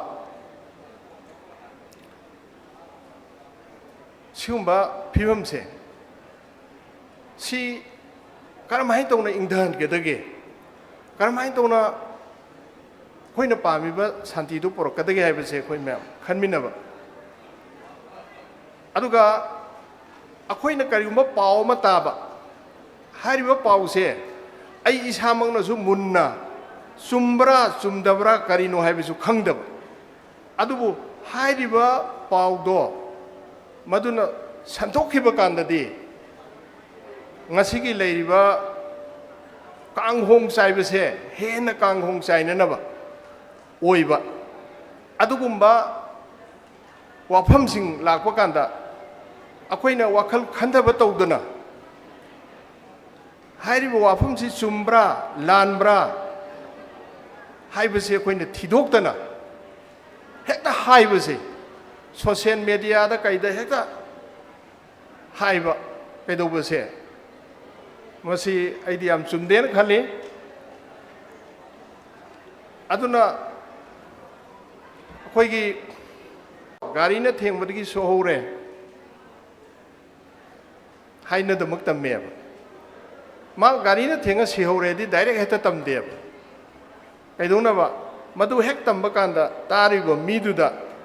होरेन पीगदबा अकाइबसिंदु येंगा कांदा कोइन हाइरिने अदुमाइ तौना अखोइ अखोई अकाय अतोय ओइगदबा अमगा अमगा नुक्सिनदनबा ओइगदबा अदुगुम वासिंगदुदी अखोइना यारिखैदी मदु Munna खलकांदा मदुगुमबदु थोक्तनबा मोंगदा अखोइ ngang basak pasumi hai basi ai adumaina thamjage aduga akoi yam maru oina mayam gi nuai tabase karino hai kanda government duna mayam gi apama thabak tawrak tabudune mayam de am pendabase yam nuai tabase adu government du kanano government se hain thiru kanda di government du da yauri ba mi sing do madu khoi praja na thagat pa mi nga ta oirangone ada akhoi gi election lang matam da khoi praja na khoi pa mi ma thaga ka mi do moina tok thorak pa che pam de na sahi manga khanar ga leidoi ne ba khoi गणतंत्र ददी शक्ति से मयाम की खुद लेबनी अरुम मसाई दा कोई याम कन्ना याम मुन्ना खंधबा मा दरकार लेये ना इखली अखोई की खुद लेबा पावर से करम आइना कदाई दा सोही बदगी अखोई ना खन की बमीदुना सोईरे इनोई से सीधा अखोई ना कई तो भी है अखोई ने मधु थोक तनब कईदौ यागे है उपाय लेये उपाय ले अखोई की मियाम न तौदबगी वाने अदुना मधुगुन बा अखोई थोक तनब से अखोई यामन मुन्ना खंदब मतम ओइरे मणिपुर से हुजिक अराइब नते यामन लुबा फिबम अमदा लेरिबनी अखोइना फिबम से मुन्न खंगना हाइना सिंगना चलगना अखोइना पामिबा इपा इपुन थंबिरंबा अखोइगी ngमखै कायदबा अखोइगी लैबाकसिगी मनुंगदा अतोपा सासोर लैतबा अखोइगी लैबाकसिदा अतोपा लैबाकतगी आइन कायना लागा मितो मयाम अमना मपु सारैबा अखोइ माइनॉरिटी ताबा याबगी फिल्मदा लाइबा पुनमकसे मसी थोक्तबा आदगी लाको आइन कायब मीसिंग से अमत लेतबा अखोइगी सिंगसु तमसु हाना लेमिनरक्वा हुंदोकनबा यारोइदबा असेंबा मणिपुर की मीसिंग दो अदु खक्ता लेबा इंगना तबना लेबा सिंग अमसुंग तम अनिमक्सी हानागी दुमाइना अमना अमगी मतेंग पांगनदना अमगे अरैबा अमना चादना मतेंग पांगनबदो मधुगुमा मणिपुर मा अदुनेबा अखोइगी दरकार लेरिबसे मधु अखोइना हाइना सिंगना लेरिब फिल्मसे मुन्ना खंगना अखोइना लौगदबा दायित्व दो लौरगदे अदुगुमा मणिपुर मा ओइहन ngamne अदुगा अखोइना मधुगी मधुदा खनफम तोपा वाखन सिंदु खंद्रबा अमना अमबु सैनबा अमना अमबु मवा लौनदबी खोतबी तौदना लेबगी मोंगसि लेरगदे अखोइगी फ्यूचर तुंगी मणिपुर की पुंसी से करी ओइगदगने हाइबसे खंधरुबदा यामना अकीबगी मसकने आई अदुमाइना आई थमजनिंगे अदुनाई अखोई हंदा इन काजरप मतमदा सनामही लाइनिंग से अखोई इंडिया की इंडियन कॉन्स्टिट्यूशन की रिलीजन कोर्ट हापियू हाइबगी प्राइवेट मेंबर रिजोल्यूशन में असेंबली पुखचई हानसु पास तौरमगा थबक ओंथोक्तदना तादन लेरंबदगी अइना मुरी एफाम तौसी मसी अखोई तक्सनसी हाइबगी पुखचबनी मदुदा हाइबदी इंडियन कॉन्स्टिट्यूशन रिकॉग्नाइज तौबा अदुगुंबा कोई धर्म अमा हेनगदबनेना मदु मणिपुर की असेंबली ना अमत ओइना पास तौई अदुगा कोई इंडिया गवर्नमेंट थादना खोतना तौई अइना हाइजनिंगिबदी अइसु अइ कैसु खंगजद्रगसु मणिपुर की ओइना कोई जाति की ओइना खैतंगदी तौजनिंगबगी वखल अमा लैबदुनी अरो लाइबंगना थीरिसु थीबा हाइगद्रा फगवा हाइगद्रा खंगद्रे अइसे आई भोट से तरे लगने काद्री से 1919 दगी भोट लेपचरकपने अरैद मयाम की थबक से तौनिंग मनदना सुम होनब निपालक सुबद काबने अर निपालक सुबगे अइना काजबसिदा अइना हेक सिपाही ओइबगा लाल लाएदो अदु अमुक थोकपने अहानब चहीदुदनेब खैतंग इंगमिसे अदगिदी अनीसुब चहीदगिदी अदुम लांगकपदुना हुजिक नोंमै कामनबदि लेखरे लांदि लोइद्री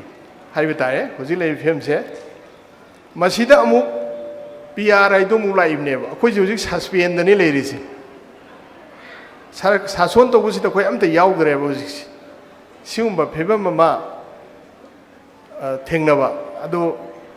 करिगुम्बा तंजा फंगदना अखोइ गवर्नमेंट का मुक लाक्तना खोतना तौबा तारगदि अखोइ हुजिक फाउदा मिलान होरजरीबा अदगी अखोइ मैतै मयेक्सी तमहंदना खोलहंदना ngasi मैतै मयेक्ता फजना क्वालिफाइड ओइरबा मयाम अमा लेरगसु ngasi भाव ओजा मैतै मयेक्की ओजा लौदबा सिगुम्बा अदगी सिगुम्बा यामना मरु ओइखरब लेबाकी ऑर्गेनाइजेशन अमा सैदा अखोइगी खैतंग गवर्नमेंट करी पांगबा याबा खोटपा कैदोबा अदुआइना चिंबा अदगी अखोइ इनिंगथौगा अखोइसु फमिनबा कांदे हे खनै अखोइगी मणिपुरी लैंग्वेज सिना क्लासिकल लैंग्वेज द याउदबा खोतबि मतंगसि करी तौबा याइ खोलेना इनिंगथौनसु मरंग मरक्ता दुम पुखतपिदना होनबनी अदुना अदुगुम्बा अइना करिगुम्बा अखोइगी गवर्नमेंट का लाक्तना खैतंग इंगना तपना लैबा मतमदा अइनासु निंगसिंगजरके मयामनसु निंगसंगबिरो अदुगा मयाम अखोइगी मिलाना अखोइगी इरोल येक्से अवांग थाकता पुखनब होनरिसिदा अखोइना पांगबा याबा जगह लैजरगदि मदुदसु अइ मतिंग अइ ngamjaba mating pangjage haibasimuga ai thamjage aduga ngasigi sinbiriba langbiriba sigidamuktasu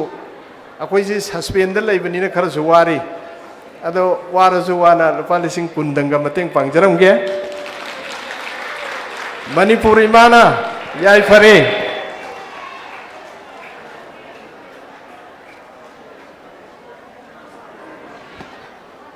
थागतचरी honourable MLA बु ममल यामलबा कानरब वाफम क्या थंबिरंबगिदमक अदुतसु नतना मिलालदा सेलगी तेंगबांग पिबिरंबा ऑनरेबल एमएलए बु मतम चुपदा माइ पाकपा ओइबियु हाइदुना मिलालना मपुगी मफमदसु खुरुमजरी अखोइगी थौरम परेंग मना यंथोपगी थौरम असि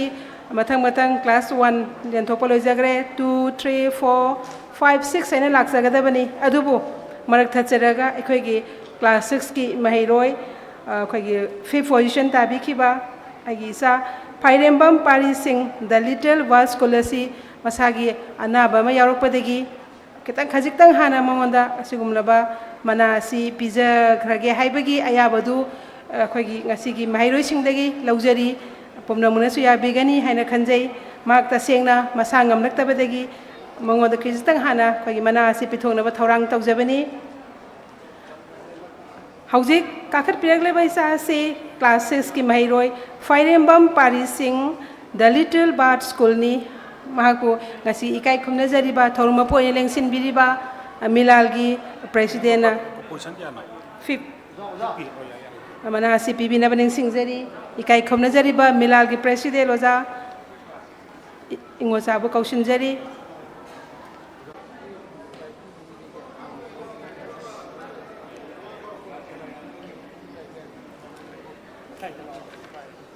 थागतचरी खमना मोंगबे कल्पनाबू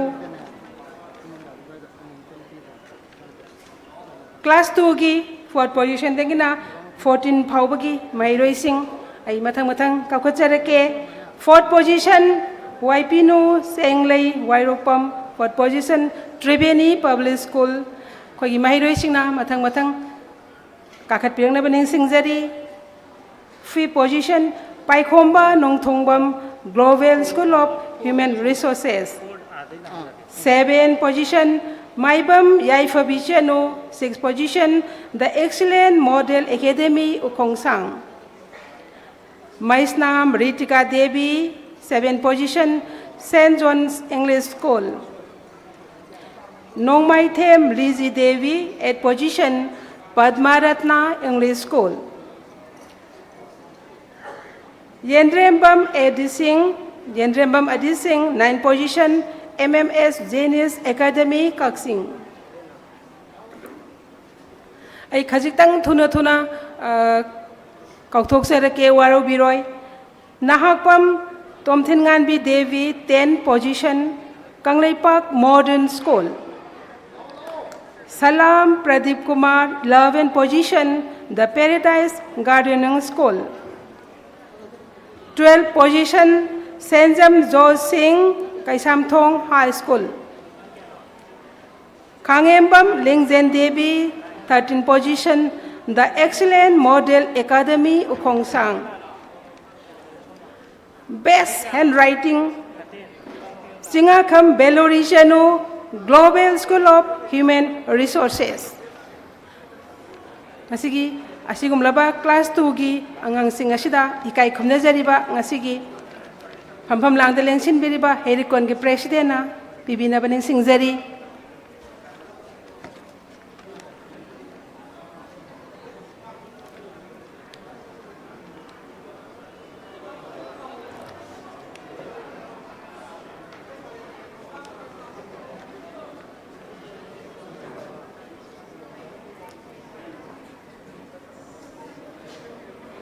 मिलालना सिंदा जुना पांथोक सरीबा सिगुमलबा थोरमसिदा मपुंग फान बिनाबगिदमक्ता लेंबिरक्लिबा लमदम सिगी माहिरोई सिंह ममा मपा सिंह अमदी पुमनमकपु मिलालना इकोक नोंजना तरामना इकाई खुमनबसु उचरी पुमनमकना थोरमसि मपुंग फान बिनाबगिदमक इसा सिंह असिगी मना पिबसि लोइबा फावबदंग सरुक यामिनननबगी तांजा अदुमतंग पिबियु हाइदुना मिलालना इकोक नोंजना हंगतचरी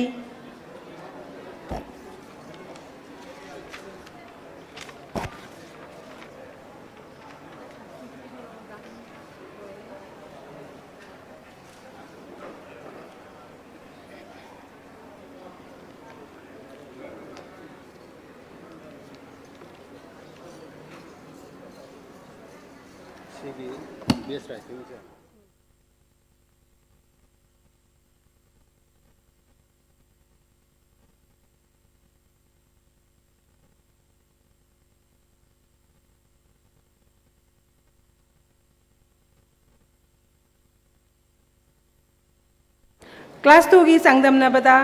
ख्वाइदगी अफबी बेस्ट हैंड राइटिंग की मना सिंगाकम बेलोरिशनु global school of human resources असिबु काटपिरक्पा इकाई खुमनजरबना इचानुपी असिगी मफमदा मना असि खुसिनबिगनी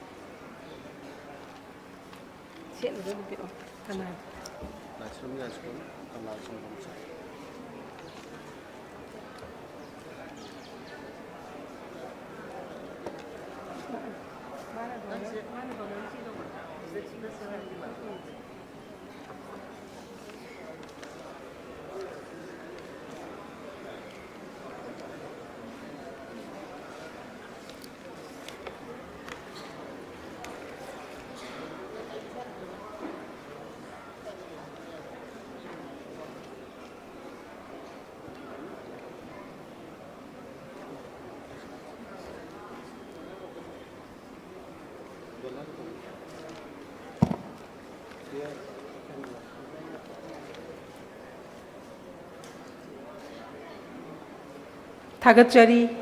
प्रेसिडेंट हेरी कौन ओजा युंखाइबम सुरजित कुमार खुमनबो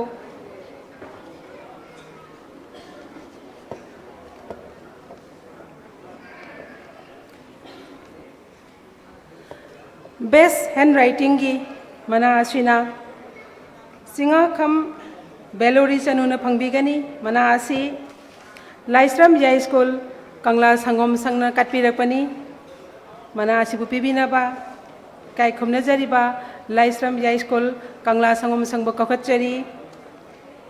बेस्ट हैंड राइटिंग की मना असि global school of human resources की सिंगा खम बेलोरी चनुन फंगबिगदबनी लाइस्रम या स्कूल कंगला संगम संग मना असि पिबिनाबा हंकतचरी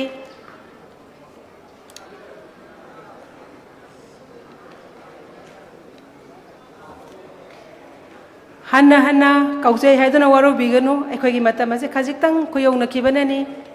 लाइस्रम या स्कूल कंगला संगम संग बेस्ट हैंड राइटिंग की मना असे पिबिनाबा हंकतचरी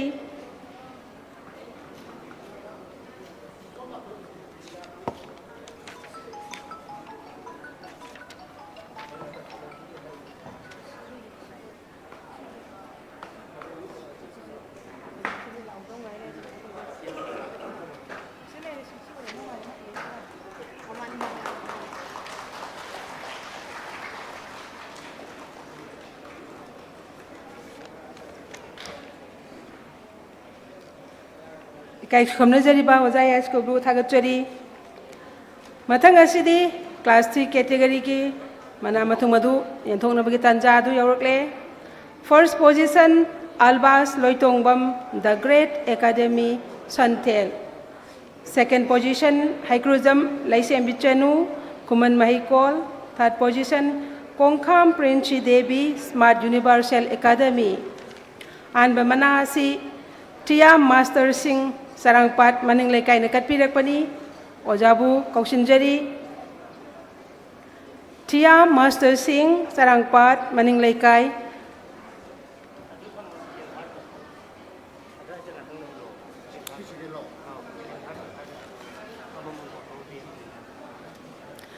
मथंगदा सेम सादर लेबियु हाइक्रोजम लाइसेम बिचनु कुमन महिकोल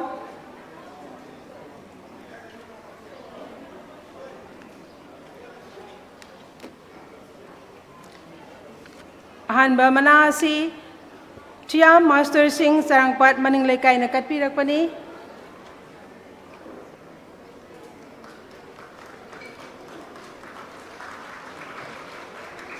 ओजाबु थागतपा फोंदोकसरी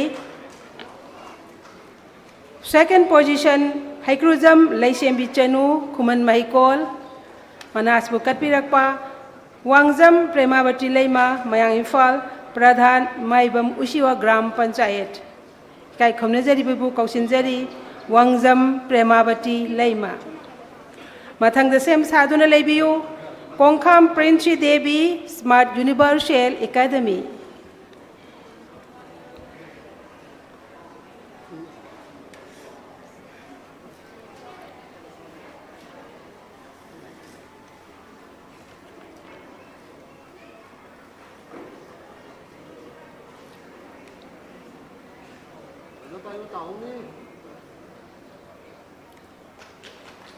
मैडम बु थागत फोंदोकसरी third position Konkham Princy Devi smart universal academy मना असिना Kaisam Anil Kumar Takhel Mayai Leikai Napetpali founder English school ना कटपिरकपनी ओजाबु कौशिनजरी third position Konkham Princy Devi smart universal academy Mana asi Kaisam Anil Kumar, Takhel Mayai Lekai, Napet Pali, Founder English School Nakat Pirakpani, Ojabu Kausinjari.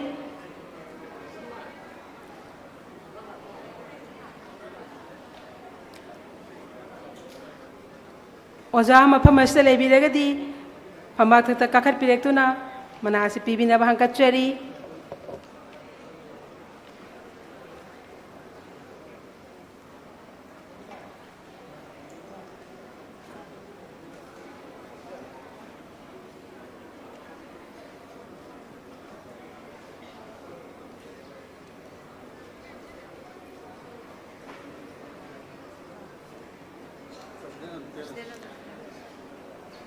Ngasigi mana asbukat pirakpa oja Kaisam Anil Kumar si mafam asida leitre haibagi wafam adu laujaraga mana asichu ikai khomnajariba milalgi president pibinaba hankatchari.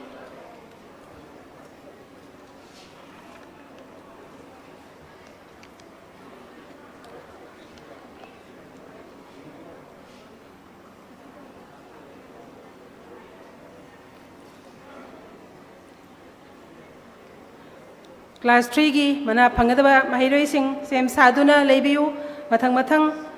kauthok serake.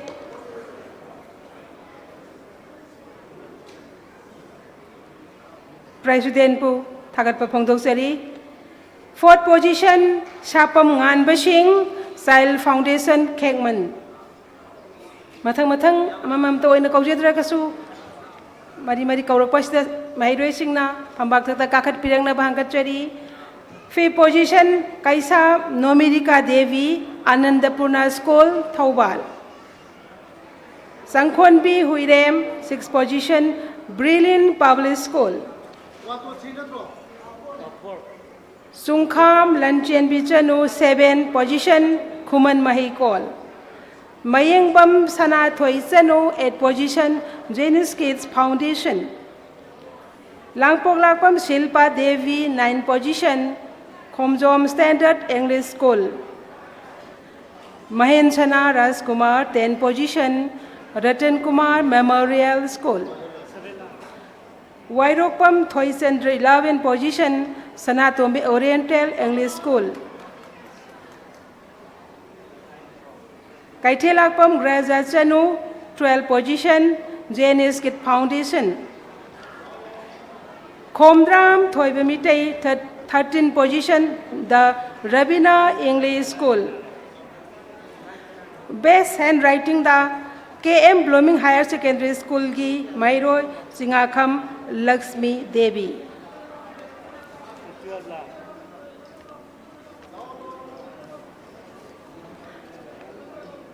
Mairo Singasigi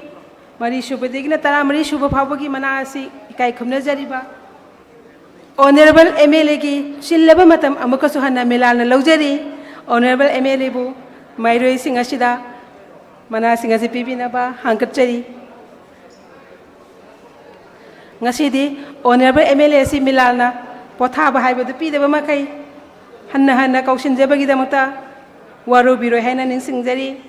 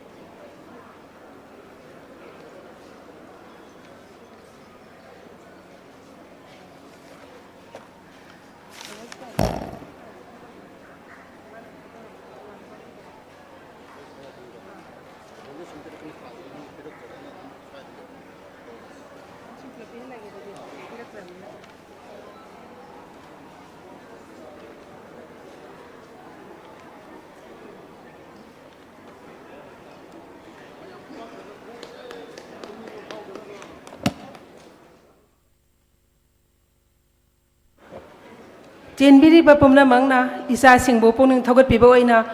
हौरबा खुबाक अमममतंग खुबिनबा निंसिंगजरी।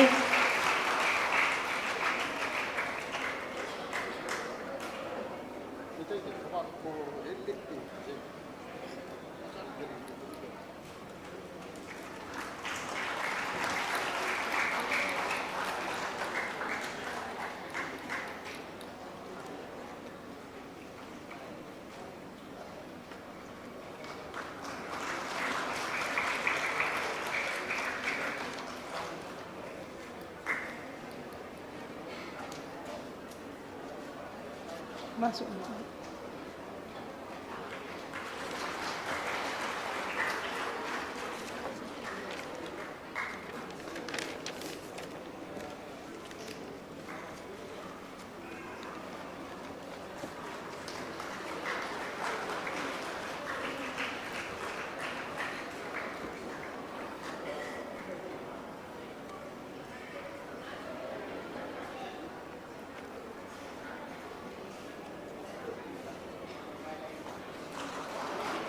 Honorable MLA bu hagat pa phongdoksari.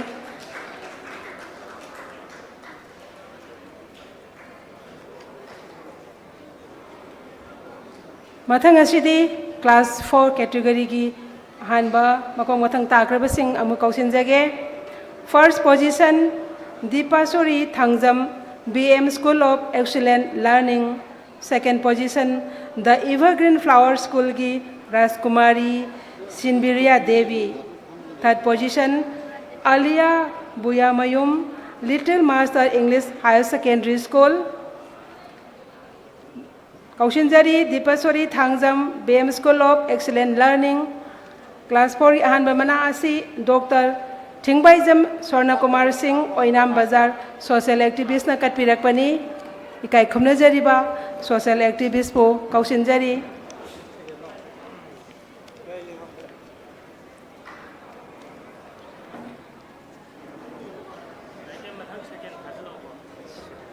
Second mana, mesti ide ya udah kena tiba nak kandar. Kata mana?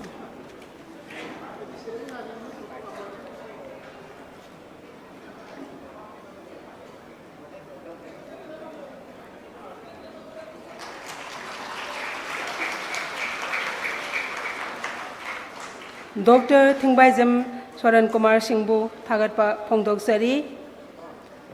Anishiba mana asina Rajkumari Sinbiria Devi, the Evergreen Flower School, Manasina Milalgi, Secretary General na Bibigani, Kai Kumnazer Madam Kausinjari.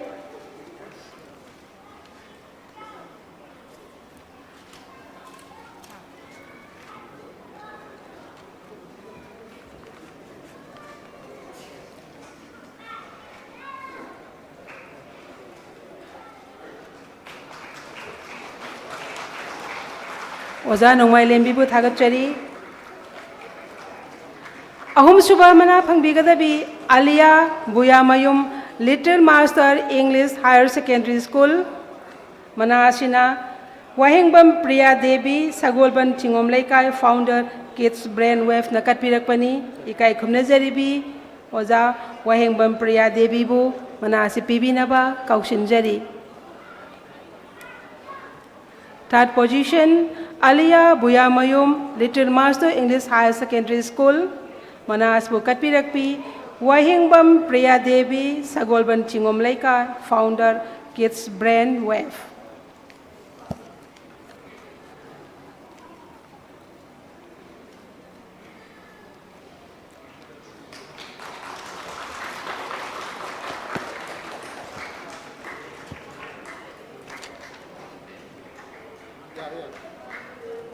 Wazabu Thagatchari. Class 4 fourth position Salam Lanchen Bichanu JNS Kids Foundation.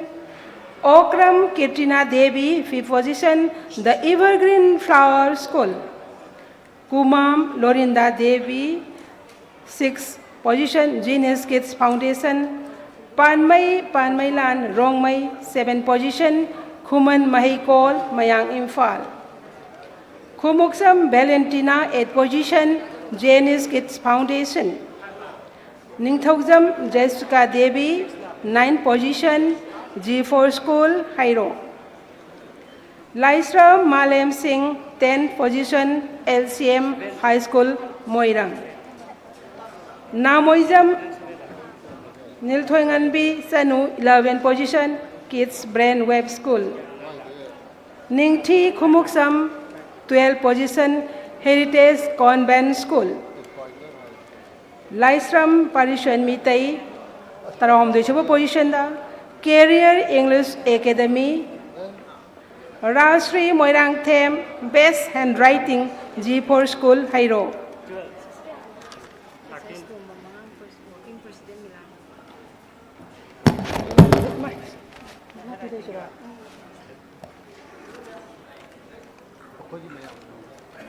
Mahiro AC, Ikai Kumnazariba, Oza, SS Tomba Mangang, Working President, Milalna, Bibina Baning Singzari, Ikai Kumnazari Waza, Tomba Mangang, Working President, Milal.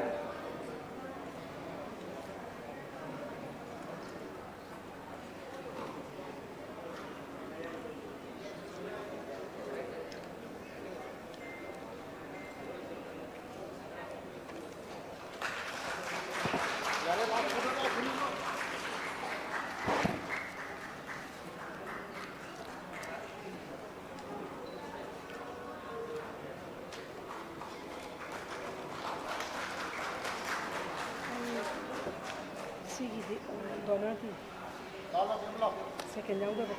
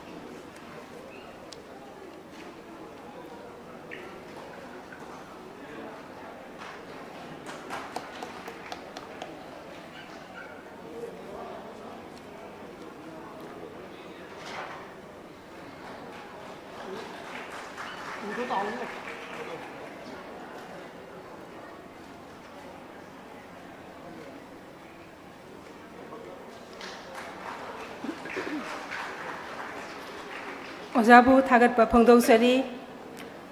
Class 6 category, Makok Matang Takrabasing Amulak Sarage, Ahanba position da, Sarang Them Ningchi Visanu, KK Brilliant Academy, Salung Fam. Second position da, Moirang Them Aditya Singh, The Paradise Gardening School. Third position, Wahingbam Gita Roisanu, Sanatumbi Oriental English School. Ahan Bamanasi, Ikai Kumnazariba, Dr. Sasi Waikom, Singzamai Liwalambi, MD, Microbiology, Senior Specialist na Katpirakpani, Ikai Kumnazariba, Dr. Bukoshinzari, Sarang Them Ningthi Bisanu, first position, KK Brilliant Academy, Salungpam. Manas Bukatpirakpa, Ikai Kumnazariba, Dr. Sasi Waikom, Singzamai Liwalambi, MD, Microbiology, Senior Specialist.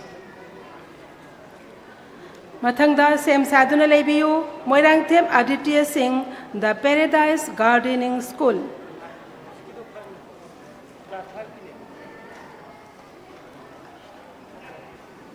Class 5 ki Ahan Bamana Pangbiribi, Sarang Them Ningchi Visanu, KK Brilliant Academy, Salungpam. Manas Bukat Piriba, Kai Kumnazariba, Dr. Sasi Waikom Singjamai Liwalambi, MD Microbiology Senior Specialist. Dr. Bu Thagatpa Phongdoksari, Adishuba Manasina, Moirangthem Aditya Singh, The Paradise Gardening School, Manasi, Ikai Kumnazariba, Milalgi, Assistant Secretary Publicity, R.K. Jitena, Pibigani.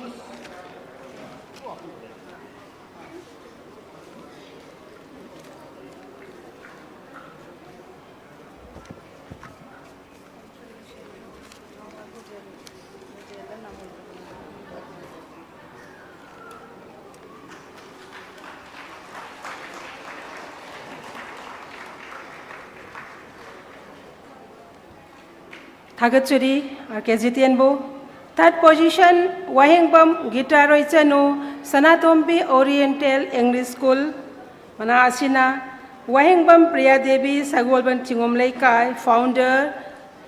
Kids Brain Web na Katpirakpani, Ikai Kumnajari Bibu Kokonjari.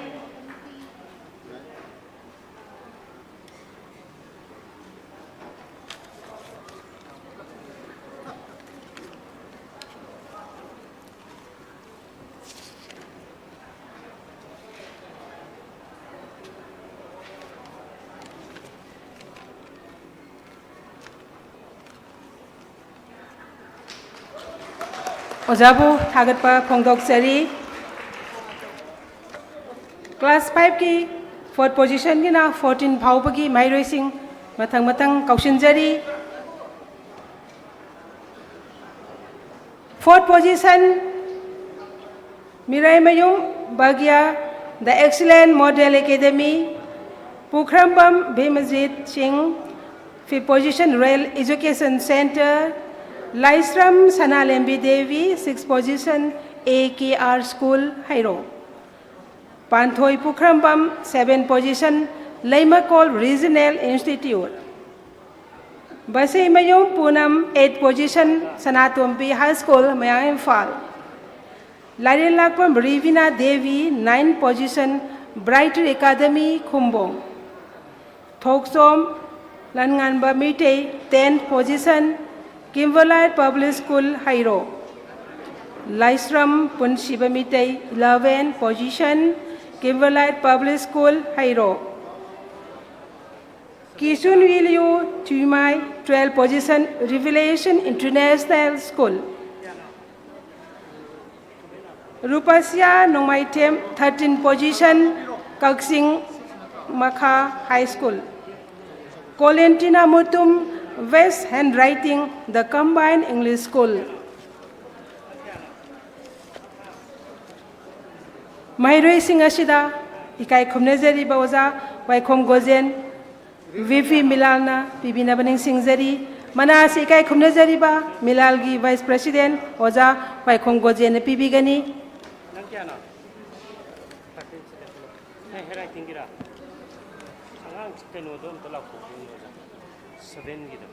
7th position Panthoi Pukhrambam Laimakol Regional Institute.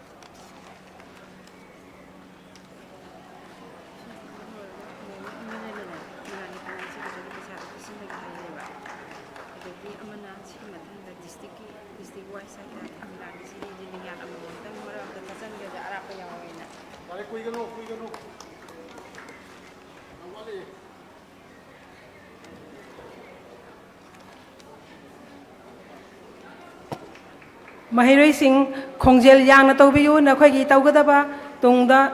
ꯊꯕꯛ ꯌꯥꯝꯅ ꯂꯩꯔꯤ ꯅꯈꯣꯏꯅ ꯉꯁꯤ ꯊꯦꯡꯕꯁꯤꯅ ꯍꯌꯦꯡꯁꯨ ꯑꯃꯨꯛ ꯃꯅꯤꯡ ꯍꯟꯒꯗꯧꯔꯤꯕꯅꯤ ꯃꯍꯩꯔꯣꯏꯁꯤꯡ ꯈꯣꯡꯖꯦꯜ ꯌꯥꯡꯕꯤꯌꯨ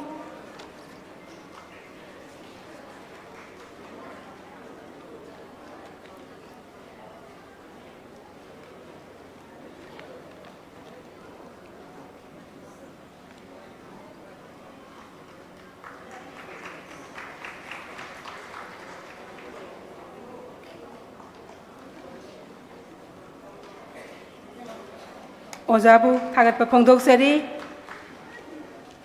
मना पीबगी थरुम असिगे मरक थचरगा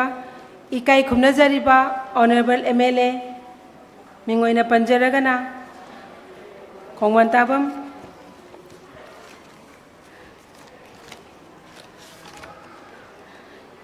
मिंगोइना प इकाई खुमनजरिबा ऑनरेबल एमएलए लमलाई एसी खोंगवन ताबम इबोमचाना मिलालदा सेलगी तेंगबांगी पैसा सिंह अदु खुसिन बगी तंजादु मतंग मयामदगी लौजरी ओजाबु कौशनजरी फाइनेंस सेक्रेटरी दा ओजाना अखोगी ऑनरेबल एमएलए ना सेलगी तेंगबांग असे खुसिनबिगनी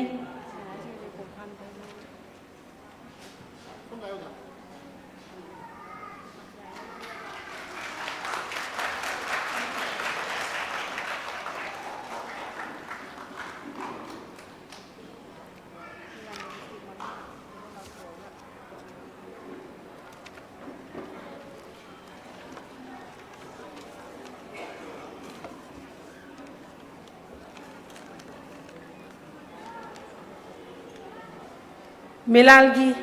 खोगी डिस्ट्रिक्ट खुदिंगमक्की थौपुइबिरिबसिंग समलबा खुदोलपोट अममतंग लेंगान अममतंग पिजनबगी तंजादु मतंगा लौजरी खोगी डिस्ट्रिक्ट सिंगी थौपुइबिरिबसिंग फंबाक तक्ता काखत पिरंगनबसु निंगसिंगजरी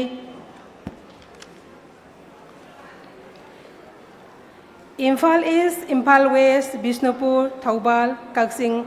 जिरीबाम जिलागी खोगी मिलालगी थौमीसिंग फंबाक थक्ता काखत पिरक्तुना चमना तमजरीबा लेंयालगी खुदोन पोसिंग असि लौबिनबा निंगसिंगजरी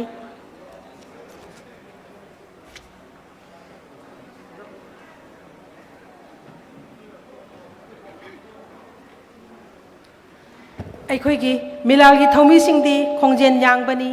खजिक खजिक खोंगलई थुना फंबाक थक्ता काखत पिरक्तुना सिगुमलबा थौरमसी लोइसिनबदा मतम थेंगथदनबा अखोई पुन्ना होनेमिनेसी हाइदुना निंगसिंगजरी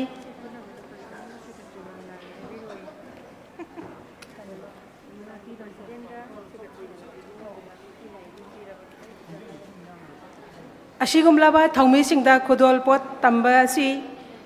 इकाई खुमनजरिबा मिलालगी प्रेसिडेंट अमदी सेक्रेटरी जनरल ना पिबिनबा निंगसिंगजरी अखोगी मिलालगी थौमीसिंग खोंजेल थुना फंबाक थक्ता लमजेन चेनबगुम काखत पिरक्तुना असिगुमलबा थौरमसी मतम चाना लोइसिनब होनबदा पुन्ना तेंगबांग मिनसी हाइदुना चुंदल लांगजरिबिसिंगी माइकैदगी हांगतचरी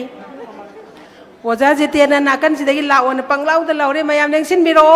थेंग्रने हाइदुना तौबनी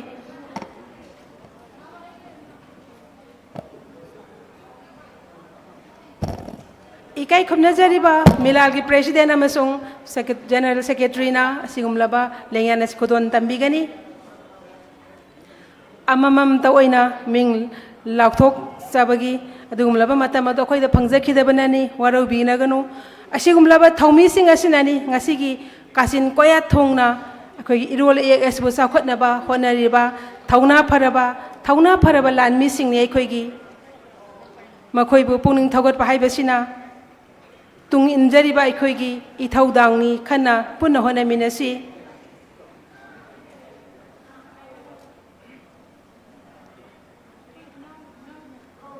ऑनरेबल एमएलए इकाई खुमनजरीबा मिंगोइना पंजरगा खोंगमन ताबम इबोमचाना सेलगी तेंगबांग पिबिरकपा मिलालगी माइकैदगी हन्ना हन्ना तौबिमल खंगबा उच्चबगलोइना इकोक नोंजनेसु खुरुमजरी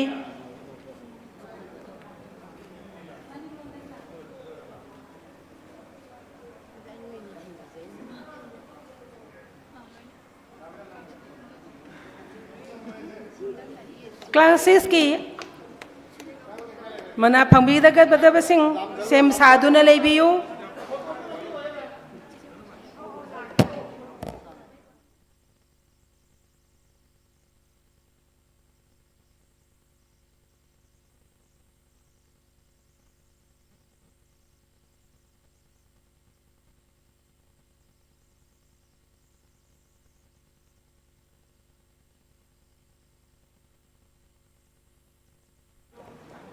अखोगी थौना फरबा लोल ये की लानमी सिंगनी इकाई खुनब उच्चरिबा फंबाग थगसिदा ngасidi थौना फरबा मखोगी तेंगमांगा लोइनाना इरोल एक संदोकपदा साउना मांजिल थाना चंगसिललकली मखोइबु इकाई खुनब उटपा हाइबसिना अखोइ पुनमकी तौफद्रबै थौदांगनी पुन्ना खनमिनसी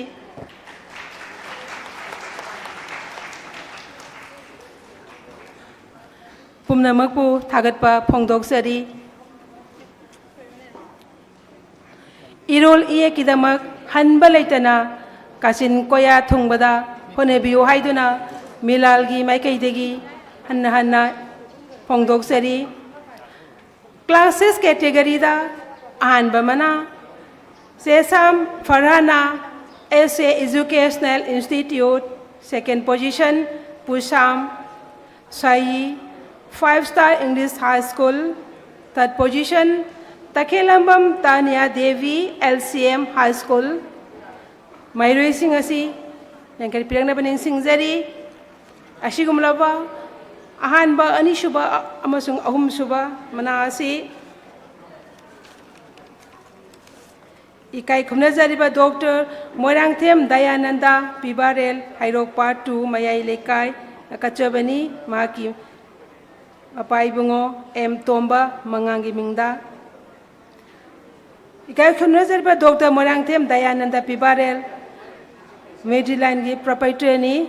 ikai khunrazar ba Dr. bu kausinjari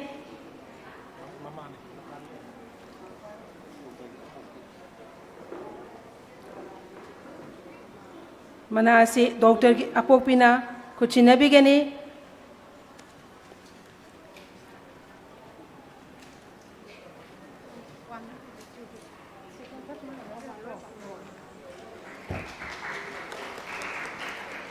second position lobiriba third position lobiriba isa singju pulapna doctor na katrabani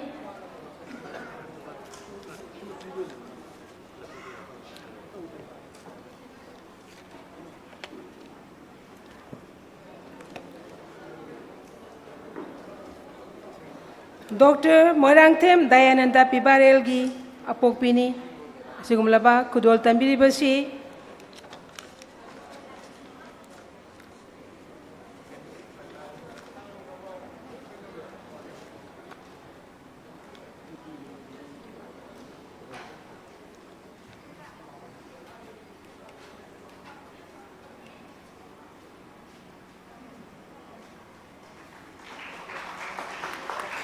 Doctor gi apokpibu thagatpa phongdoksari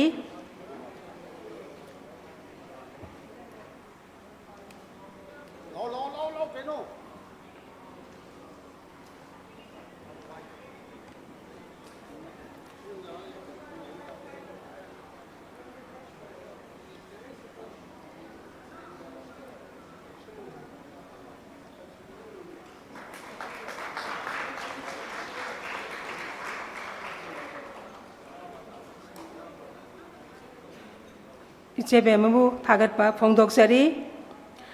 fourth position Nirvana Laisram Public School Ningthaukhong Fairembam Pari Singh fifth position The Little Bird School sixth position Haubiza Mili Devi New Model Public School Moirang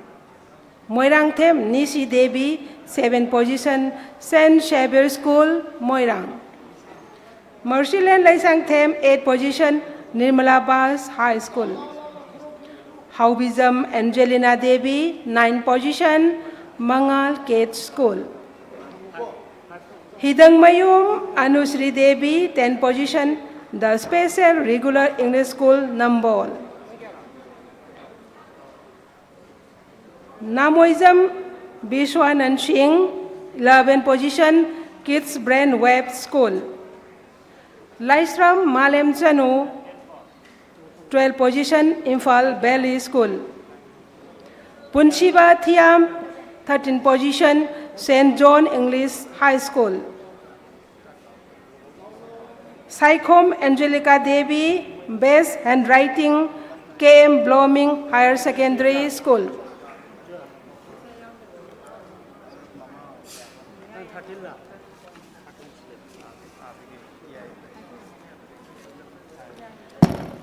Mana asina ikai khunajari bauza Namoizam Tonba Advisor All Manipur Private School Recognized Welfare Association bu kaushinjari.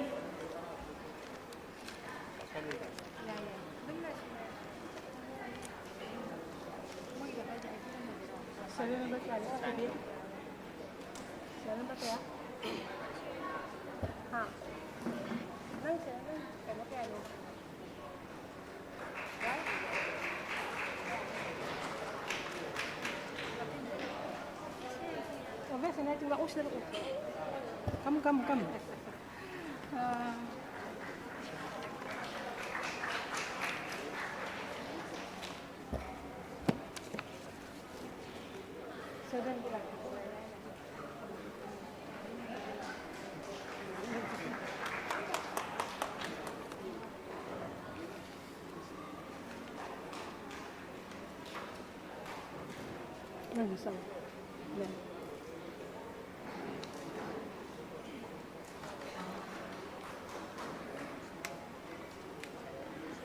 Mana Pangbiriba, Mahiroi Singamadi, Mana Pibiriba Ozabu, Tagat Pongdoksari. Class 7 category da, and Bamana Pangbiriba, Ratan Kumar Memorial School ki Lembisana Haurongbam. Victoria Sagol Sam, 2nd position, Ratan Kumar Memorial School. 3rd position, Saikom Sintangam Bisanu, KM Blooming Higher Secondary School. Pambak Thakta Kakat Pirangna Baning Singjari. Ahan Bamana si Joli Laisram Kangempali Machine Kachabani Korai Jamningo Laisram Ongbi Ibemal Devi Apopagi Mingda. Joli Laisram Kangempali Machine Manasi Pibinaba Ninsingjari. Joli Laisram Thambal Mari College ki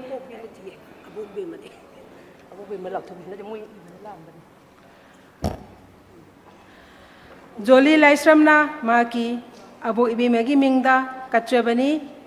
and Bamanasi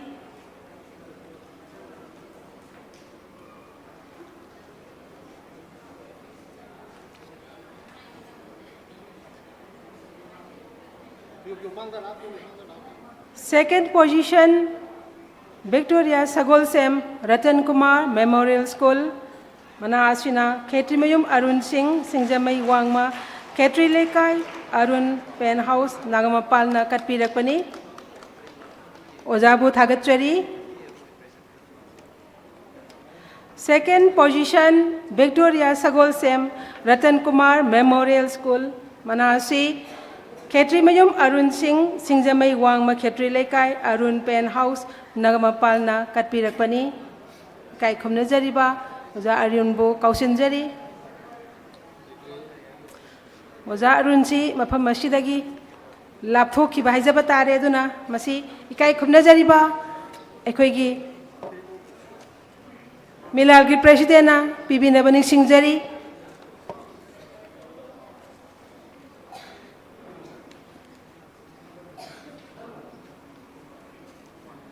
Ahum Subamana, Saikom, Sintangam Bichanu, KM Blooming Higher Secondary School. Ozabu Thagat Papongdoksari.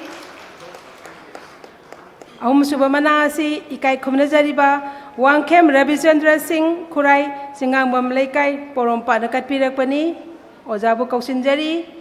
3rd position, Saikom, Sintangam Bichanu, KM Blooming Higher Secondary School Katpirakliba इकाई खुमनजरबसी मफम असी थादोखिबना मरम ओइदुना ngasi phambak thakta phambak ki leiting oni election biriba herikon gi president apibina ba hangatchari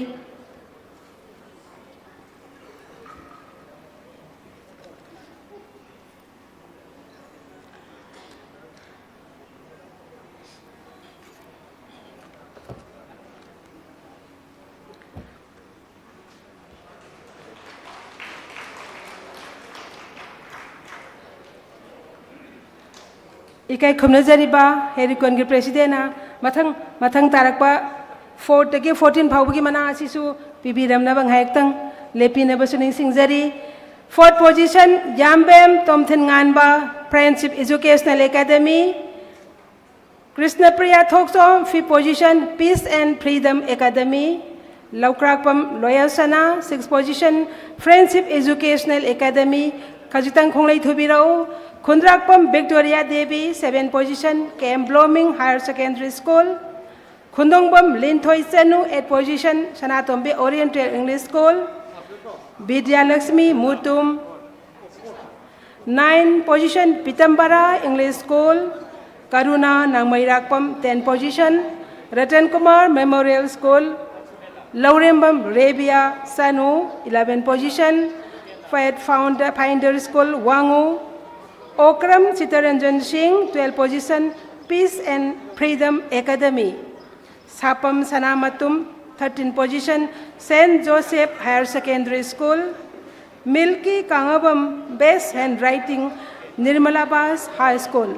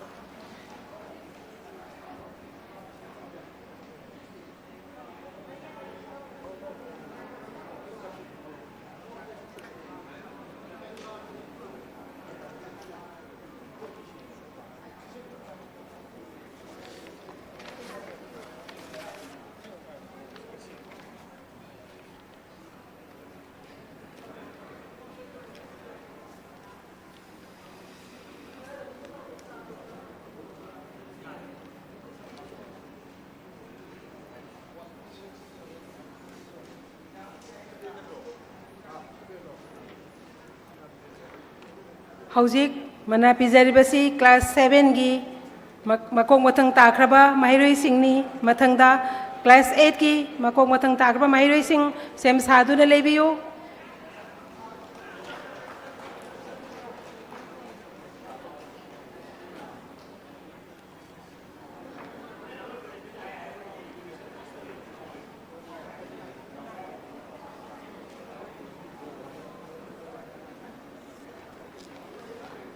मतबना थेंजिल लकदबा खोई अरापदगी माहिरोई सिंगसु यावबना खोंकापसी लाउना लाउना थांबियो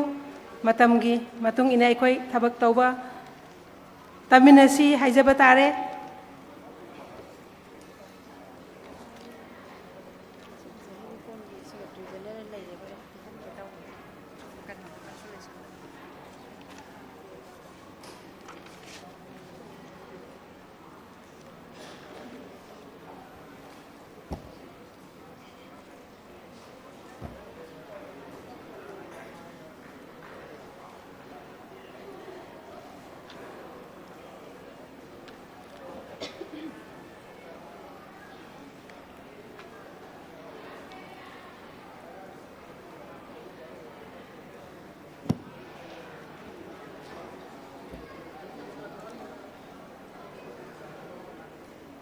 ओजाबु थागत पफंगदोक्सरी माहिरोई सिंगबुसु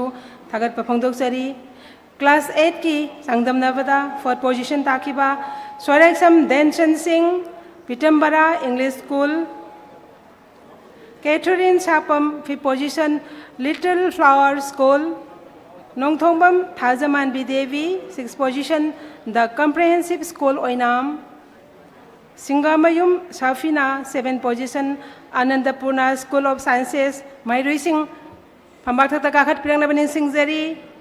8th position, Oinam Anuska Devi, Public School in Thokong. Lanchianba Khudrakpa, 9th position, KM Blooming School. Sonakshi Hawaibam, 10th position, Pitambara English School. Loitongbam Singkhaingan Bichanu, 11th position, Junako School, Khongman. Sarosbani Oinam, 12th position, Shanghai Higher Secondary School. Lovely Laurembam, 13th position, Pitambara English School. Irengbam, Gita Masa, Best Handwriting, Special Regular English High School. Nambol, English School Nambol.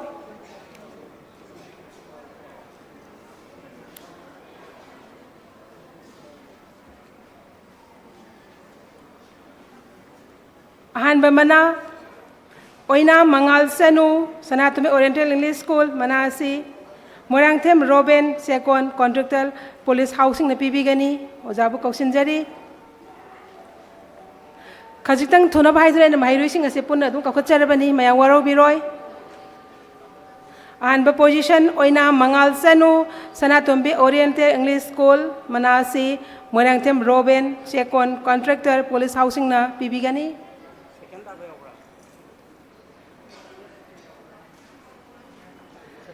Second position, Shilia Yengkhom, Pitambara English School.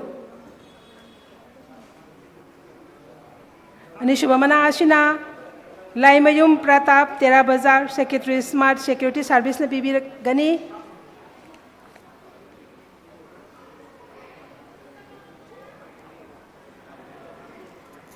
Ahan Bamanashi, Moirangthem Robin, Contractor, Police Housing. Kai khumna jari bojas na pibi gani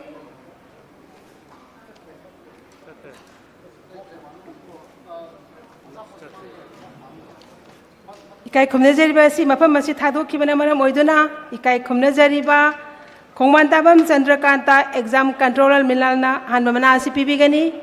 ikai khumna jari ba ge upa khongmantabam Chandrakanta bo kausin jari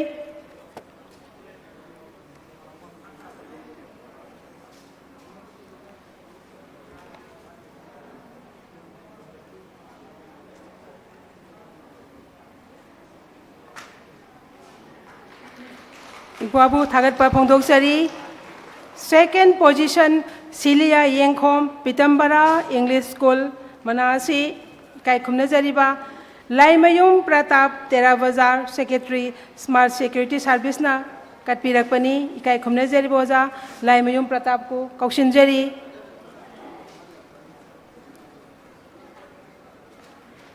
Ikai Khumna Jariboza, Laimayum Pratap, Hole si manung dilay birabo oy rabadi ikai khumna jari ba su mafam masi thado khre haibi paw lei jare mara maduna asing base ani shuba mana asi Kongkham Dharmen Finance Secretary Milal na pibi gani Kongkham Dharmen Finance Secretary Milan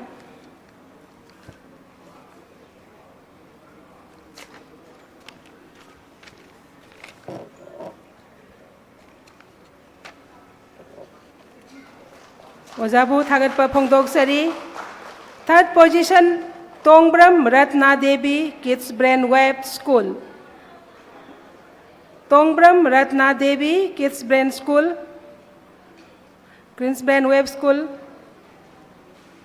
Third position, Lobigadaba. Manasi Yumnam Bochau Singh Yumnam Laikai Sip Engineer Education Sale Nakat Pirakpani.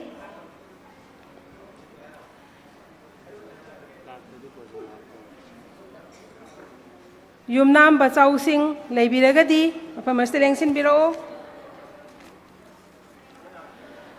Laktre, Haina Lauzeraga, Ikai Kumnezeriba, Oza Gozen Singna, Singlamana Sipi Bigani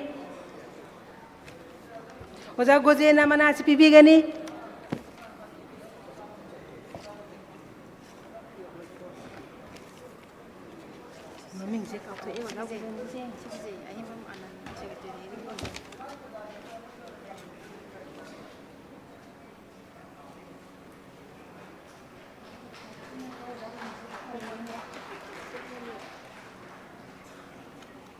Ikai khumnajariba Oja Waikhom Gojenbu Thagatpa Phongdoksari. Fourth position, Sorai Sem Denchen Singh, Pitambara English School. Catherine Sapam, fifth position, Little Flower School. Nongthobam Thajaman B. Devi, sixth position, The Comprehensive School Oinam. Aina lauba matamda karigumba soiba aranba yaukhiba yaurabasu hathu hathu basida ai adum lan khibani haina mayam na ngakpina bani singjari. Nongthobam Thajaman B. Devi, sixth position, The Comprehensive School Oinam. Singamayum Safina, seventh position, Anandapurna School of Sciences. Oinam Anushka Devi, eighth position, Public School Ningthaukhong. Lanchenba Khundrakpam, ninth position, KM Blooming School. Sonakshi Hawaibam, 10th position, Pitambara English School. Yunako School Khongman, 11th position, Loitongbam Singkhaingan Vishanu. Sarosbani Oinam, 12th position, Sangha Secondary School. Lovely Laurembam, 13th position, Pitambara English School. Best Handwriting, Special Regular English School Nambol, Irengbam, Gita Macha. Manasi Ikai Khumnajariba, Secretary General Herikon,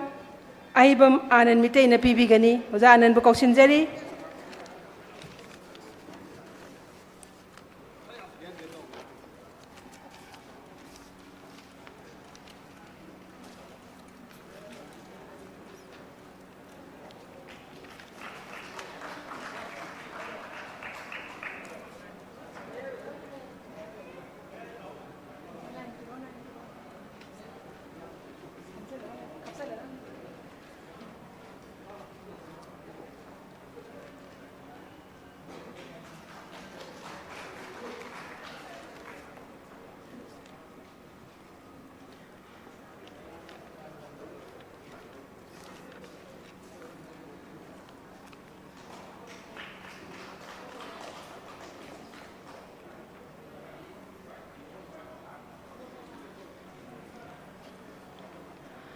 Hauzik Pambak Thakta Lengkhat Pirebasi,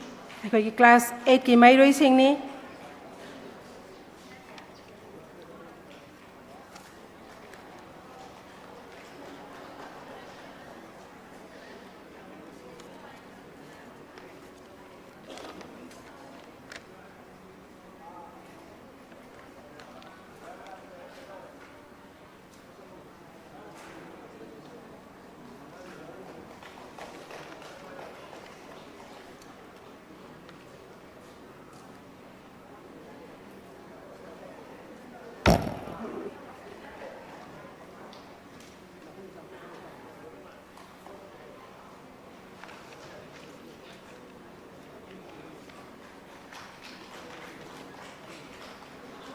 Ojabu Thagatpa Phongdoksari.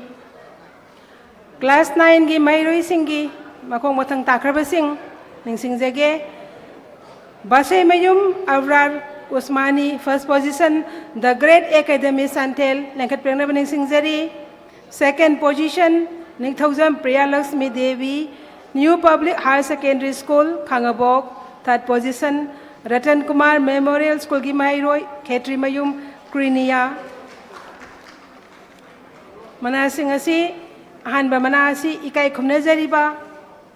Namairapam Ratan Mitay, Kwagatel, Moirang Purel, Nakachabani, Maki Apokpi, Lakidrabi, Namairapam Binogi Mingda, Wazaratan Bu, Nisingzari, Wazaratan Mitay Bu, Kaushinjari.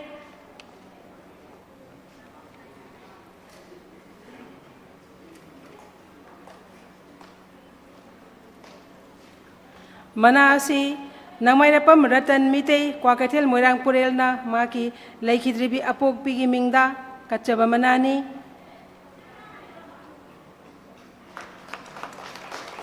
Ojabu Thagatpa Phongdoksari. Second position, Ningthaujam Priya Lakshmi Devi, New Public Higher Secondary School, Khangabok, Manasi. Maibam Khaba Surdas, Lari Angmam Laikai, Assistant Manipuri Meeting Mayak Language Officer Manipur Assembly na katpirakpani ikai khomnibere ba ojabu kausinjari.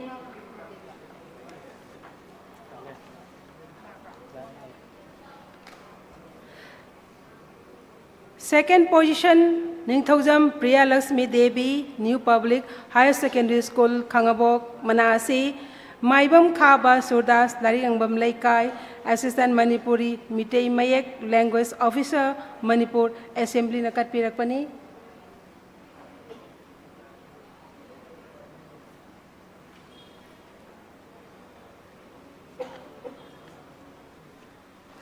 Ojabu thagatpa phongdoksari. Mana katpirakpa khudingmakpu milalgi maikaidagi ikong nonjana hana thagatpa phongdoksari. Ahum suba position Khetrimayung Krinia Ratan Kumar Memorial School Manasi Dr. Yendrembam Kiran Singh Haubam Marak Singtham Laikai na social activist na katpirakpani ikai khumnajariba Dr. Yendrembam Kiran Singh social activist pu kausinjari.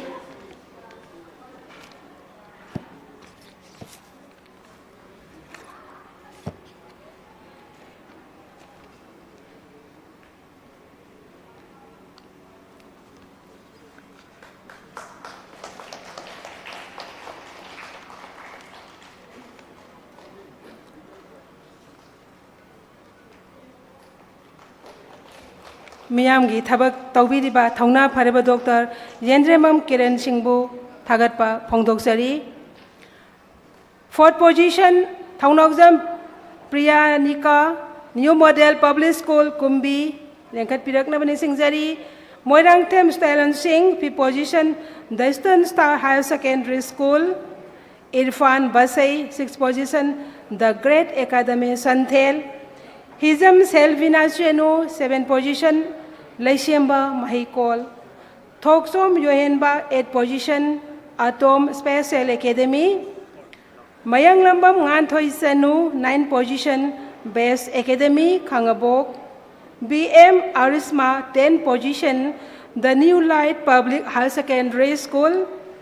ASM Santrida Devi 11th position Peace and Freedom Academy. Loitongbam Alina Devi 12th position Ratan Kumar Memorial School. Lenika Moirangthem 13th position New Model Public School. Okram Tampasna Devi Best Handwriting KM Blooming Higher Secondary School.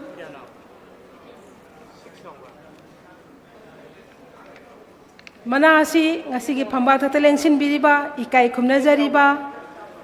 athoibe mithunglet noina Tauramase saru yabiriba Honorable MLA Bibina Baning Singjari.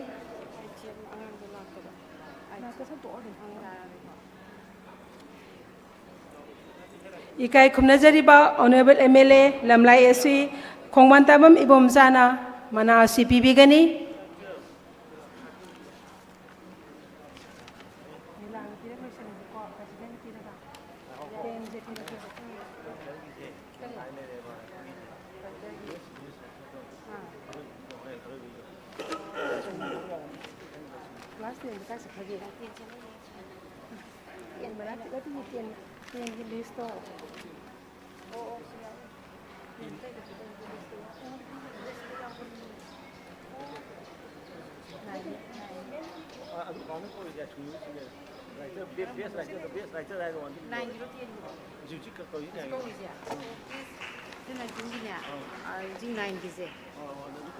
Kau gri. Oh.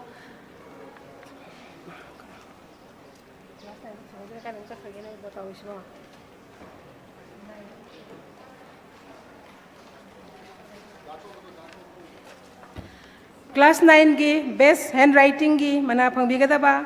KM Blooming Higher Secondary School की Okram Tampasana Devi मना शिलोबिना बनिंग सिंगजरी.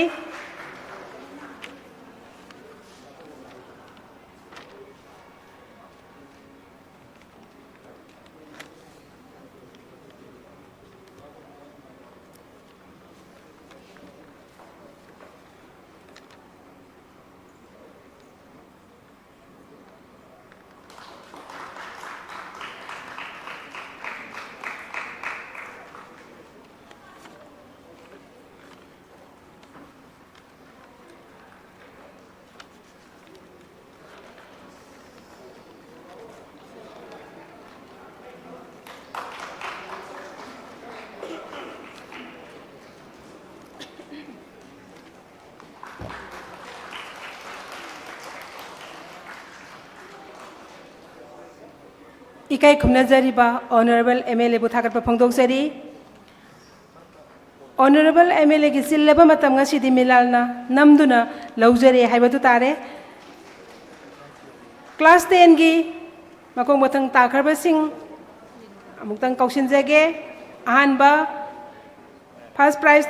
रतन Kumar memorial school की Brandon Heikrujam second position brighter academy Sarangthem Saini Sanu third position kids brain wave school वाक्सिंग खुलेनगी थांगजम लक्ष्मी सनु अहानबा मना Brandon Heikrujam मनासी Luwangthem Sameer Kumar Uripok CEO director Tentha entertainment private limited पीबीगनी मनासी इकाई खुमनजरीबेसिना चही मंगा थंगना पीबीगनी हाइबगी अदुगुमलबा वाफम अदु थंबिरकली अहानबा मनासी इकाई खुमनजरीबा Luwangthem Sameer Kumar Uripok CEO director Tentha entertainment private limited ने पीबीगनी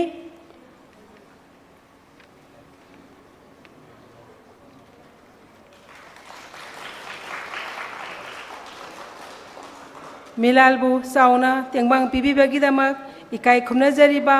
लुआंगथेम समीर कुमार उरिपोक पुथागतपा फोंदोकजरी अनिशुबमना ब्राइटर एकेडमी की महिरोय सरांगथेम साइनी सनुना फंगबिगनी मना असिना येंखोम संजीव सिंह थांगोइबन रिटायर असिस्टेंट कमांडेंट CRPF ने पीबीगनी CRPF ना कटपीरकपनी येंखोम संजीव सिंह थांगोइबना सिंगलबा सेकेंड पोजीशन की मना से कटपीरकपनी इकाई खुमनजरीबा retire assistant commandant CRPF Yengkhom Sanjeev Singh थांगोइबन बु कौशिनजरी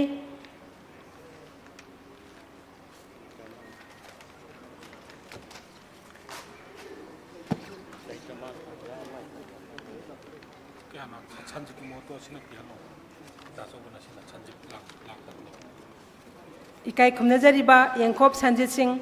मसा मफम असिदा लेइतबना मरम ओइदुना मनासी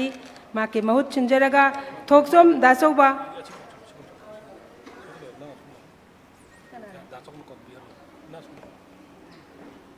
थोकसोम दासौबा क्वागेथेल मयाई कुबिने पीबीगनी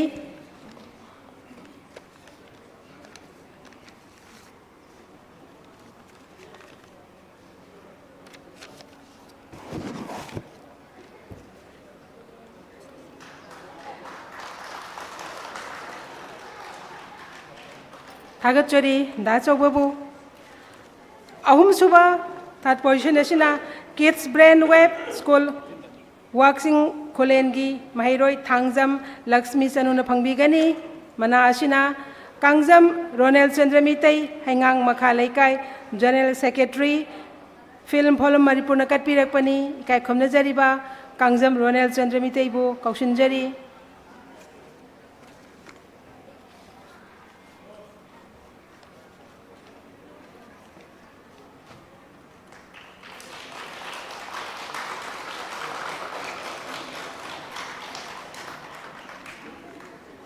रोनेल चंद्रबु थागत फोंदोकजरी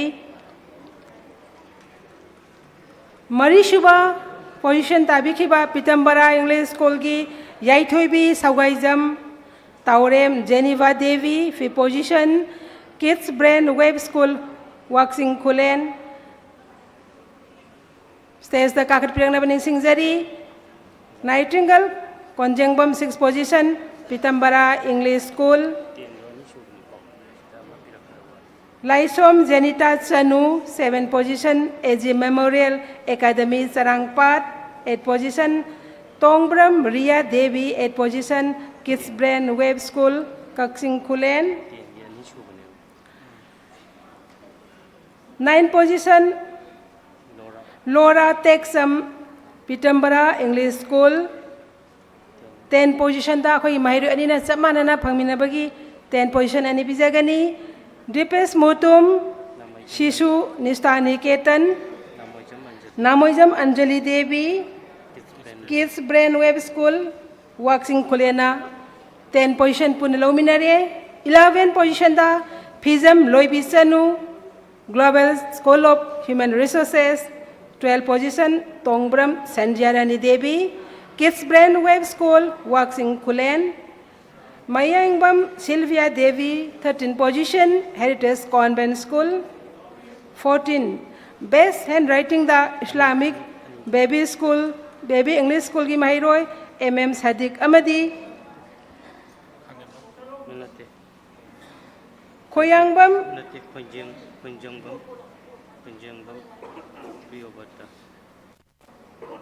Priyobata Singna Punna Pangminari Mark New Model Public School Kumbi ki Mahiroi ni.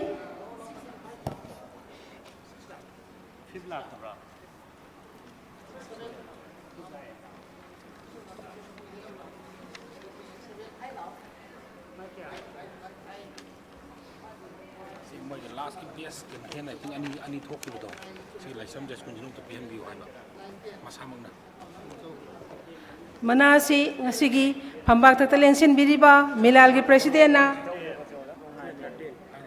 tarahum doi suba position pawuda lai biriba mahiroi singda pibigani.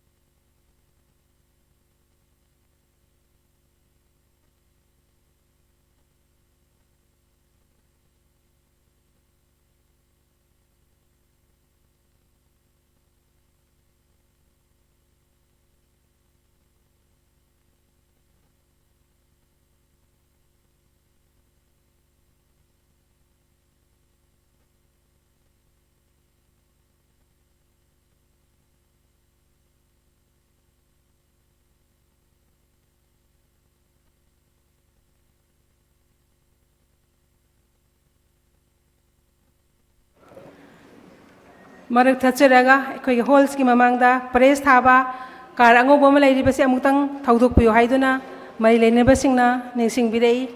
Mapu Yawira, the Amutang Taudok Pinaba and Kachari.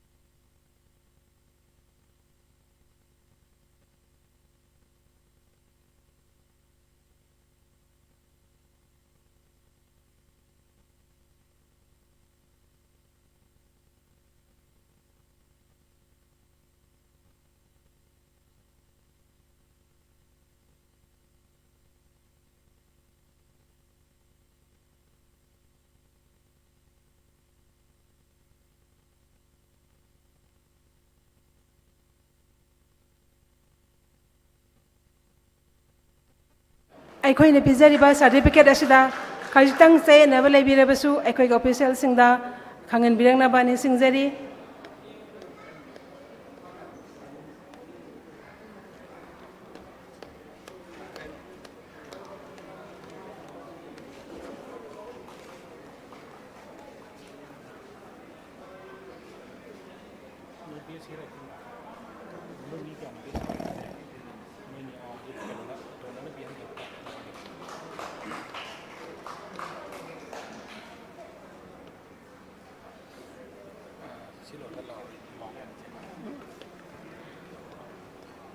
इकाई खुमनजरीबा मिलाल की president बो थागत फोंदोक सरी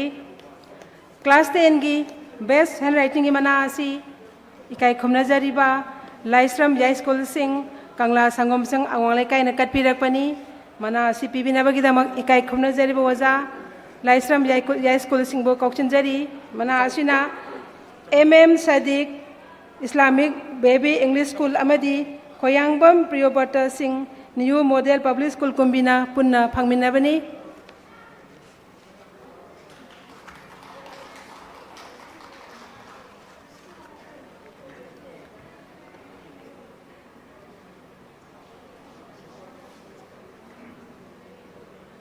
ꯑꯣꯖꯥꯕꯨ ꯊꯥꯒꯠꯄ ꯐꯣꯡꯗꯣꯛꯆꯔꯤ꯫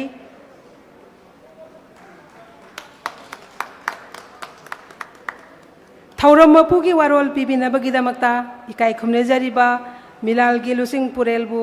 ꯀꯧꯁꯤꯟꯖꯔꯤ꯫ ꯏꯀꯥꯏ ꯈꯨꯝꯅꯖꯔꯤꯕ ꯑꯣꯖꯥ ꯃꯤꯂꯥꯜꯒꯤ ꯂꯨꯆꯤꯡ ꯄꯨꯔꯦꯜ ꯈꯥꯏꯗꯦꯝ ꯏꯉꯣꯆꯥ ꯃꯤꯇꯩꯕꯨ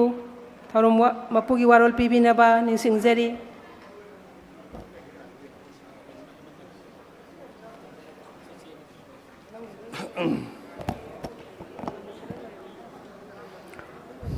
ngasi tangai padaba aikoina milanna sinjaba mairoi singi mana yadupagi function amadi kunithoira suba milan ki bagi mapu kumon ga mari linana asinba matam kaya kaithok piraga lengbirakpa maroi ba phaplang na phambiriba ikai khunubada matik charaba aigidi yamba akoi butakui tambirakpa lamai kendrigi hojik MLA oiriba siri khongmandabam ibum chabu ain ahanmaktada koknona ikai khunubba thamjari loinana hariba mi function asida yaubiramba ikai khunubda matik charaba chairperson Imphal West Jila Parishad ki Laisram Bobby Devi mathangda Dr. Waikhom Romesh Head of Department Manipur GP Women College Dana Manjuri University Imphal mathangda Yungkhaibam Surjit Kumar Kuman President Hirikon Busu Kognona ikai khunubba utsabbaga loinana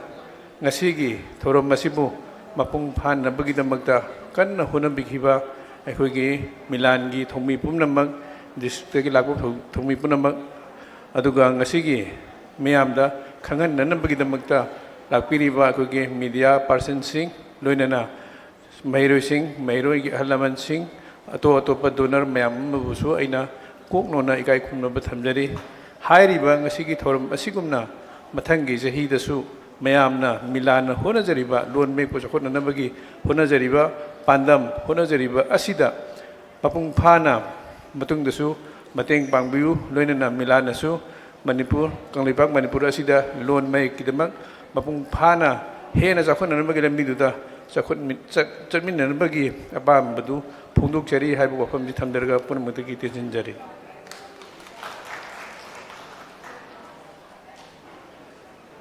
Thauram mapugi marik sumba warol thambiramagidamakta ikai khumnajariba milalgi losing purel oja khaidem ingosa miteibu thagatchari lengbirak pasingbu thagat warol thambinabagidamakta milalgi assistant secretary general oja khundongbam hemantabu kausinjari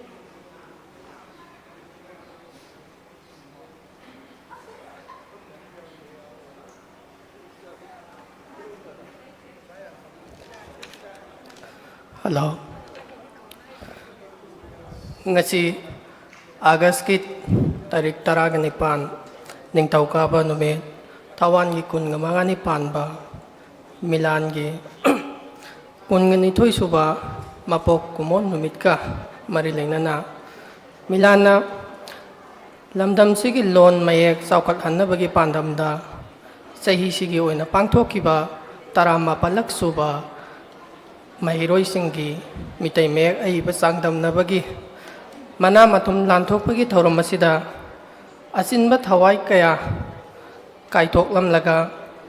thorom masibu mapung phan daba yade haina lengbirak liba ngasigi phamba ki leiteng hoi biriba mingoina amamam ta panjatraga su ikai khumna jariba phambak loi singbo Milan gi maikai dagi harau tayamba amadi ikai nunga ikai khumnaba uchari amadi function lasibo mapung phana pangtho hannabagi damak lengbirakhiba amadi thoram asibo social media ki kuthangda malem gi mafam khudingmakta yonbiriba ichilina khwai khudingmakbo Milan gi maikai dagi harau taramba phongdok jabaga loinana harau taram phongdok jabaga loinana ikai khumnaba uchari punamakpu amuka hanna Milan gi maikai dagi thagatjaba phongdokjari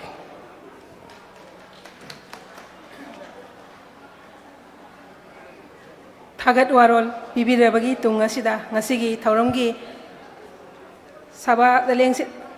Pampam lang lengsin biriba ikai khumnajaribasingi ayaba laujaraga thauramasi matang asida loisinjari haiduna milalgi maikaidagi pumnamaki mafamda lauthok sari